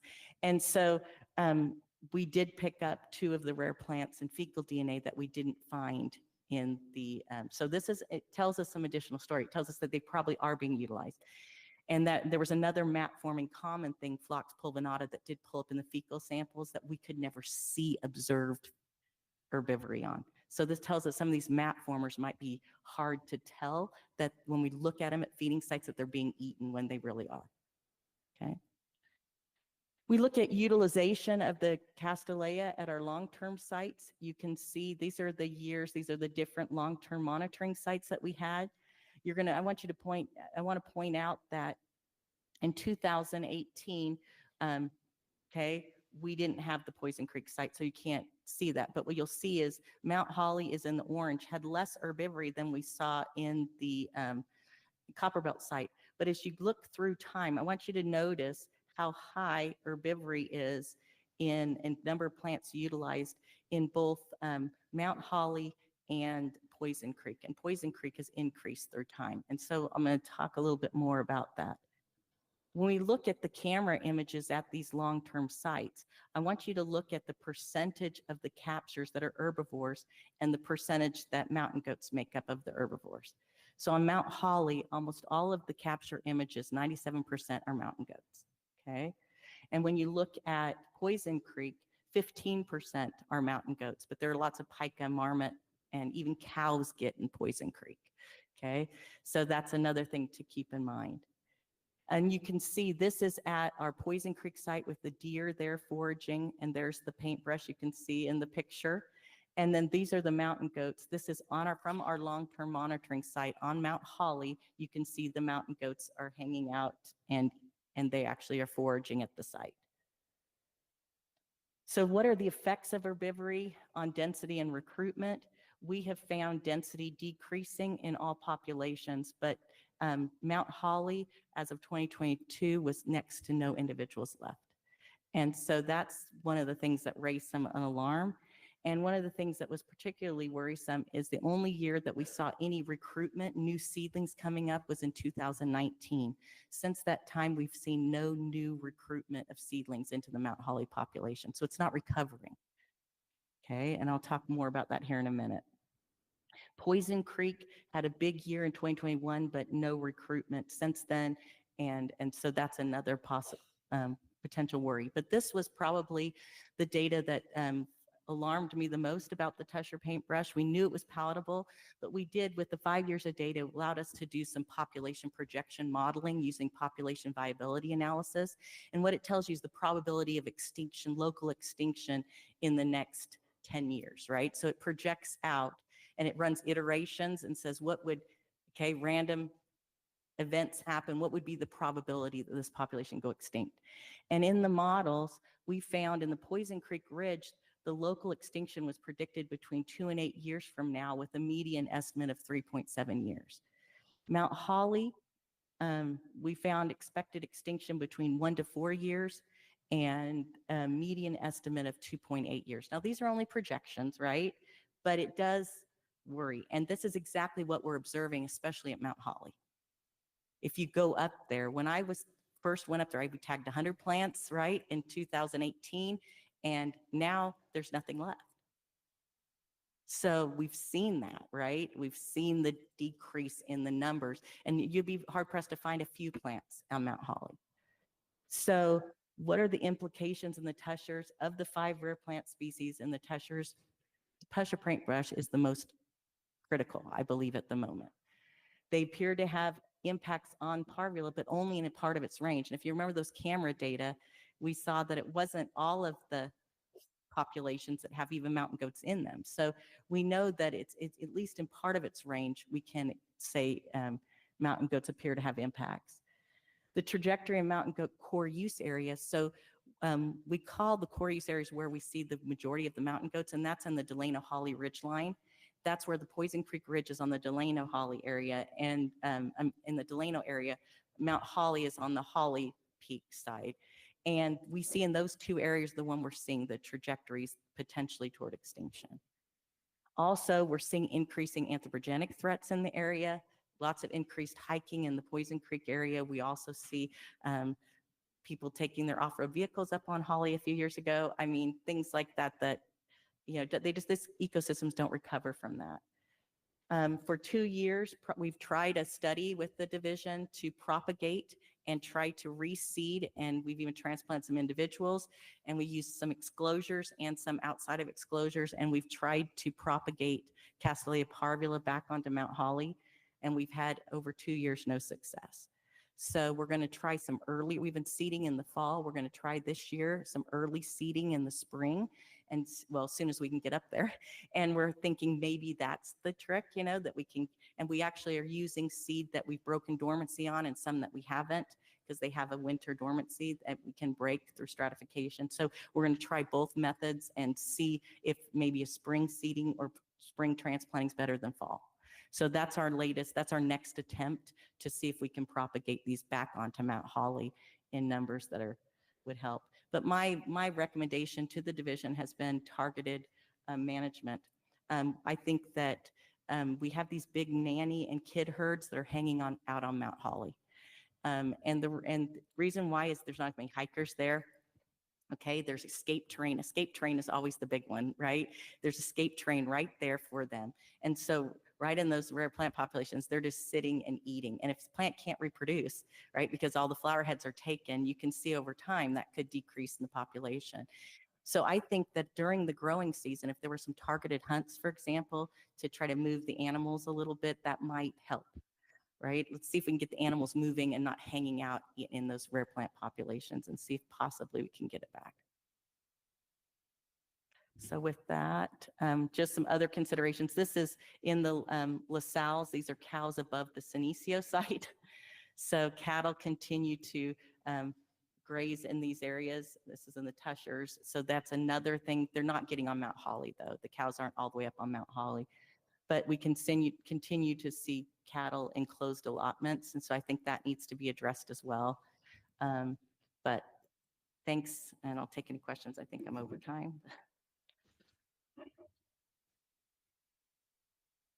Wow. That's a lot of work. That's a lot of work, a lot of work. Very interesting too. Any questions? I don't think I have any questions, but thanks. Appreciate you coming in and thank you. Lots of That's work and important stuff. time. I remember the board meeting. That's probably been about 12 years ago when they approved to put them on the LaSalle's anyway. So, yeah, thank you. Okay. Next up, we've got Dr. Stout. Going to talk a little bit about our disease update. And I guess Stuart.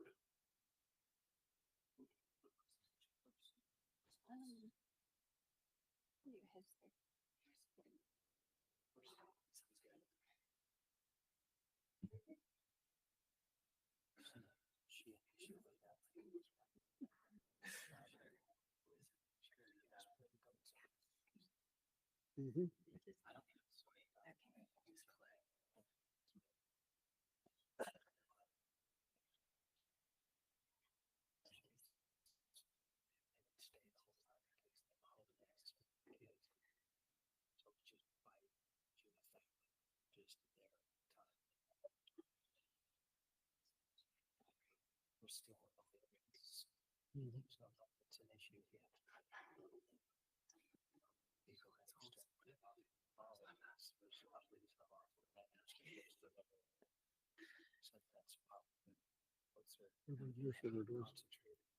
Yeah.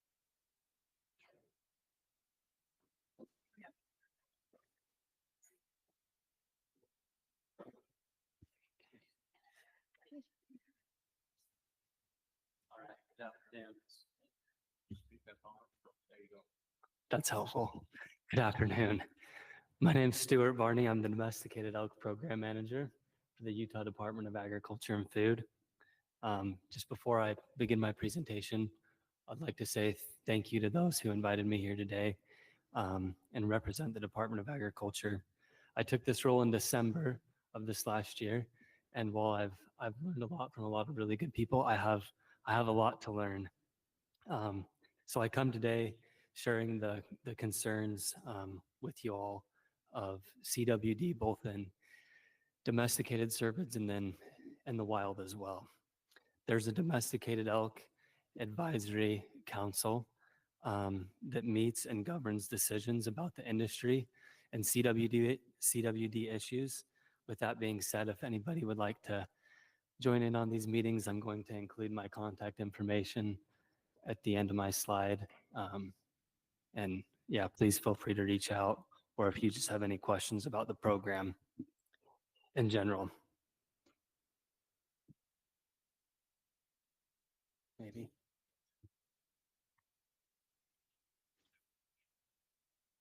There we are. All right, so quickly, chronic wasting disease. We know that it's a prion disease that all cervids are susceptible to, including domesticated elk. It's a misfolded protein in the brain, and it's contagious and spread through direct contact and exposure to contaminated environments such as feces, saliva, carcasses, and urine. And then there's no current cure. It's terminal to the animal. What we're seeing in these domesticated populations is a relatively quick decline of the animal.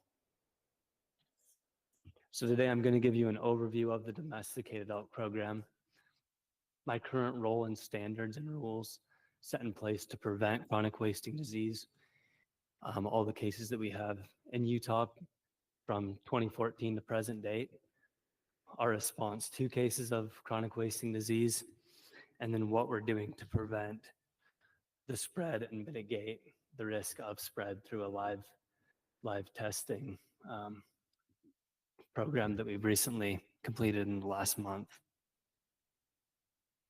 So here in the state of Utah, there's a total of 36 domesticated elk operations.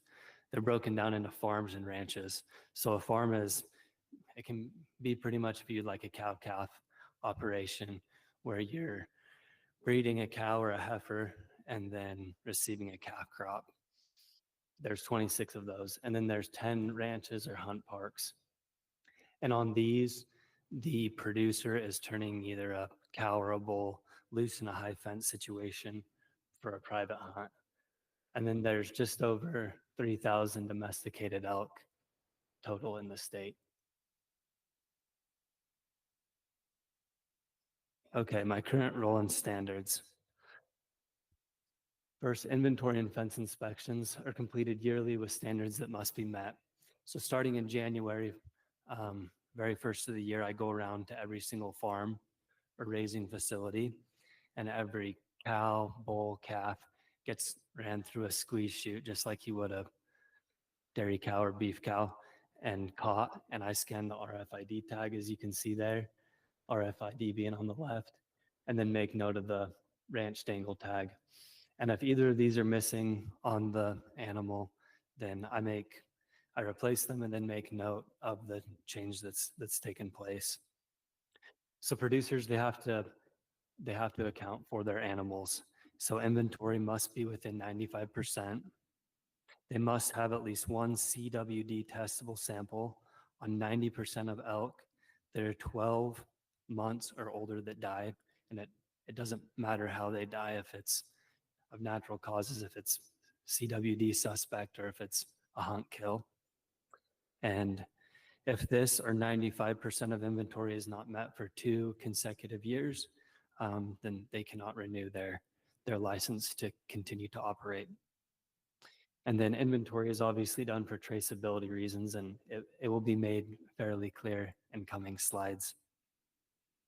And then as far as fence inspections go, so in late May, I get to go around with a DWR officer to every single operation, so all 36, and inspect the fences and their specific standards, fence height, gates being capable of being locked, stay in post placement, and then signage indicating that it's a domesticated elk facility. So that DWR officer and I go together to do that and make sure that fences are in good standing condition. Currently, no breeding stock from Canada is allowed to be imported into the state, only trophy bulls. So currently, due to CWD concerns, there are no breeding stock that is allowed to be imported, only these trophy bulls. So these producers can import slicks or bulls with cut antler in the winter months. And then right before the rut, they can bring in hard horned bulls. And then they must be accounted for at the end of the hunting season and killed. And that hunt season goes from August 1st to December 31st. So these import CWD, these imported bulls that are coming into the state from Canada, these operations that the producers are buying from, they have to be CWD certified. And in order to become CWD certified, you have to be clean for a total of 5 years. And then you have to there's very strict inventory and testing requirements put in place in order for them to qualify to import. into the United States. And then on top of that, they also need approval from the USDA to do so. And then breeding stock import from other US states is allowed. Same thing if the herd comes from a CWD certified location. So our current cases from 2014 to present date, starting in 2014. So there was a hump park with a case. The animal was brought into that hump park from in-state. The producer's herd was depopulated, and when everything was killed and tested, a third of the herd tested positive for CWD. In 2020, there was a hump park with a case. A total of 900 elk were a part of this trace, so you can see the importance of taking inventory and being able to trace back where these animals came from. And from that trace, one additional positive was found that went to a farm in the state. In 2022, a farm had a case. They tested a dead animal to find this case. And while at the time, depopulation was the current fix and route that had been taken, UDAF introduced a quarantine option instead of killing all of that producer's elk. In 2023, there were 2 hunt parks that had positive CWD cases. The first we'll call Hunt Park A with 3 cases. These elk came in from a certified clean herd in Canada. They had been certified clean since the year 2003. This Canadian producer has since depopulated, and only 2 more positives were found when that depopulation occurred. And then secondly, Hunt Park B had 1 case, and the origin is unclear. We can't prove where this animal came from, unfortunately, due to incorrect labeling on the sample. But 1 possible source herd tested positive and was depopulated. And so we believe that that's the most likely source. That herd was also the source of Idaho's first domestic positive case of CWD. And then in 2024 and 2025, we've seen an uptick in cases, a total of 34 cases. A breakdown of these cases, 2 were Canadian origin. Both went to the same operation here in the state of Utah, but were from different operations in Canada. And so these Canadian producers, 1 was certified clean since 2003, and the other certified clean since 2015. And not to point fingers at Canada. So these animals had been here for 1.5 years to 2 years. And so while they did come from Canada, I think it's important to note that after being here for that long, it's possible that they picked it up here. And then 13 other state. So these 13 animals went to the same operation here in the state. They came from a Montana producer that was a certified clean herd since the year 1999, and they've depopulated and are no longer in business. And then 19 Utah origin, 17 of which are all off 1 operation, the remaining 2 from another operation. So whenever there's a case of CWD, they go on quarantine. And as you can see, we have 5 hunt parks under active quarantine and 4 farms. So what does a quarantine look like for an infected operation?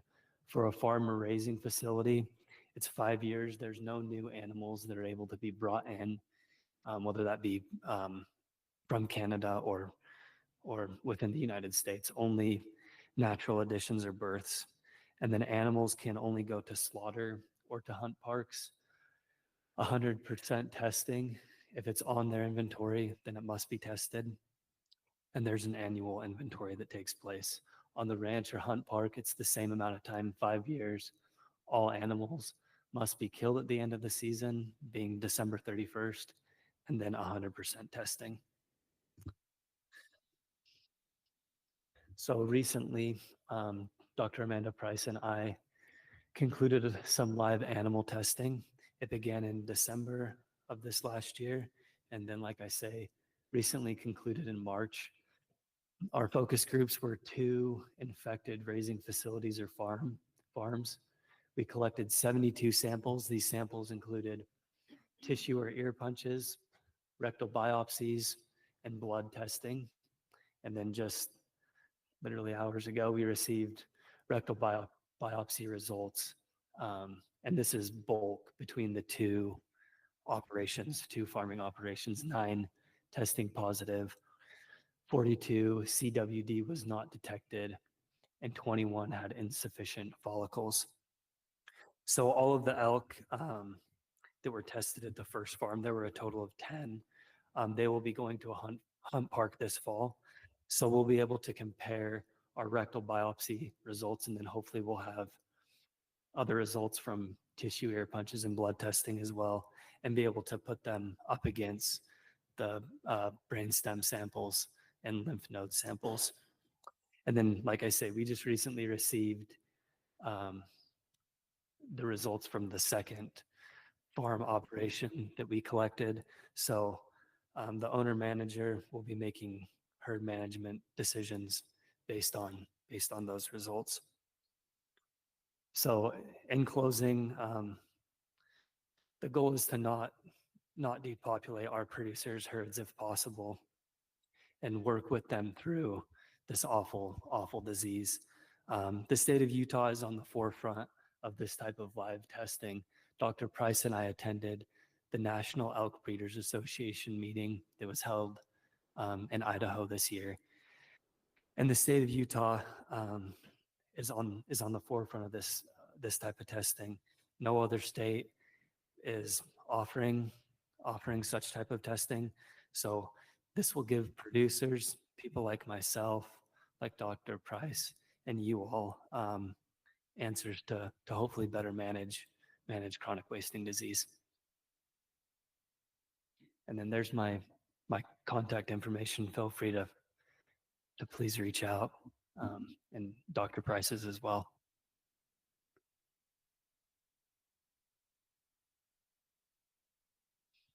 Thank you. Any questions? After somebody gets quarantined or whatever you're doing to them, how long does it take for to clear? I mean, so they have a couple of elk that have it and they depopulate it, then what do they have to do before they can get back in business again? That's a good question, Gary. So unfortunately, it lives in the environment, it lives in the ground, and so it's there. So if they have it there and they depopulate, they go out of business and they take down fences. Yeah, it's not a good thing. So the goal is to keep them in business so the fences, stay standing.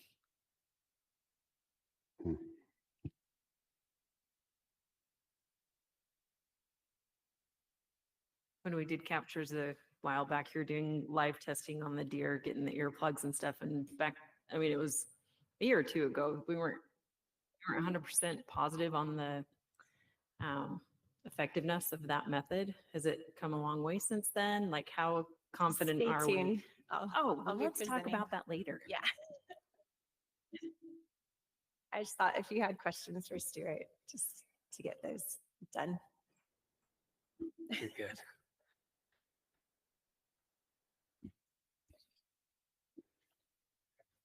So how do you quarantine a herd? I was under the assumption that like a domestic herd has to be kept separate, high fence anyway. What's the difference with a quarantine? So it's going back to those particular rules where they can't bring animals in. They're pretty much just stuck where they're at. They can't bring any trophy bulls in, anything like that. Is that correct, Dr. Price? Would you add anything to that? We will allow them to bring in bulls. Sorry, Dr. Price. Hi, I'm Dr. Amanda Price. I'm the state vet. So the way we've handled it on the farms, they don't get to bring in any new animals. On our hunt, we are allowing them to stay in business by allowing them to continue to import these trophy bulls.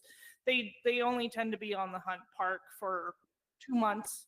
maximum, and so we feel like it's a low risk situation. But as Stuart said, the last thing we want to do is put these guys out of business and tear down those fences, especially the facilities that are not in endemic parts of the state. The one hunt park that we have that has had several cases over the years is not in an endemic area, and so if we take draconian measures and put them out of business, now we have a new hotspot for CWD in the state.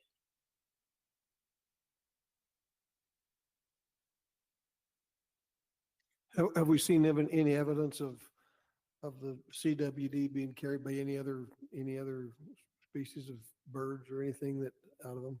No, just cervids.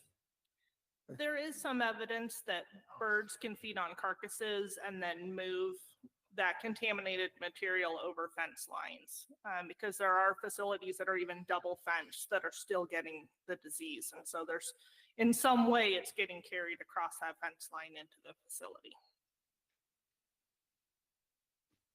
Also, carnivores can spread it as well. Certain carnivores, when they eat a carcass, can defecate, and the prion can still be stable afterwards. Thank you.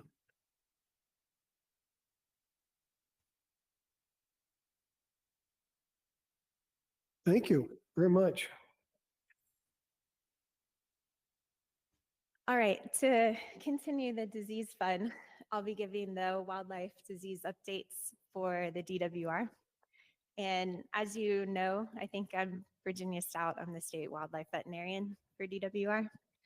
And we'll be going through the wild side of the CWD, as well as a couple other problematic diseases that have popped up over the last year. First, I wanted to talk about just the wildlife health program in general. It's not something that is talked about a lot, so I just wanted to put this up there.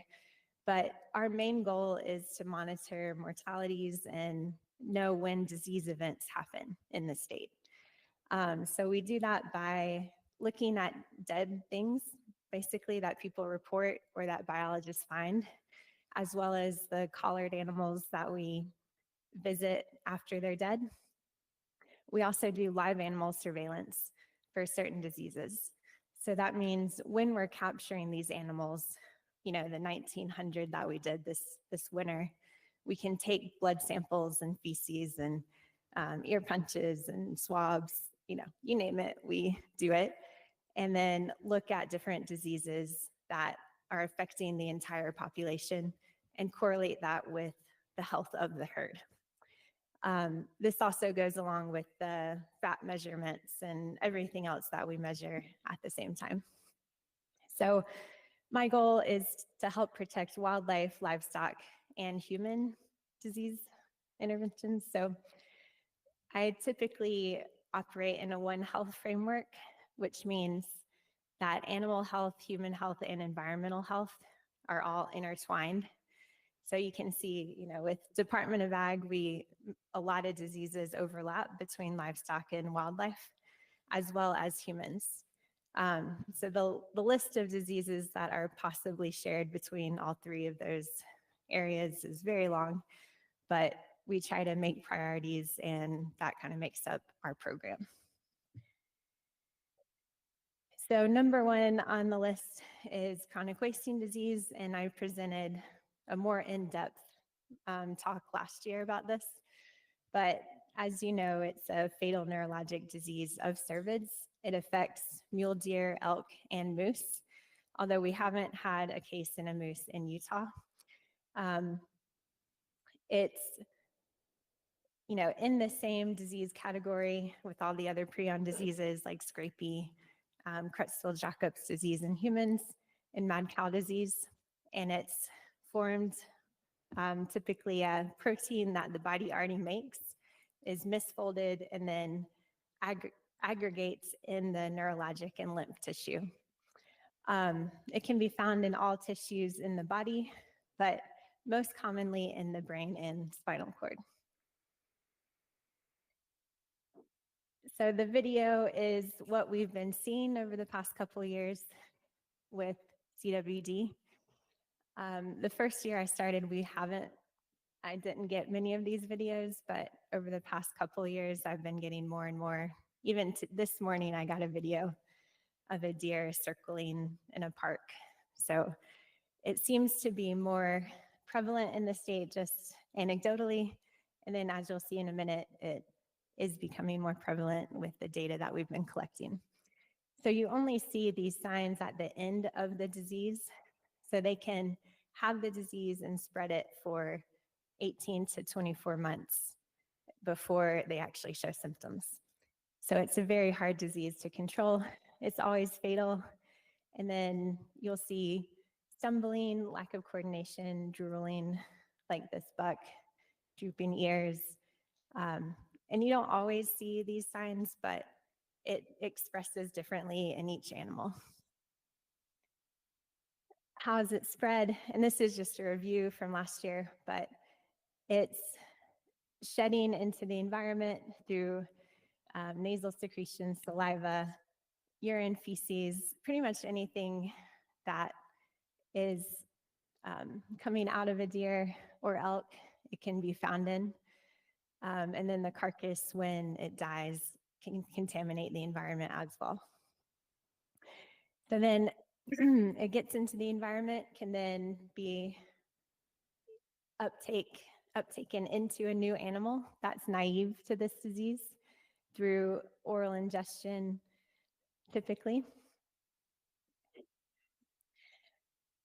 And this is a map of CWD prevalence, or not prevalence, but just a binary form of CWD in North America. So the gray, light gray is CWD in free-ranging populations. The dark gray is where it was before the year 2000. So since it hasn't been very long and it's spread tremendously throughout the country and Canada. And then the yellow dots are the CWD in captive facilities that have been depopulated. The red dots are current CWD captive facilities that have the disease. And you can see where the spots in Utah where that's happening. And this is a review as well, but just looking at CWD in Utah over time. So we first detected it in 2002. And since then, this is just 5-year increments. You can see it started in Vernal and then popped up in Moab, in the center of the state, and then has been getting worse over time. So this is the early 2000s all the way to this past year. So you can see the density of the cases are getting more severe over time. So this year in particular, we've had 80 CWD positive cases, and that includes 4 new elk cases, which before we only had 3 in the whole time that we've been testing. So it seems to be passing that threshold into the exponential growth phase potentially. We sampled 2,418 deer and elk this year, and that's much higher than last year because we actually had dedicated CWD technicians this year. So they helped collect samples and could assist the regional biologists in this data collection. Last year, just to reference, we only had 67 positives. So even from last year, it does seem like we're getting more cases. Just to point out, the prevalence is this graph below. 13 is the LaSalle unit. So, and some of these may not be very accurate because we haven't been able to get the right sample sizes in a lot of these areas, especially when the deer densities are lower. We just don't get that hunter harvest sampling that we do in like around Vernal or places like that. Excuse me. Just wanted to highlight some newer areas that we found CWD in this year. So Bountiful seems to be exponentially growing. It was found a couple years ago. but just looking at the map, it's this huge hotspot now. We've made some effort to collar deer in those areas to see if it's actually moving, if it's just urban deer, or if it's actually the wild deer that are going back and forth. So we'll have that data in the future. We just detected an elk in this area, so there's not really any other cases around there. So that's pretty odd. And then around Price, we have some new cases as well. So, and just to explain the map, the bright red is the positives over this past year. The pink is over all time. And then the blue are the elk cases. So that leads me to, what are we doing about this? We have a lot of different CWD research projects going on right now. We're partnering with Kezia Manlove out of USU to run these, and we're getting funding through the USDA, although that may be questionable in the future. We may not be able to have that route of funding. But the first project, we wanted to build a live animal test for CWD, and this seems to be a goal across the states and agencies so that we know we don't want live animals wandering around shedding this prion. And then our second project is looking at fawn recruitment. So like Randy mentioned before, we've seen some stillbirths in these areas with high CWD prevalence. So we wanted to get at that question, was CWD the reason for low fawn recruitment as well as the stillbirths? And then our last project, and there's a lot of other ones too, but these are just the main ones we're focusing on. We're also looking at hunter perceptions of CWD. So we did a survey last year looking at hunters' knowledge on it and then how they felt about it and then what they would feel about different management actions. So just going through these studies really quickly. For the live animal CWD test, since we collect so much data, we catch so many animals, this is great to get all of those samples as well to test them for CWD. And it's a long-term project, right? CWD is a long-term disease. It doesn't show up and kill a bunch of animals right away. So our capture methods seem to be the perfect template for this project. So far we've caught 654. Well, we've done 654 tests from 434 different capture events. And so that means some animals were caught more than once. And then we've tested 330 different animals. So that's across the entire state. And so we're building individual level testing histories. So if we've tested a deer in the past, we can actually get sequential samples and then see how CWD progresses through time, which is a pretty amazing setup. Just to look at the data a little bit, we have an individual deer on this side, the collar code. We're also looking at the genomics or genotype of the deer. So we'll get more information on that soon. So there's different genotypes actually have different responses to CWD. And so we're looking at that a little bit more thoroughly to see if we can get the genotypes for these animals and then see what our testing shows. So the live animal test, we do spring, fall, spring. So we can get these samples on the same animal. So they can be negative, negative, and then we get a post-mortem sample afterwards. So when those collars designate that they're in mortality mode, we go and get samples at that point and can relate them back to our live animal samples. 13 animals have tested positive more than once. So we're keeping a really close eye on those animals. And then we're working on CWD classification models. So that's based on body condition, movement, where they're located, and then our live animal test results. So for the fawn recruitment study, we're trying to determine if fawns can get CWD from their moms, and then determine if the moms or the doe's CWD status influences fawn recruitment from that. So far, we've had 265 fawns out of Nebo, Range Creek, San Juan, and the La Salles. And we've been focused on the early mortalities because of the stillbirths that Randy mentioned. We just thought this is really odd. Why is this happening? Could it be CWD? So once they're doing the concurrent fawn study, so we're collaring these neonatal fawns, and then if they die, we can go and pick up that carcass and get it tested. So it's been great for this project. So far, we've collected 54 fawns, including 29 early mortalities, and then 7 so far have showed some evidence of CWD. So that's really terrible, but we'll see what that means in the long run. But recruitment with these CWD suspect does was extremely low through December, but we do need more data to confirm. So we are doing this project one more year to see if this is consistent over time or what we're seeing with those suspect does.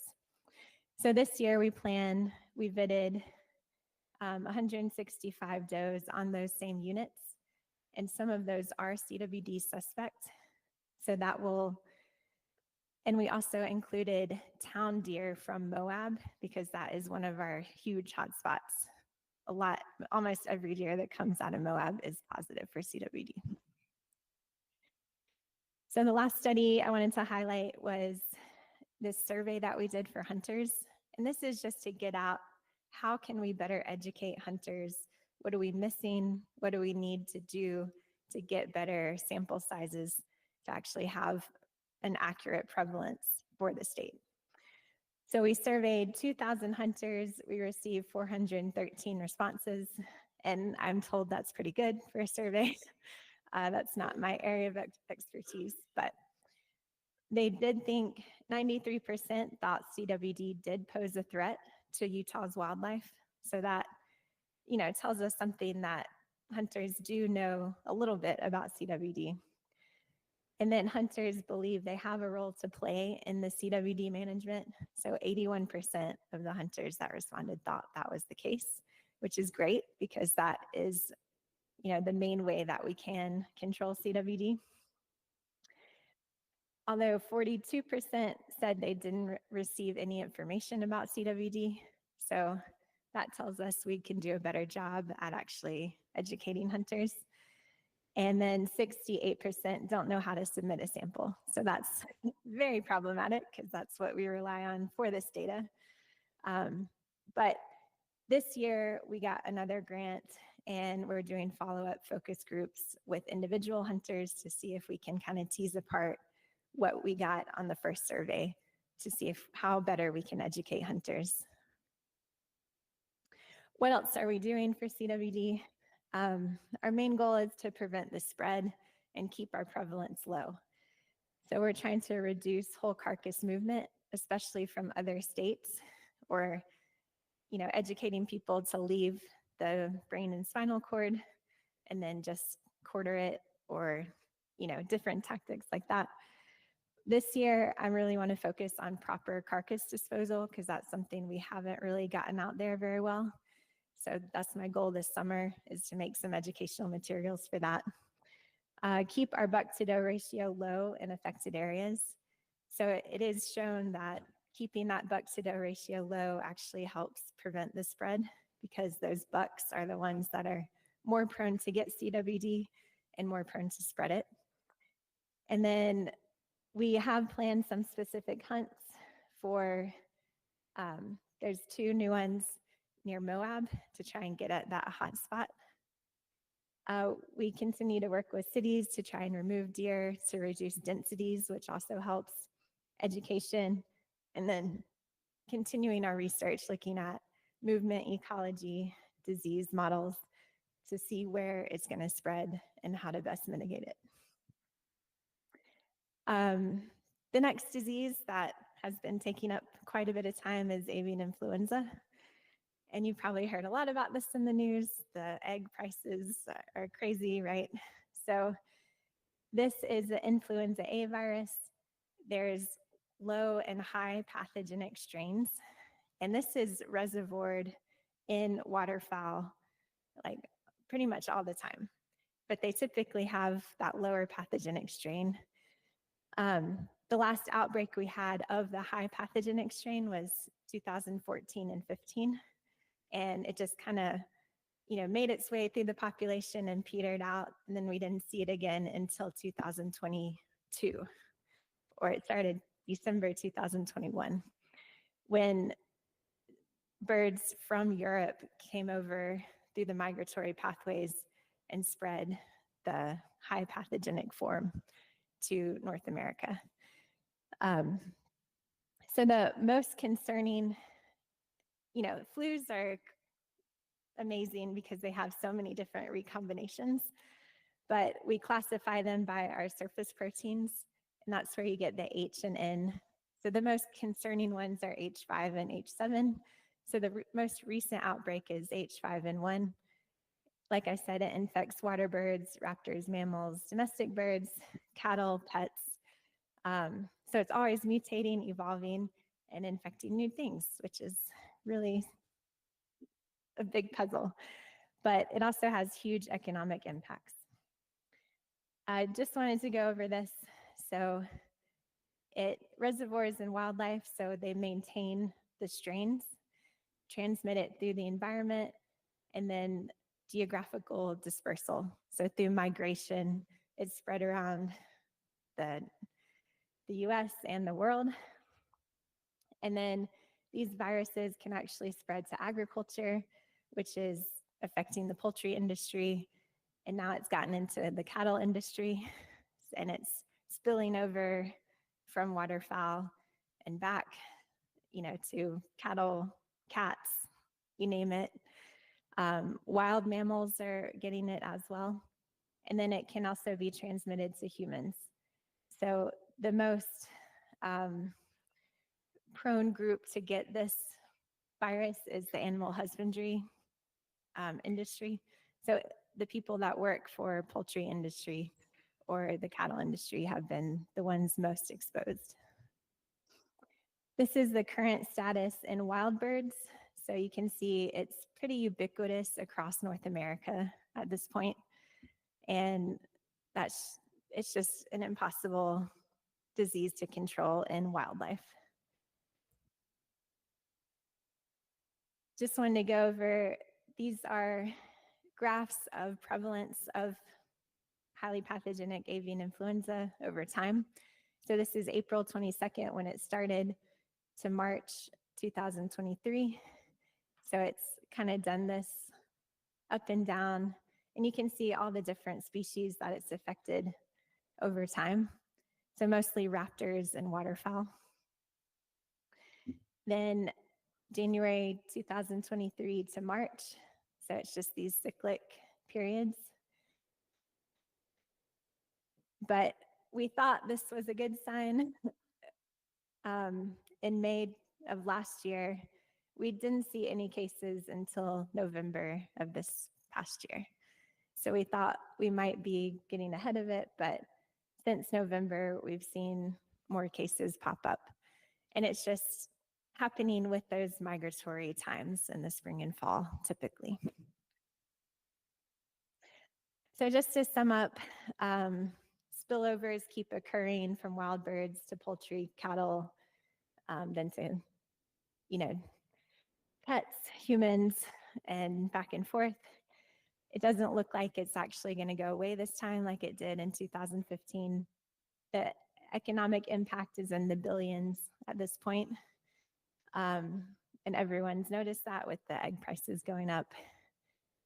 The focus is on reducing wildlife-livestock interactions and keeping that biosecurity on the actual livestock operations, since we can't do much about the wild birds because they go everywhere.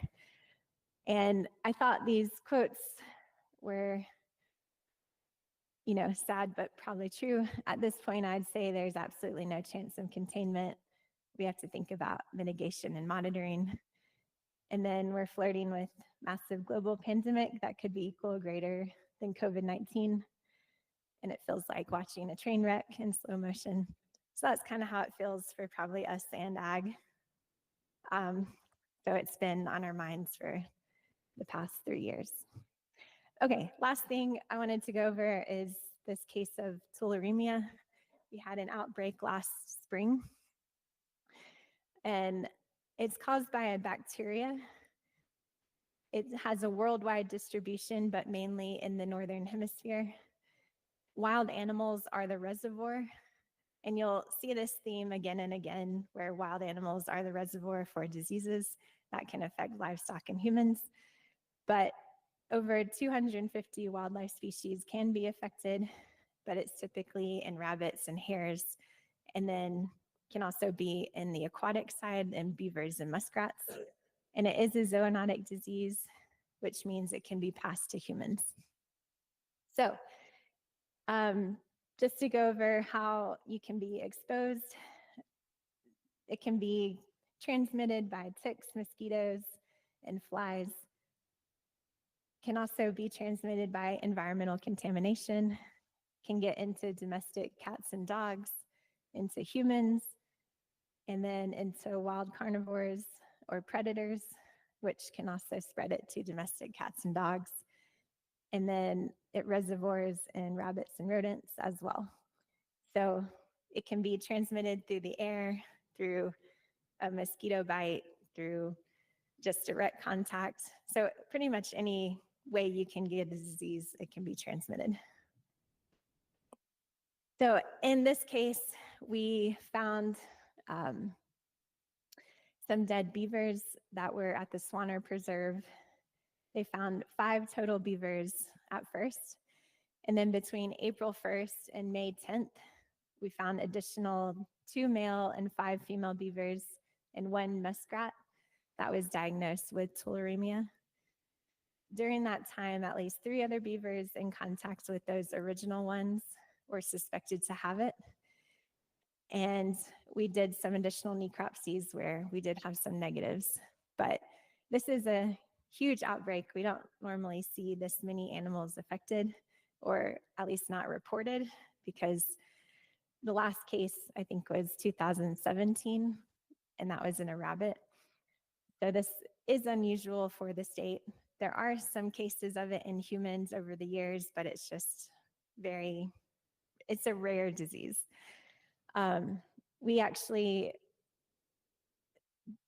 found out it was type B instead of type A. So that means it was just in the aquatic environment, the beavers being in the waterways. But unfortunately, can you go back?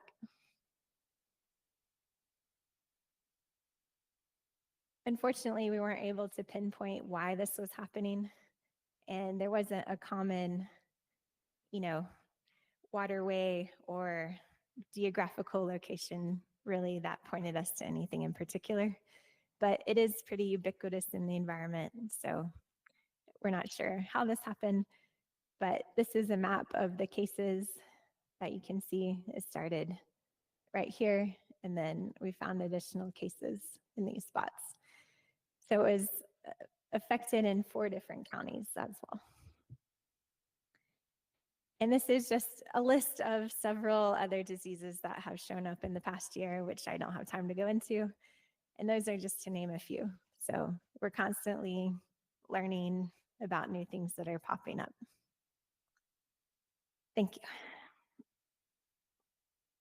Any questions? The disease you're talking about, that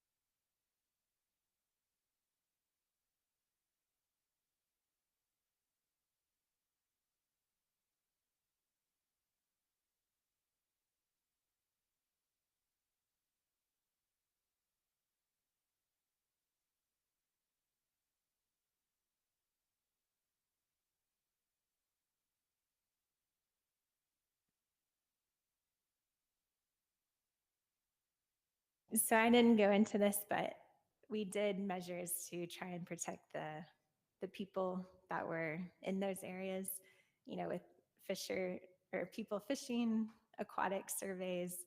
There's just so many people you don't even think about that could be affected by this that use those waterways. So we worked with the public health department to try to mitigate any spread to humans.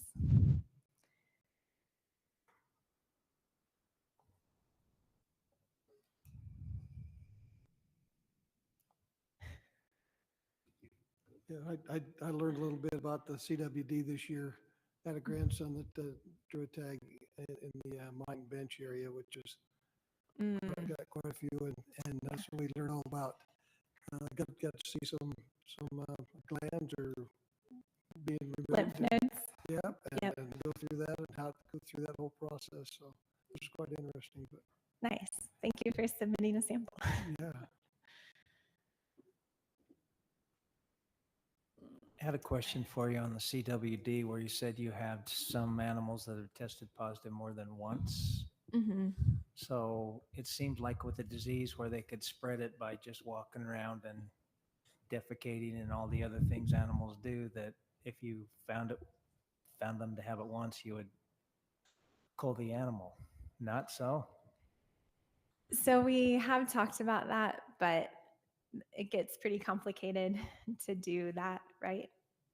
I don't think I have a good answer for you, but there has been discussions about it.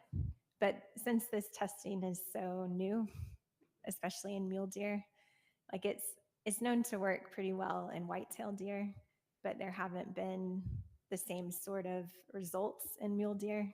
They're a lot more variable than whitetail.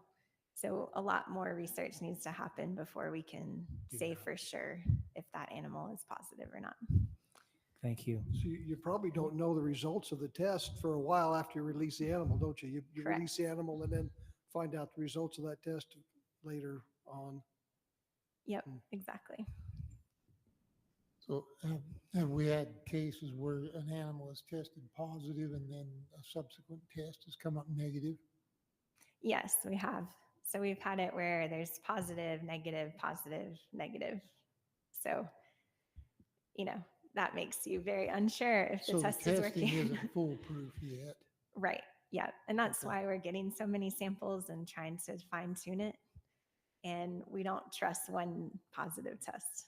And I think it has a lot to do with, so we're taking an ear punch, and there is a lot of nerve tissue in the ear, which is what they're going after, but it's highly variable.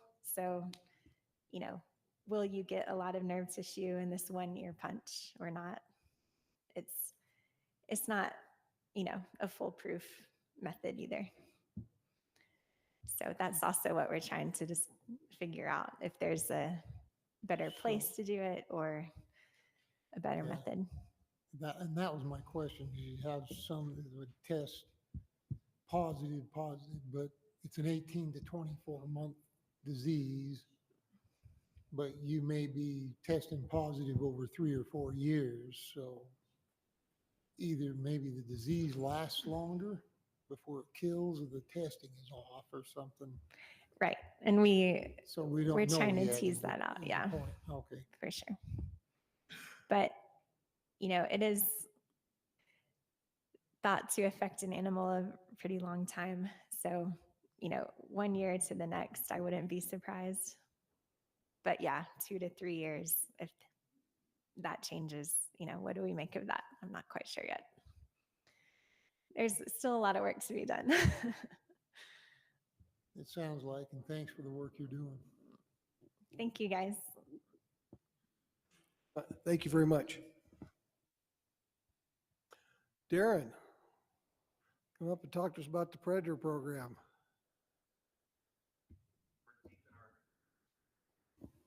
After lunch coma. I'll see if I can wake anybody up. So yeah, thanks. I'm Darren DeBlois. I'm the Game Mammals Program Coordinator for Division of Wildlife Resources. And I'm just going to give a few updates here on our predator management programs and kind of where we are given some recent changes to management. So I'll start with cougars. One thing I think that's important to realize as we talk about management of cougars especially, but it does apply to all predators. The division is under a couple of, well, one mandate and then a recent change to management that's come directly to us through the legislature. So first of all, it's important to remember that in Utah code, the division director is mandated that if a mule deer herd or any ungulate herd, but typically it's mule deer, is failing to meet its management objectives, and predators are found to be a limiting factor, that the division needs to take immediate action. And so that was implemented several years ago, and we sort of began down that path at the time. The second change, and it's been 2 cougar seasons now since this change came into place, the legislature allowed for the hunting of mountain lions just using your hunting license or combination license. We also removed any bag limits, and we also implemented the ability for people to trap mountain lions. So those are all changes, recent changes. Oops, can you go back one, Mike? Sorry, I got a little happy with the button. Oh, I guess maybe we're there. Never mind. I should know my presentation a little better. So I wanted to just start. We do try to model our cougar populations.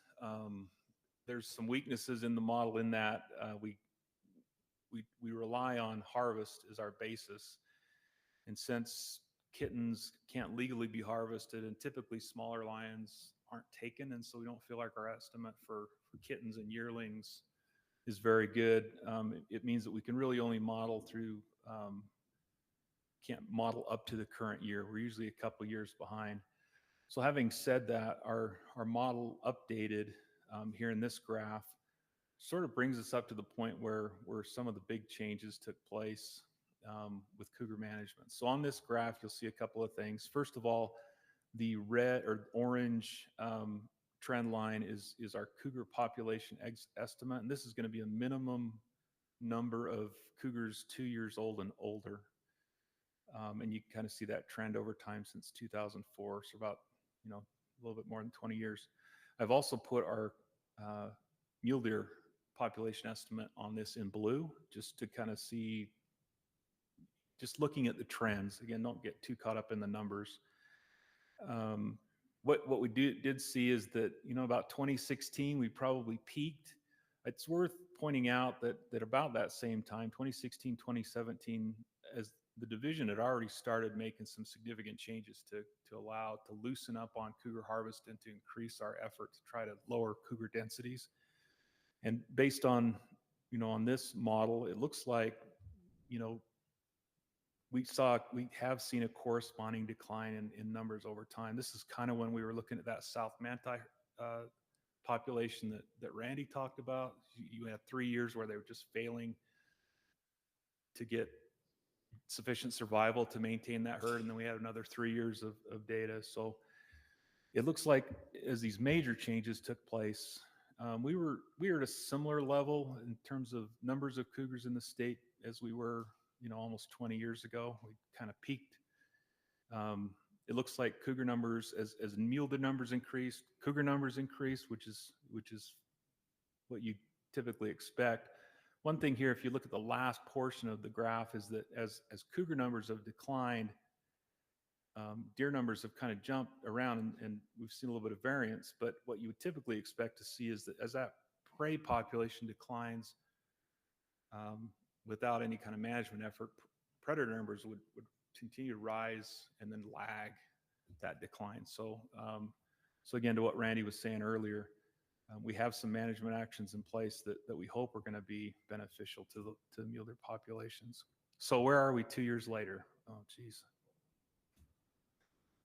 Here's our harvest trends. So this is since 1990, so this is a pretty long data set, and this goes back comes up through the last year.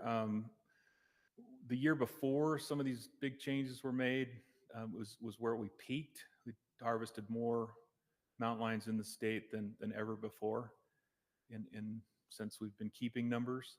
The following years, it's dropped, obviously dropped way off in 2022, and then we've seen it kind of flatten out since then.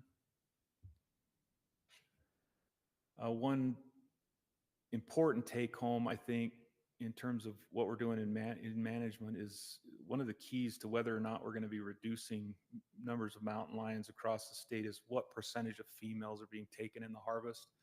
Those are the animals that breed, obviously, and so those are where we're increasing our population. So it's telling that percentage since 2020 has increased above the 40% line. 40% is what was in the old plan, and that theoretically should be a level at which you start to see declines in population. That's continued to increase. So that's the biggest change. We did see a drop off in harvest, but we're seeing more and more females in the harvest as we move into this new management strategy. This just is a graph showing method of take. So the big take home here is in 22-23 and over to 23-24 with the change in the allowance of, we did a couple things. We allowed trapping and the green. So trapping would be the blue and purple lines. Those are the numbers of cougars taken with that method. Green is spot and stalk. And so people are just taking cougars on the landscape as they encounter them. It's still mostly dogs, but it's been interesting to see that we've seen a drop off in the number of cougars that the houndsmen are taking. And a lot of that's been made up by spot and stalk and trapping. The blue trapping are animals that are taken with foothold traps. So these are just traps that hold the animal in place. The hunter comes along, trapper comes along and kills the lion. And then purple are lethal sets. So these would be things like neck snares where when the animal is trapped, the snare kills the animal.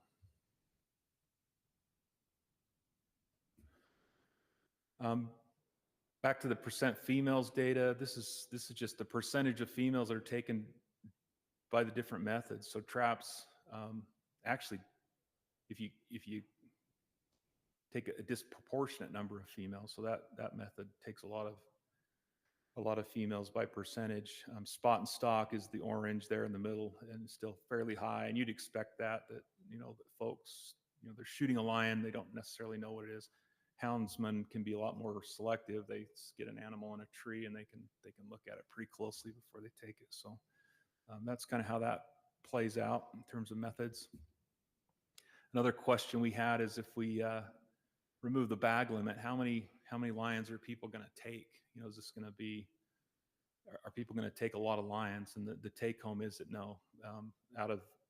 So what we see here, the number of lions taken by individuals. So 428 people took 1, 21 people took 2, 5 people took 3, 2 people took 4, and 3 people took 5 with no bag limit. So the vast majority of people are just harvesting 1 lion, even with no bag. Just a little bit of data on date of kill. We wondered if maybe that might shift a little bit with some of these new management strategies.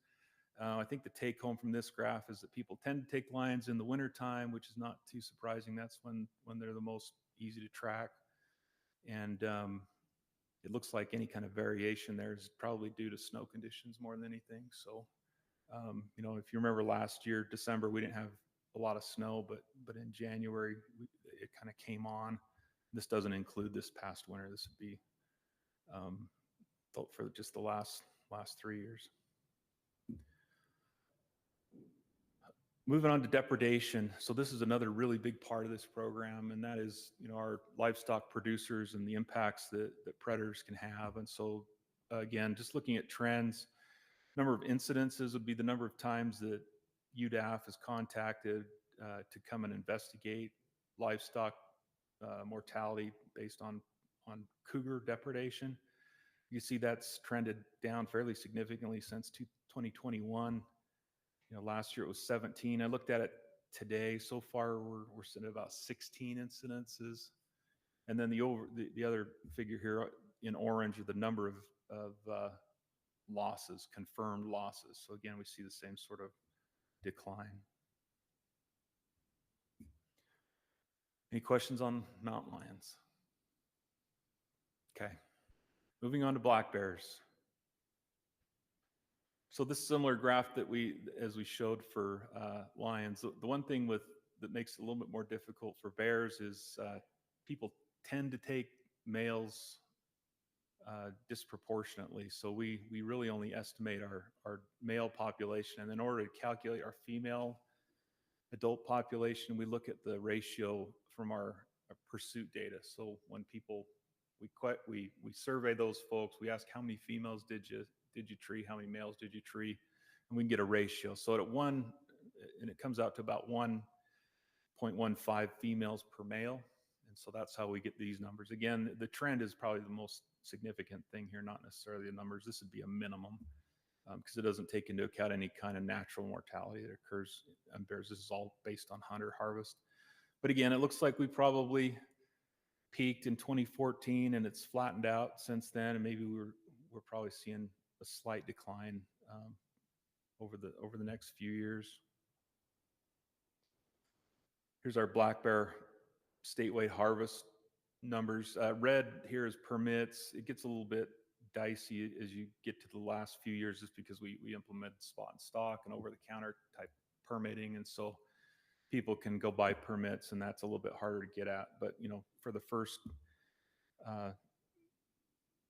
part of this graph, that's fairly telling. But the blue line is the actual number of bears that are harvested. You can see we did see an increase in 2020, and it's been fairly stable since then. We did, as you may recall, make some fairly significant increases in permit numbers to bears this last December, and so we'll see how that plays out. Bear season really is just kicking off for this season with those new numbers. And again, depredation for bears, you can see the trend over time. Bear depredation tends to be fairly consistent over time, although you can see that we have had higher times of loss back in the early 2000s, but over the last few years we've seen a significant decrease in the number of lost livestock to bears. Any questions on bears? I'm trying to blast through this, so don't stop me if you've got questions. Moving on to coyotes. Now, of course, the Division of Wildlife Resources doesn't have management authority over coyotes. They're considered non-game animals, and so, but we do have some programs to address predation of coyotes, specifically to try to help our mule deer herds. We did, as you know, just recently do some updates to our coyote bounty program. So this would be where a person can join the program, turn in their coyote, and they get paid an incentive to take those animals. So at the beginning of this month, we implemented an increase in the bounty that people could get for mule deer cougars taken in mule deer, or coyotes taken in mule deer habitat. This map shows, this is our mule deer coverage, the pink areas here. So those would be areas that a person would be eligible to receive a $100 bounty as opposed to $50. Everywhere else in the state, we kept that bounty the same, as I'm sure you'll recall. Debbie told me so far since the beginning of the month, we've had 49 coyotes turned in for bounty, and of those 19 were in the $100 area. So that's kind of where we're sitting. Still early days. We'll see how that plays out. Again, we changed some of the regulations there. I'm sure everybody remembers. That wasn't that long ago.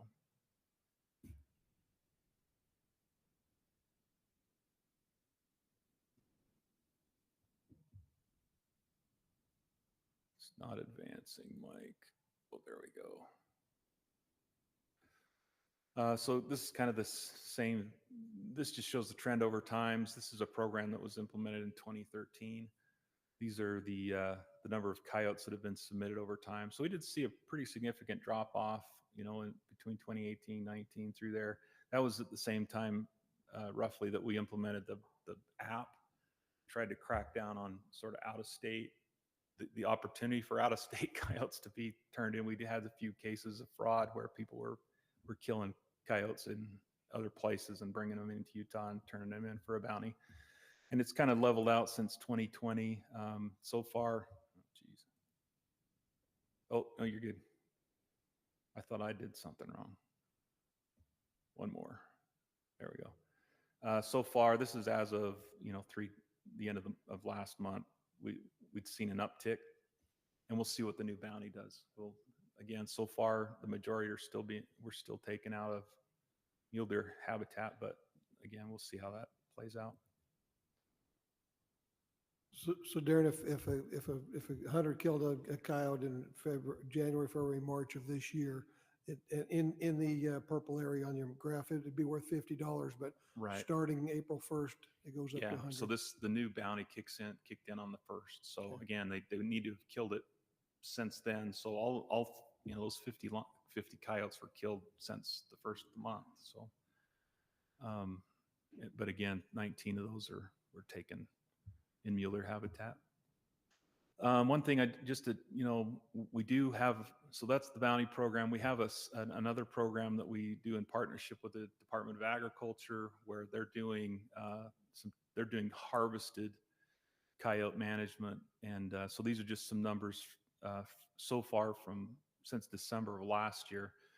What we do is we get with our regional biologists, we submit focus areas. We're trying to take coyotes, similar to the Monroe study, where we're taking coyotes out of fawning or critical mule deer areas, and then they're going in from the air and removing as many coyotes as they can on those areas, focusing in on the ones that we're the most concerned about based on our observations in the field. And so far in those areas throughout the state, they've removed last time I looked, 462 coyotes. One thing that they're using now that they really think is going to help a lot is using thermal optics. And so a lot of times, you can pick up those animals, especially on open ground. If it's cold enough, you'll pick up that coyote where normally you'd have to wait for snow. And so, especially in southern region, this has been really helpful. So we're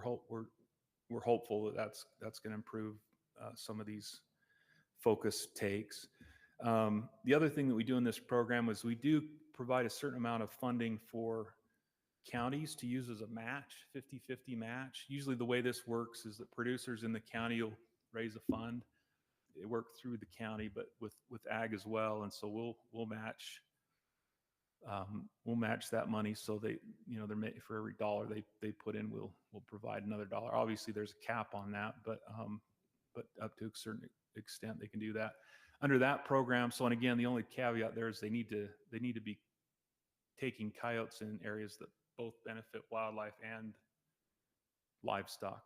And under that program, they've taken 1,309, 468 of those 1,300 using thermals. I honestly think that's it. Yes. That's all I've got. Questions or comments for Darren? If Brett was here, I'd say thank you. He's told He's me. not here, so I'll tell you thank you. Thanks a lot. Thank you. And I needed to excuse Bryce. He had another appointment he had to get to, so we lost Bryce. Yeah. Lindy, come up and talk to us about our licensing. All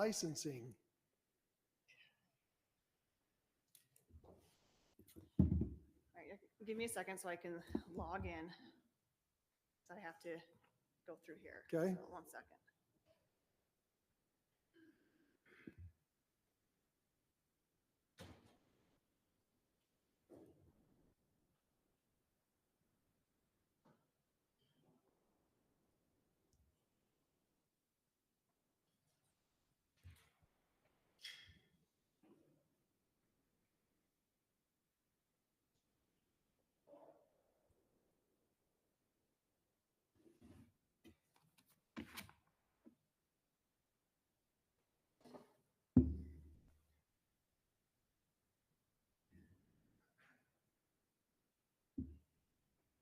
You want me to start?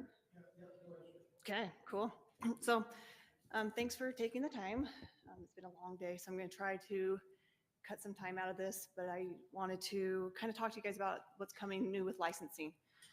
As some of you may know, that we did start the RFP process last spring, so a year and a half ago, for our draw contract. It was coming due, and so we had to take it out for bid. It was a very extensive, competitive process. We had a lot of places that applied that were competent to do this. They were very experienced. But however, through the process and elimination, we did offer the contract to a new draw contractor. They are called Aspera, and they are located in Dallas, Texas. So they will be our new draw contractor starting on September 1st of this year. We've had a great relationship with System Consultants over the last 30 years. That's who's been running our draw for that long. It's sad to see them go, but we're also excited for this new adventure that we're going to have with Aspera. They're known for their technology and for their innovative thinking. And so we're excited for this new upcoming system that we're going to bring forth to the public. So what I am here today is to kind of show you like a little snippet of the application. So we started working with Aspera back in late falls when we finally got everything approved and signed. And then we started meeting with Aspera back in September, October, starting to lay out the groundwork for all of our rules and regulations. And that's what we've been working on for the last umpteen months. Hold on one second. So the one I filled out this year, It's still with System Consultants. okay, it's not on the No. new one, it's, because I didn't know it was a whole lot of. Yep, Okay. so we're still with System Consultants until the crane, sage grouse, and swan application. So it goes up until then, and then Aspera will take over September 1st, and the very first draw that they will actually conduct is the Sportsman's application. So that's when everything will switch over. So I just kind of want to show you guys a snippet of the new application. We've been working on the groundwork, the foundation, all of our rules and regulations. We are a very complex state when it comes to our exceptions to the exceptions to the exceptions. It's insane, but they're a smart group of programmers, and it's exciting to see them catch on and develop the things that we have in store for you guys. So with that being said, what you guys will see today is just a sneak peek. It's not the final product. So things will be different when it goes live in October. But this is the gist of everything, because not all the programming is in place for every little scenario yet. So let's start off with, so how can I, like, so when I'm on here, like, I just type, okay, there we go. I was like, where is it? So what I'm going to do is I'm going to use a test dummy, going to the application. So the first thing that you're going to do is enter in your date of birth. Is it working? Oh, sorry. Okay. And then from there, you're going to have to select either apply for your customer ID number or your social security number. That's how we do it. And it's not showing. But I'm going to put customer ID number, and then I'm going to type in the customer ID number and then submit.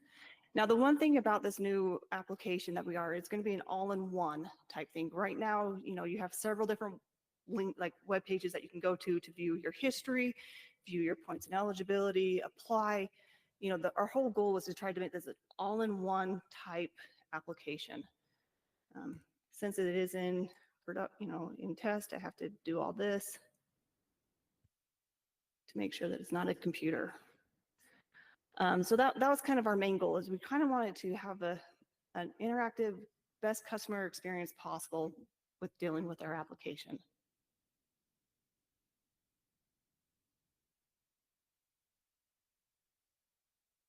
So it is a little bit slower just because I'm VPNing into this building, so I apologize. So as you can see, so when you first log in, right here in this corner, it shows the current hunter profile. Whoever you've logged in on, It will show their name, their information.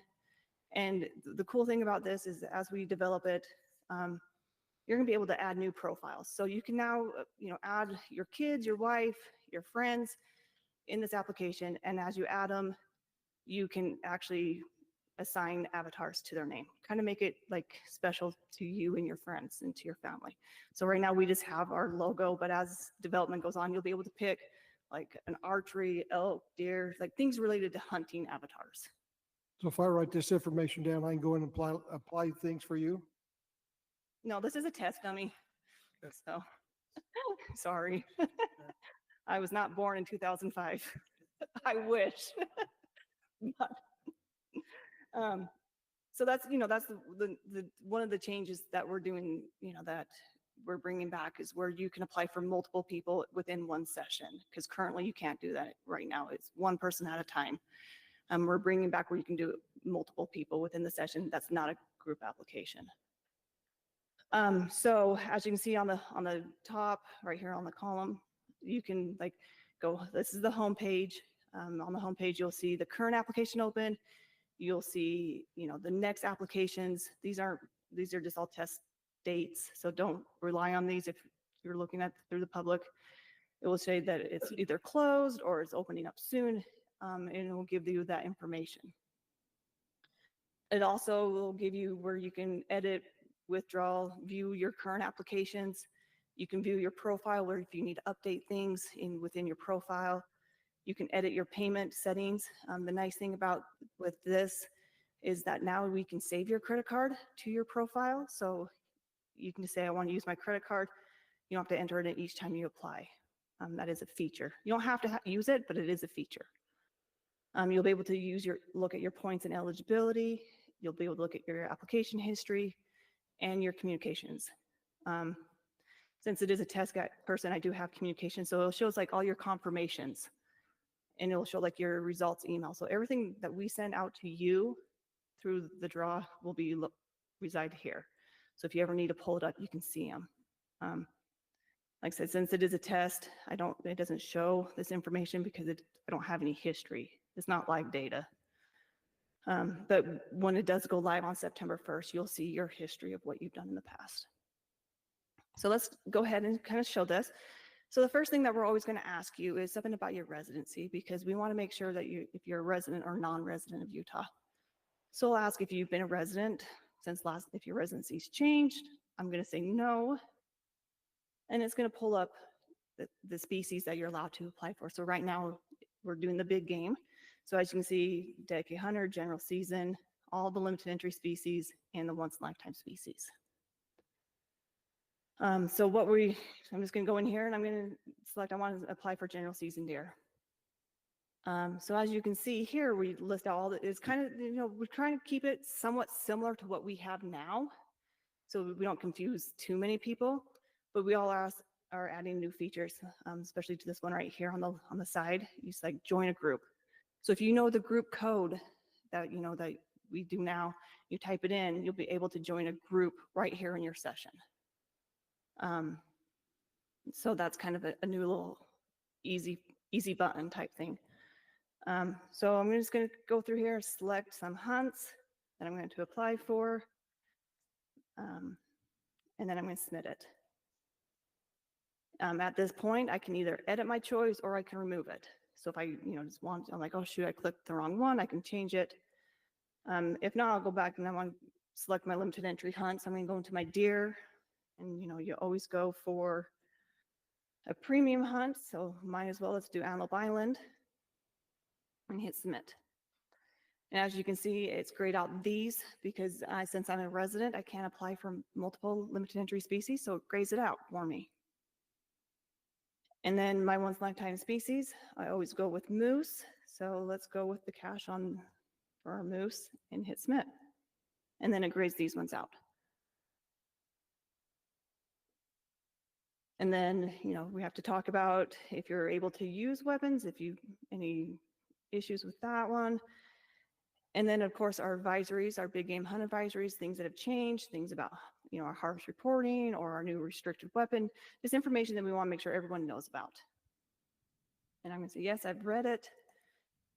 And then, of course, our opt-in information, and this is where you have the choice to opt in to show, your results if it's been requested by, guides, outfitters, and sporting related and wholesalers and conservation groups.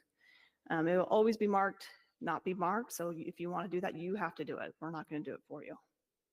So then I'll hit submit. And the cool thing now is that, so the different is like this will show like in cart, you can go right here or up here, if you want to look at your cart. So now I'm going to go here and say, yep, I'm done. This is what I want to apply for. And it will show you everything, just like similar of everything before. I have to acknowledge that I've hunted, that this is what I'm applying for. And then if you want to donate to the 2 different funds, that's up here at the very top. And then we have a breakout of the fees, the $30 for the application fees. I didn't have to buy a hunting or combination license, but if you did, it would show the price right here. And then our transaction fee, that shows right there. So the total is, going to be the $30.66. So I'm going to check out. So this is our checkout. Like I said, we have the option of having a card on file. So this is the card. I can just click that if I would like to, or I can enter in a different credit card if I chose to use a different credit card on file. So I'm just going to use that one just because it's a dummy one. And it's going to say, yep. And so I'm going to approve this transaction.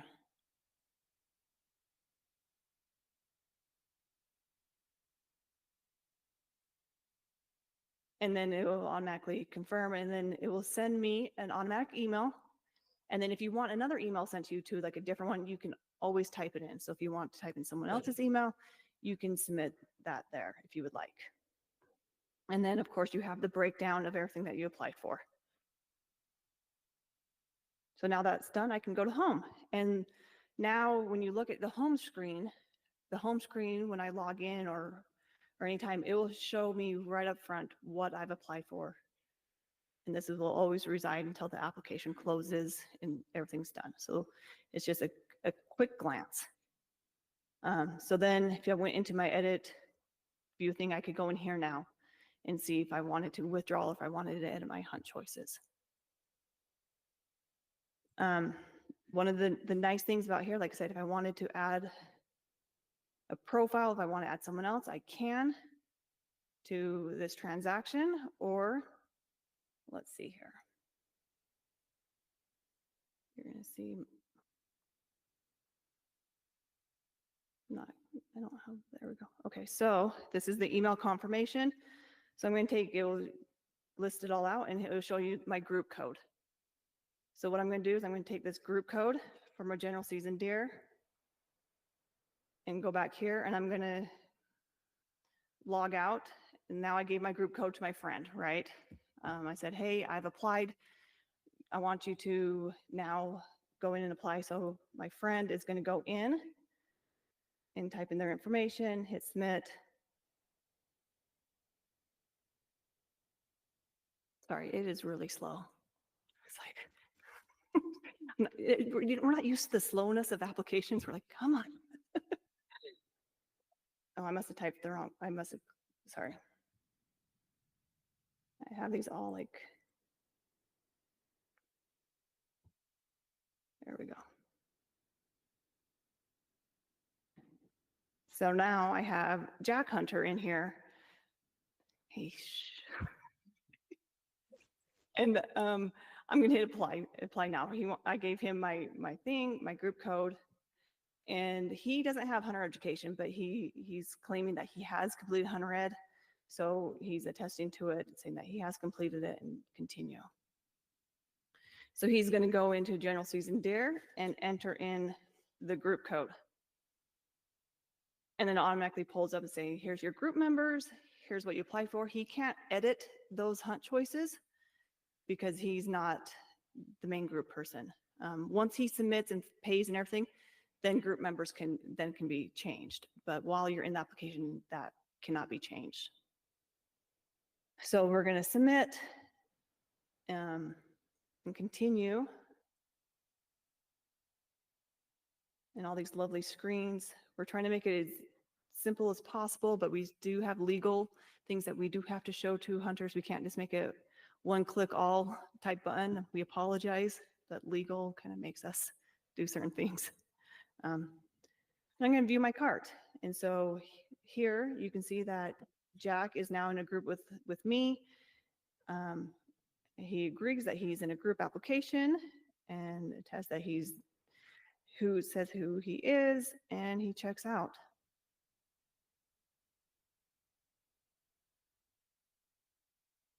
And see, as you can see, Jack does not have a credit card on file. He's never applied before. So he can actually go in here and enter in.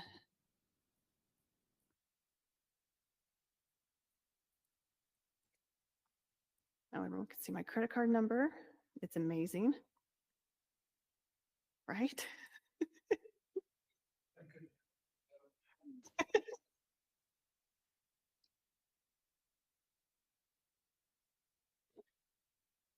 And then, yep, I want to place.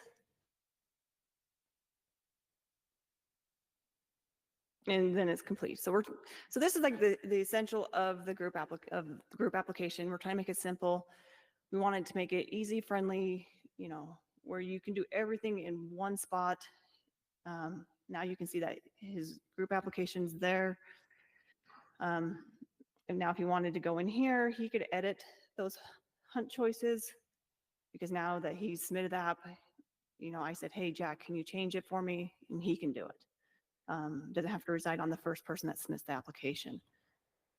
So essentially, you know, this is a work in progress. We're still like adding these buttons. Oh, one thing I forgot to point out, which is to me is a cool feature.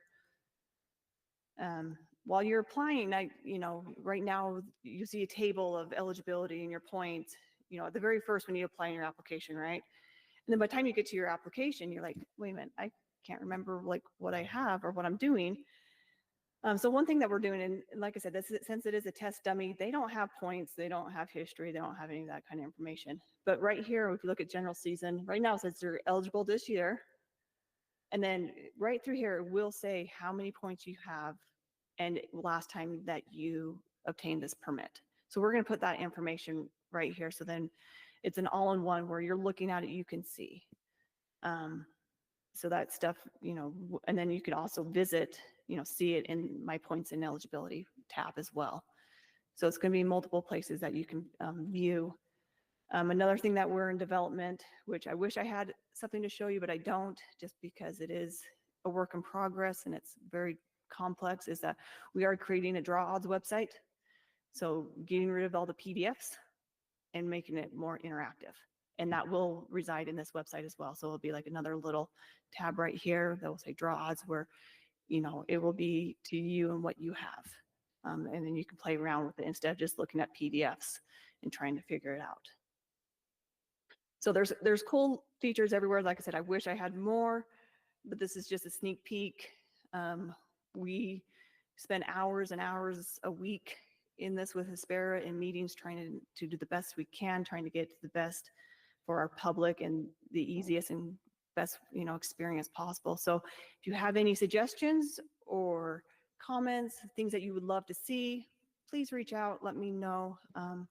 Hopefully in the next month or so, probably maybe closer to 2 months, we will be doing like having people come into the office and like test the system once we finally got it up and going. So if you would like to be part of that experiment, please let me know. We would love to have input from you guys on how we develop this. So, and that's all I have. It's hard to blame somebody if you've been part of it. Right? I wasn't going to say that, but thanks, Randy. No, this looks really, really good. It really does. I assume that this company's probably been doing this a while, and they've got other states they're doing it for, and they're Yeah, they do. They have a good history. They do other states. This isn't their first rodeo with us, so yeah. awesome. Looks good. Like for Utah, I'm accustomed to it, so it's not a big deal. I do it all the time. Yeah.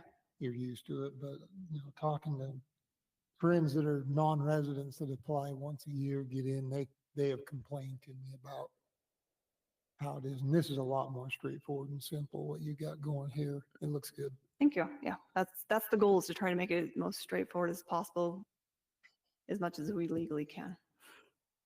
So, Okay. okay. Thank you, Lindy. Thank you. Okay, up next, Paul Thompson talks about the Wildlife Action Plan. About an hour, right, Ashton? All right. Actually, she's about 5 minutes ahead. She was probably the first Yeah, for the day, though. yeah. So I'll see if I can't add to that. But I'm happy to be here. My name is Paul Thompson. I work in our habitat section in our Salt Lake City office. I help administer some of our native species conservation programs. I'm going to talk to you about the Utah Wildlife Action Plan. Today, we're going through a comprehensive revision on that plan. I also help administer our species protection account, which is a native species funding account that helps us fund and implement the Wildlife Action Plan. So this is going to be very high level, and please ask questions as we go. I'd rather address, if you have additional questions, I'd rather address those as they come up. And before we start, I'm just curious how many board members are familiar with the Utah Wildlife Action Plan? Okay, I suspected that. How many have heard of the Utah Wildlife Action Plan? Okay, well, we're going to learn a lot more, and you should have been raising your hand, Riley. So You said board members. I did. Yeah, You're right. yeah. I was just teasing him. Well, we're going to go through some details about this plan and why it's important for the Division of Wildlife. You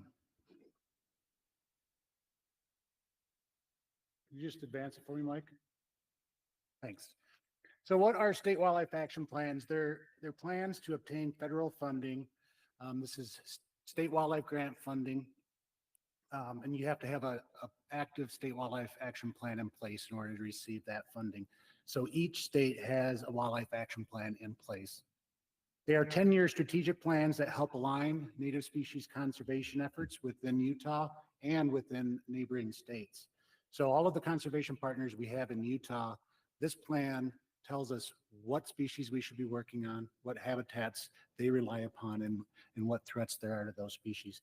And then we're doing better as a nation, each state with their wildlife action plans, to have similar language in those plans so that our plans can talk to each other and be more effective at that cross-border coordination and project implementation. In Utah, we really like to call our wildlife action plan a roadmap to prevent additional endangered species act listings. So these are native species that we need to be paying attention to that are in need of conservation. And if we do what we outline in this plan, we should have healthy wildlife on the landscape and they shouldn't need protection under the Endangered Species Act. And this is going to be evident as we go through the plan, but I really want to just point this out at the beginning. This is not just a DWR plan. This is a partner plan for all of those working on native wildlife conservation efforts in Utah. Next, Mike. So I mentioned their Fish and Wildlife Service required plans. They have 8 required elements that they're looking for in these plans. The first are the species of greatest conservation need. You might hear me call these SGCNs as the acronym. But these are really the species that we identify in Utah that we should be paying attention to, and they're in need of conservation attention. The second required element is the extent and condition of habitat that these species rely on. The third are the threats to these species and the habitats. What are the conservation actions that will be accomplished for these species and habitats and to alleviate those threats? How will we monitor our plan effectiveness? How will we review and revise the plan through time? How will we involve partner and public involvement in the plan's implementation? Next one, Mike. Paul, is that a picture of a Utah prairie dog?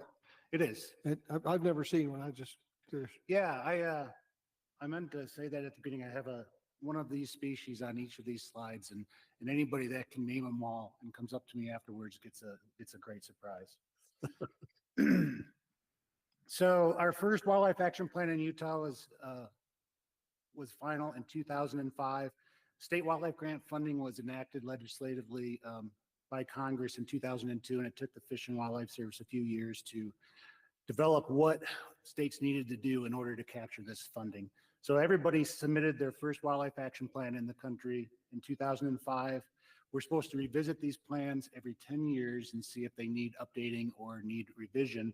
And if you do a pretty major revision, it's called a comprehensive revision. So we did a comprehensive revision in 2015, and that's technically our active plan right now because we're working on our 2025 plan.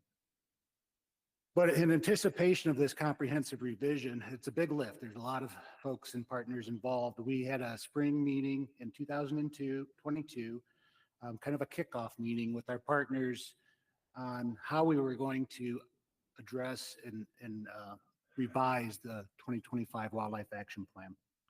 So again, our plan is due in October 1st of 2025. That's when we'll be submitting this plan to the Fish and Wildlife Service. Next slide. Through these 3 years of the revision process, we've had 2 major committees that have overseen the revision process. We have a core team, and this is really what we call our partner team. This includes all of our native species conservation partners that have chose to participate in the revision, and we have over 30 partners that are participating in this revision. So it's a lot of coordination. This group, we meet quarterly. We started meeting in January of 2023, and we're going to meet at least through October of 2025. And they provide really that high-level direction on the plan revision and also what their agency and organizations are looking for in this plan so we can help make it better for them and to implement their natural resource decisions. We really rely on the team members of this team to keep their members of their agencies and organizations updated. We can't have too many participants on the team. We already have about 50 that attend these meetings. So they're charged with going back and making sure their folks are updated. And as information has become available and as chapters have been written, we distribute those to the core team and they distribute them out and we have reviewed those through time as well. And we also have an internal DWR team. We meet quarterly as well, really just to ensure that as an agency, we're moving forward in the appropriate direction and implementing the Wildlife Action Plan as we should be.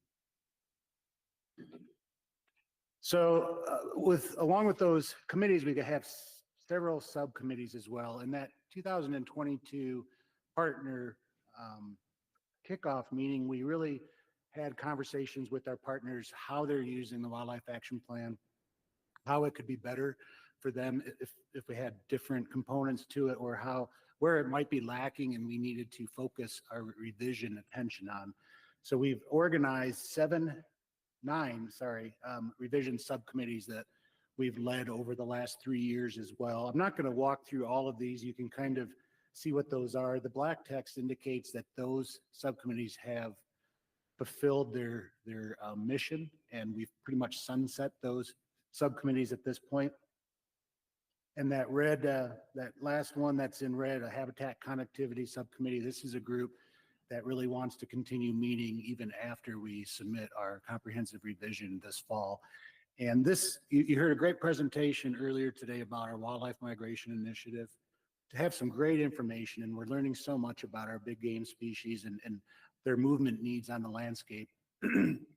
This group is going to look at these lesser known species, these non-game species, and try to better understand what their habitat connectivity needs are and how they move on the landscape as well. So this group, as it moves forward, we have Makita already roped in, and she'll be heavily involved on the migration initiative side of things as well. Next slide. Any questions so far? That's kind of what the plans are in our revision process. I'm going to jump into some of the newer additions to this plan versus our other plans. Okay. So up until this point, our plans have only included species that DWR has had management authority over.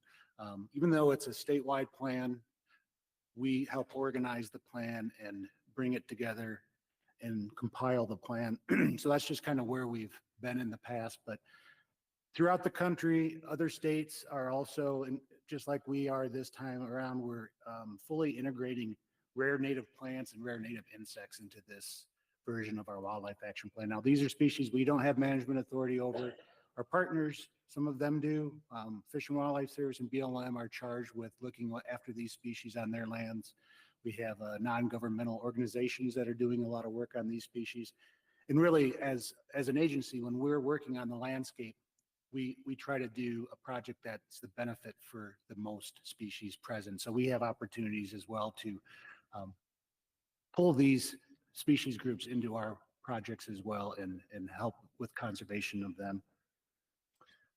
We added a chapter on climate for this revision. We worked with a professor at Utah State University, Dr. Ed Hamill, and he did an analysis for us that looked at changing air temperatures through time, and where we have our species in need of conservation attention on the landscape and where we have our key habitats. And he came up with some areas of the state that have these high concentrations of our species and habitats and aren't as prone to changes in climate as some other parts of the state. So this is really just the first exercise going down this path of climate refugia in Utah, where we can start making some decisions on the landscape now, where we might want to do a project. If we're going to have similar benefits, we'll do one maybe where the climate isn't going to change as much and then impact some of these species, and we'll see our benefits on the landscape longer in those areas. We've added a regional collaboration section to our partners chapter. Again, this is just really showing that these species needs don't end at state borders. So we have a lot of initiatives across the West that we're highlighting that we need to be maintaining in order to effectively manage these species. And also, again, this EPA level 3 ecoregions were added in this revision. And this is another part where we're still trying to work with other states and align our wildlife action plans. And by adding and organizing our plan by these ecoregions, which are just simply larger areas of similar habitat, precipitation, and species, then our plans as we do projects across borders have a better opportunity to align and help us implement those projects. So a highlight is coming up with our species in need of conservation attention. And this is what we have so far in our list. We have 8 herps. These are amphibians and reptiles, 22 native fish, 26 mollusks, 14 mammals, 23 birds. And again, that's the group of species that DWR has management authority over. Any idea how many species we manage in Utah that in those groups? Close to 950 is what our natural heritage database indicates that there are in Utah. So we do need to look at the ones in most need of conservation attention if we're going to be effective at assisting those populations. And then new additions in this go around are native rare plants, native rare insects. Any idea on how many native plants are in Utah? Probably over 3,500, if not closer to 4,000 native plants. So this may seem like a large number of native plants in our plan, but we have probably 400 or so that have some level of conservation need, and we had to really distill that down just to get the plants that really needed that focus and conservation attention. And then insects, we don't have any idea how many insects we have in Utah, but there is a study near the Grand Staircase Escalante that is documented just in native bees, 800 native bees that are using the area around Escalante. So having 16 insects added to our plan right now is just a tip of the iceberg, but these are species that nationally we're seeing some declines in. Next slide. And then in addition to our species of greatest conservation need, we added a subcategory this year called species of greatest information need. I hope I said that right. Species of greatest conservation need now have a subset of species of greatest information need. So we have a rubric in place that we run all of these species through and to see if they qualify for our plan and needing conservation attention. It's basically just how they're distributed on the landscape, if their populations are declining, how rare they are, that sort of thing. But what we were noticing through time is we had a lot of species that were being included on our list that we just didn't have information for. So we didn't really know if they were declining, but we wanted to kind of keep tabs on them because we don't know much about them. So we took that group of species and put it into this category of what we call information need species. And there's really three categories that fit into this group. If they qualify for us to pay attention to them because of taxonomic uncertainty, distributional uncertainty, or ecological uncertainty, those are three areas, and it could be more than one of those, that will kick those species then to the SGIN list, which basically just means we need to focus, our partners need to focus on those species just to understand where they're at in Utah and if their populations are truly declining. Sometimes once we get that information, we realize they're really not in need of conservation attention. They're more widespread, but we just haven't had a chance to really go out and determine that information yet. That if you go just back real quick, I just want a quick note on this. Orohelix is the genus for this land snail. We had 6 species in Utah that were classified about 100 years ago based on shell morphology that are pretty rare. We don't see a whole lot of them. So we had 6 species in our 2015 plan of these Orohelix. And talk about taxonomic uncertainty. We're realizing you can't really look at mollusks and look at shell morphology and determine species. So we're running genetic testing on a lot of our mollusk populations. So we ran genetics on those 6 species of Orohelix, and what we found is they're really one species. And now they're widely distributed throughout the state. So we don't need to be focusing on them. So those 6 species came off of our list from our 2015 plan just based on that one genetic study on taxonomy. Okay, Mike. We revisited our key habitats in our plan. This is what we've landed on. Our terrestrial key habitats really haven't changed a whole lot, but we did put a focus on our aquatic key habitats. We know how dry Utah can be and how important water is for wildlife. So our theme this revision is if it's wet on the landscape, it's probably important for wildlife. So in the past, we've had wetlands, streams and rivers, and lakes and reservoirs as aquatic key habitats, and then riparian kind of goes across the border there. We added springs this year. We have some spring snails that are no bigger than the size of your pencil lead at the top. They're that small, but they occur in only one little spring brook for maybe 20 meters, 25 yards is their entire habitat in the world in our West Desert. In these springs, and water in that area is super important to all wildlife. So we wanted to really highlight springs as a key habitat in this plan. And then we also added saline lakes for this revision. And that's really to highlight the Great Salt Lake ecosystem and all of those species as a habitat and all of those species that rely on the Great Salt Lake. Next slide. Here's where we landed with threats for our revision. So this graph on the left are the number of impacts that these threats have to species and habitats. And then on the x-axis are the most pervasive threats that have arisen within our analysis and our plan. And I was going to go through all of these, but I think you can read that, and these are pretty standard issues we have with some of our wildlife populations across the state. But what I want to highlight here is that red oval. Non-native species and problematic native species are really the 2 threats on this list that DWR has management authority over. So we really have to rely on all of these other partners that have some level of authority over those other pervasive threats or work together as a group in order to address them. So this is why I say we can't do this and implement this plan just as our agency. This is collectively the conservation community in Utah that we need to work together and align within this plan in order to effectively implement it. So what are some next steps? We have a final draft that's currently out with our partners for review. We'll get that back at the end of this month. We'll take a few months to address their comments, a few months for editing and formatting, and then towards that end of September, no later than October 1st deadline, we'll be submitting the plan to the Fish and Wildlife Service. While we have our conservation community engaged and working on this revision, I'm going to keep some level of yearly coordination with our partners. In the past, after 3 years of putting this plan together, we all are just sick of it, and we just kind of sit back and pat each other on the back and say, we did it. And then we wake up in 7 years and we realize we got to start the process again. But I'm gonna keep us active as a conservation community and try to keep us engaged and make sure we're implementing effectively. Next slide. So how do we use the Utah Wildlife Action Plan?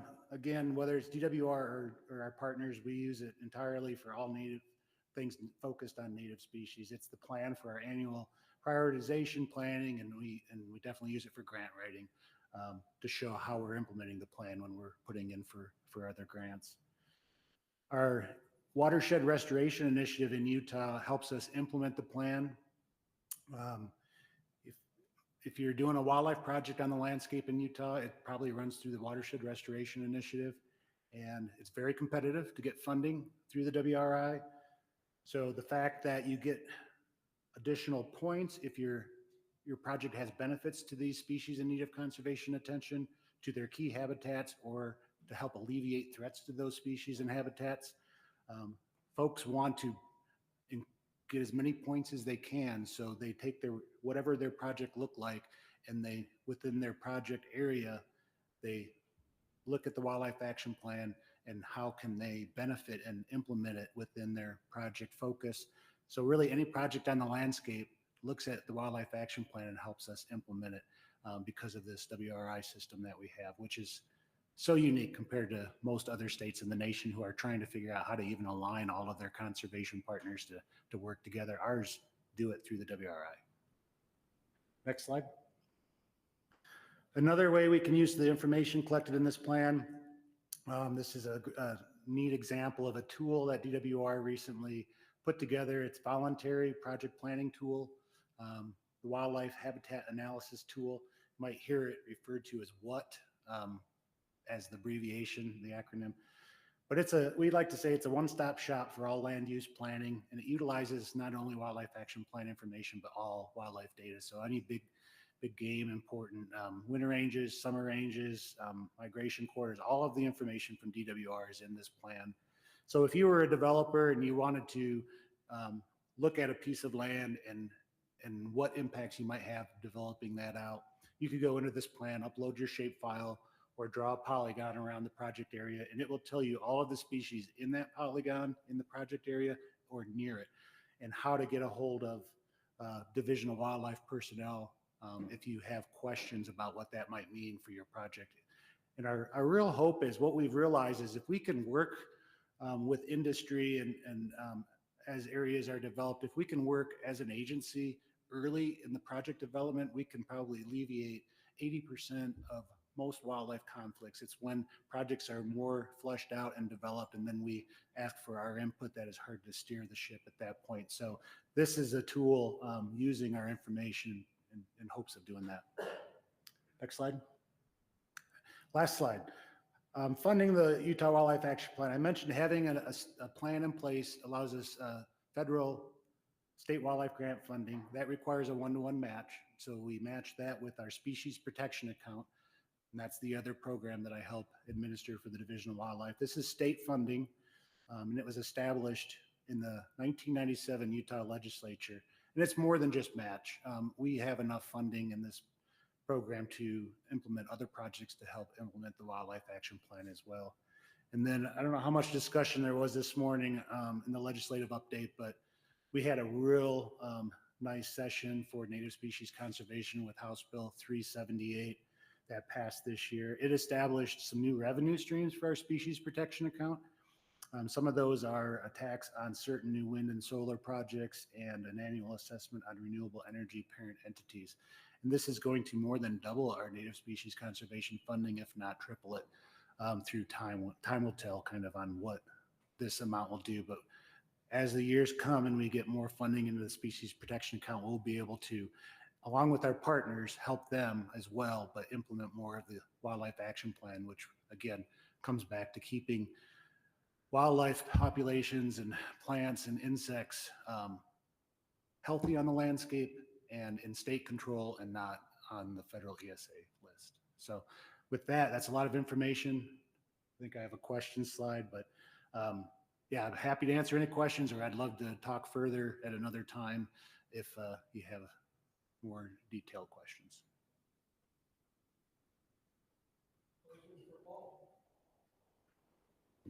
probably not a question, but more just an observation, or maybe it is a question.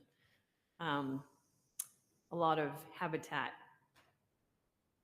enhances everything else around it, right? So Right. to me, it's just a bonus. It's a win-win, whether it's endangered or close to it. It's going to help everything around it, which is great. And obviously, we want to take care of those that are on the brink as well. But Yep, good it's point. a good thing all around.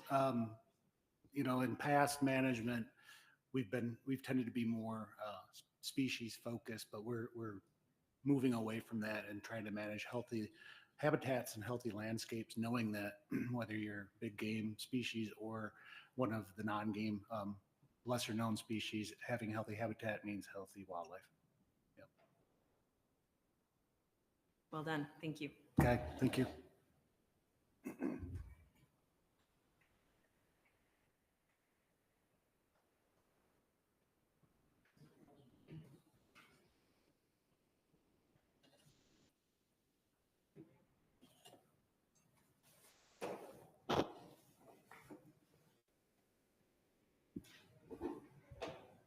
Chad, I apologize, you're the last one, but it's your name.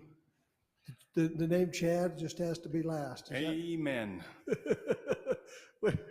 We had Chad for about 3 years and going around to Iraq and everything. We had him very last. You know what's funny? We're from the same town. Oh, So okay. it's Maybe not not the only name. the name Chad, it's where we're from. So Well, welcome. Appreciate you being here with us. So I as I was coming up here, Covey texted me and he tells me, in his text, he says, I need you to tell this joke. I says, Cove, no, this is not the place for this joke. He says, no, this would be a really great place. So this is Covey's joke, just so you're aware. But he says, what's the difference between a good joke and a bad joke? Timing.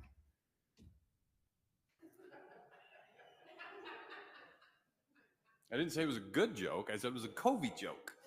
So I'm happy to be here. My name is Chad Bettridge. I'm the major over the wildlife section of law enforcement.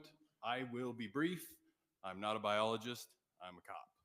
We can wrap this up in about 5 minutes. Please hit next. This right here is the Division of Law Enforcement mission statement. It's something that we worked pretty hard on.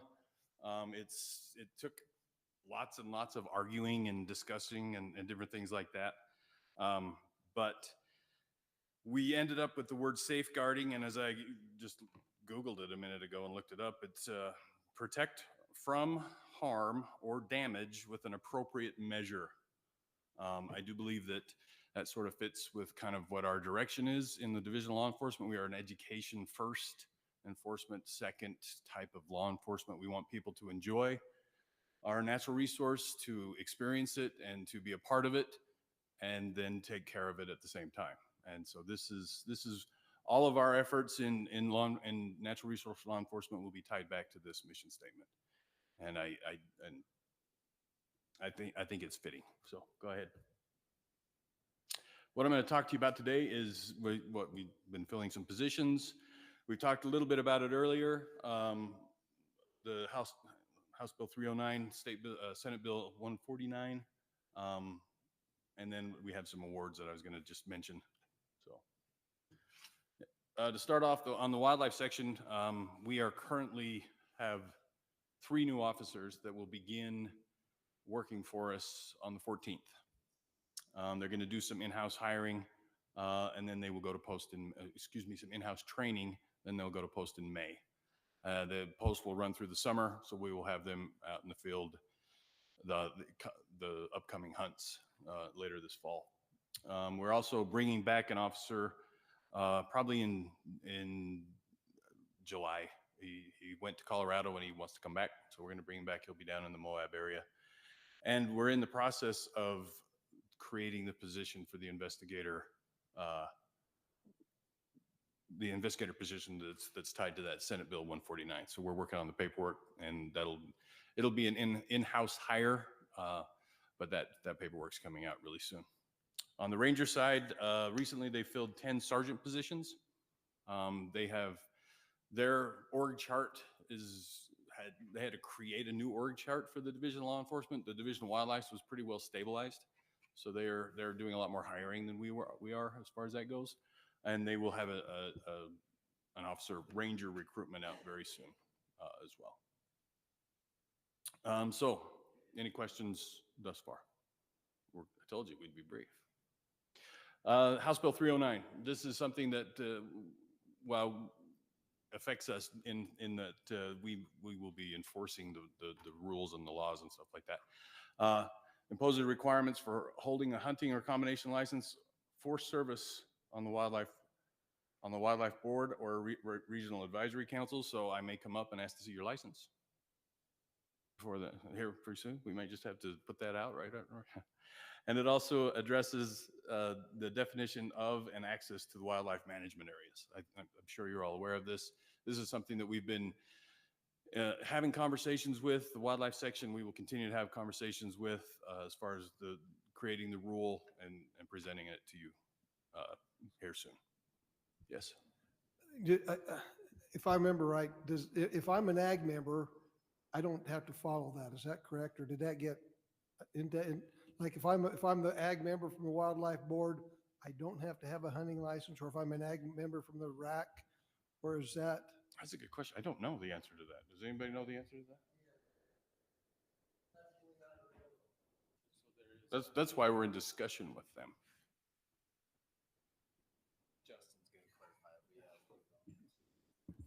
Look at this, Bell and shout out once again. Hey, buddy. How you doing? Good. Yeah, if you're an ag rep, you do not need a hunting license.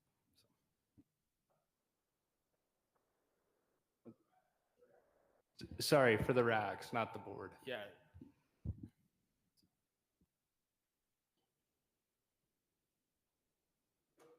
Gary just says non-consumptive. They have to, right? I'll let it. One as well. Yeah. Yeah, Stacy reminded me to use my big boy voice earlier, so how does that sound? That's better? Yeah, so the non-consumptive has actually changed its name and they are required to. So we no longer have a non-consumptive rep. It's actually a watchable wildlife rep. And they are required to have a license. Thank you. Good questions, thanks. I think you can move on to the next one. So this is Guides and Outfitters, Senate Bill 149. This one, we had some questions earlier. We are in the process of writing this rule to present it to the brown bag coming up. It will be going through the RAC and the board session in May and June.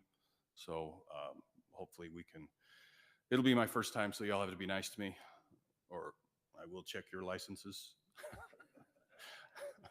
But what this does, obviously, is creates a guide and outfitter spotter fund, establishes when these guides, outfitter, and spotter is what is lawful, what is unlawful, and this is the position that we're currently in the process of hiring an investigator to help enforce this. While this is we are in the process of writing the rule. The rule will live within the Division of Wildlife. It's just going to be enforced by the Division of Law Enforcement. So it's still in Title 23A. So any questions here? So recently we've had our section meeting here in this building. Actually, it was about a month ago. And at this time of the year, we announce who our wildlife and ranger officers of the year are. This year, Officer Brooklyn Joseph here in Davis County was named the Wildlife Officer of the Year. Ranger Lieutenant James Skaggs, he works in the Wasatch County area, was the Ranger of the Year. Both these two are great officers. They do a lot. They work really, really hard, and they bring a lot to the table, and we really appreciate all of their efforts. So a long time ago, about 10, 12 years ago, Brody Young had an incident down in the Moab area, and while he was recognized by numerous people for his bravery and for getting through that situation, we didn't think that we recognized him enough. So we announced a Purple Heart. It's going to be known as the Brody Young Purple Heart Award going forward, and we presented Lieutenant Young with this award. And it was cool. We also recognized all the people who went down to help find the person that ran away from that incident. So it was a really nice part of the awards ceremony. These are other individuals that were recognized. We have a Trainer of the Year award. Officer Jeremy Butler out of Cedar was named that on the wildlife side. Ranger Brian Curta, Lieutenant Curta, he works out of Dentley Powell, and these two are our Trainers of the Year. Our Damn Good Job Award is an award that we just say that this person just does that, a damn good job, and is a helpful person to have around. And Canine Officer Corey Loga out in the Northeast region, and Ranger Dallas Hartman. And because we're brand new, I'm not sure where he works, so I'm still getting to know all these guys. We have a Sporting Heritage Award, which is set up. This is more specifically to a wildlife officer right now, because this is somebody who enhances youth's opportunities in hunting activities. Some of it's taking them on hunts or creating different activities that youth can attend to get involved in hunting and fishing and stuff like that. And Sergeant Brian Clyde out in the Northeast region was given that award this year. So he does a really great job with NASP and Hunter Ed out in the Northeast region. So finally, Chief's Award was given to Sergeant Mike Kinghorn and Sergeant Ethan Justinger for their efforts with the legislative session this past year. These two are our Officer Association reps, and they spent a lot of time on the legislative hill doing a lot of things for the officers. And that is all I have. So is there any questions I can answer with that?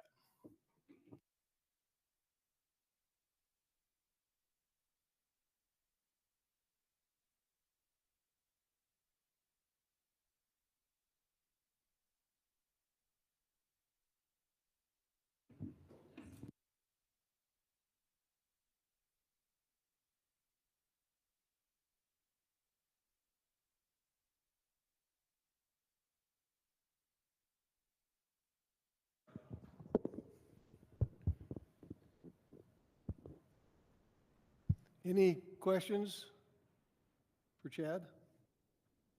Thank you. Thank you. We're looking forward to at least I'm looking forward to this couple bills you're working on, and the results of these bills you're working on. So appreciate. I'm terrified, but we're going to give it a go. So, thank you very much. That is the end of our unless Stacy tells me otherwise, we're going to adjourn. And we don't need a motion to adjourn, so we're just going to say we're done. Thanks, everybody. Appreciate everybody being here today and all your support.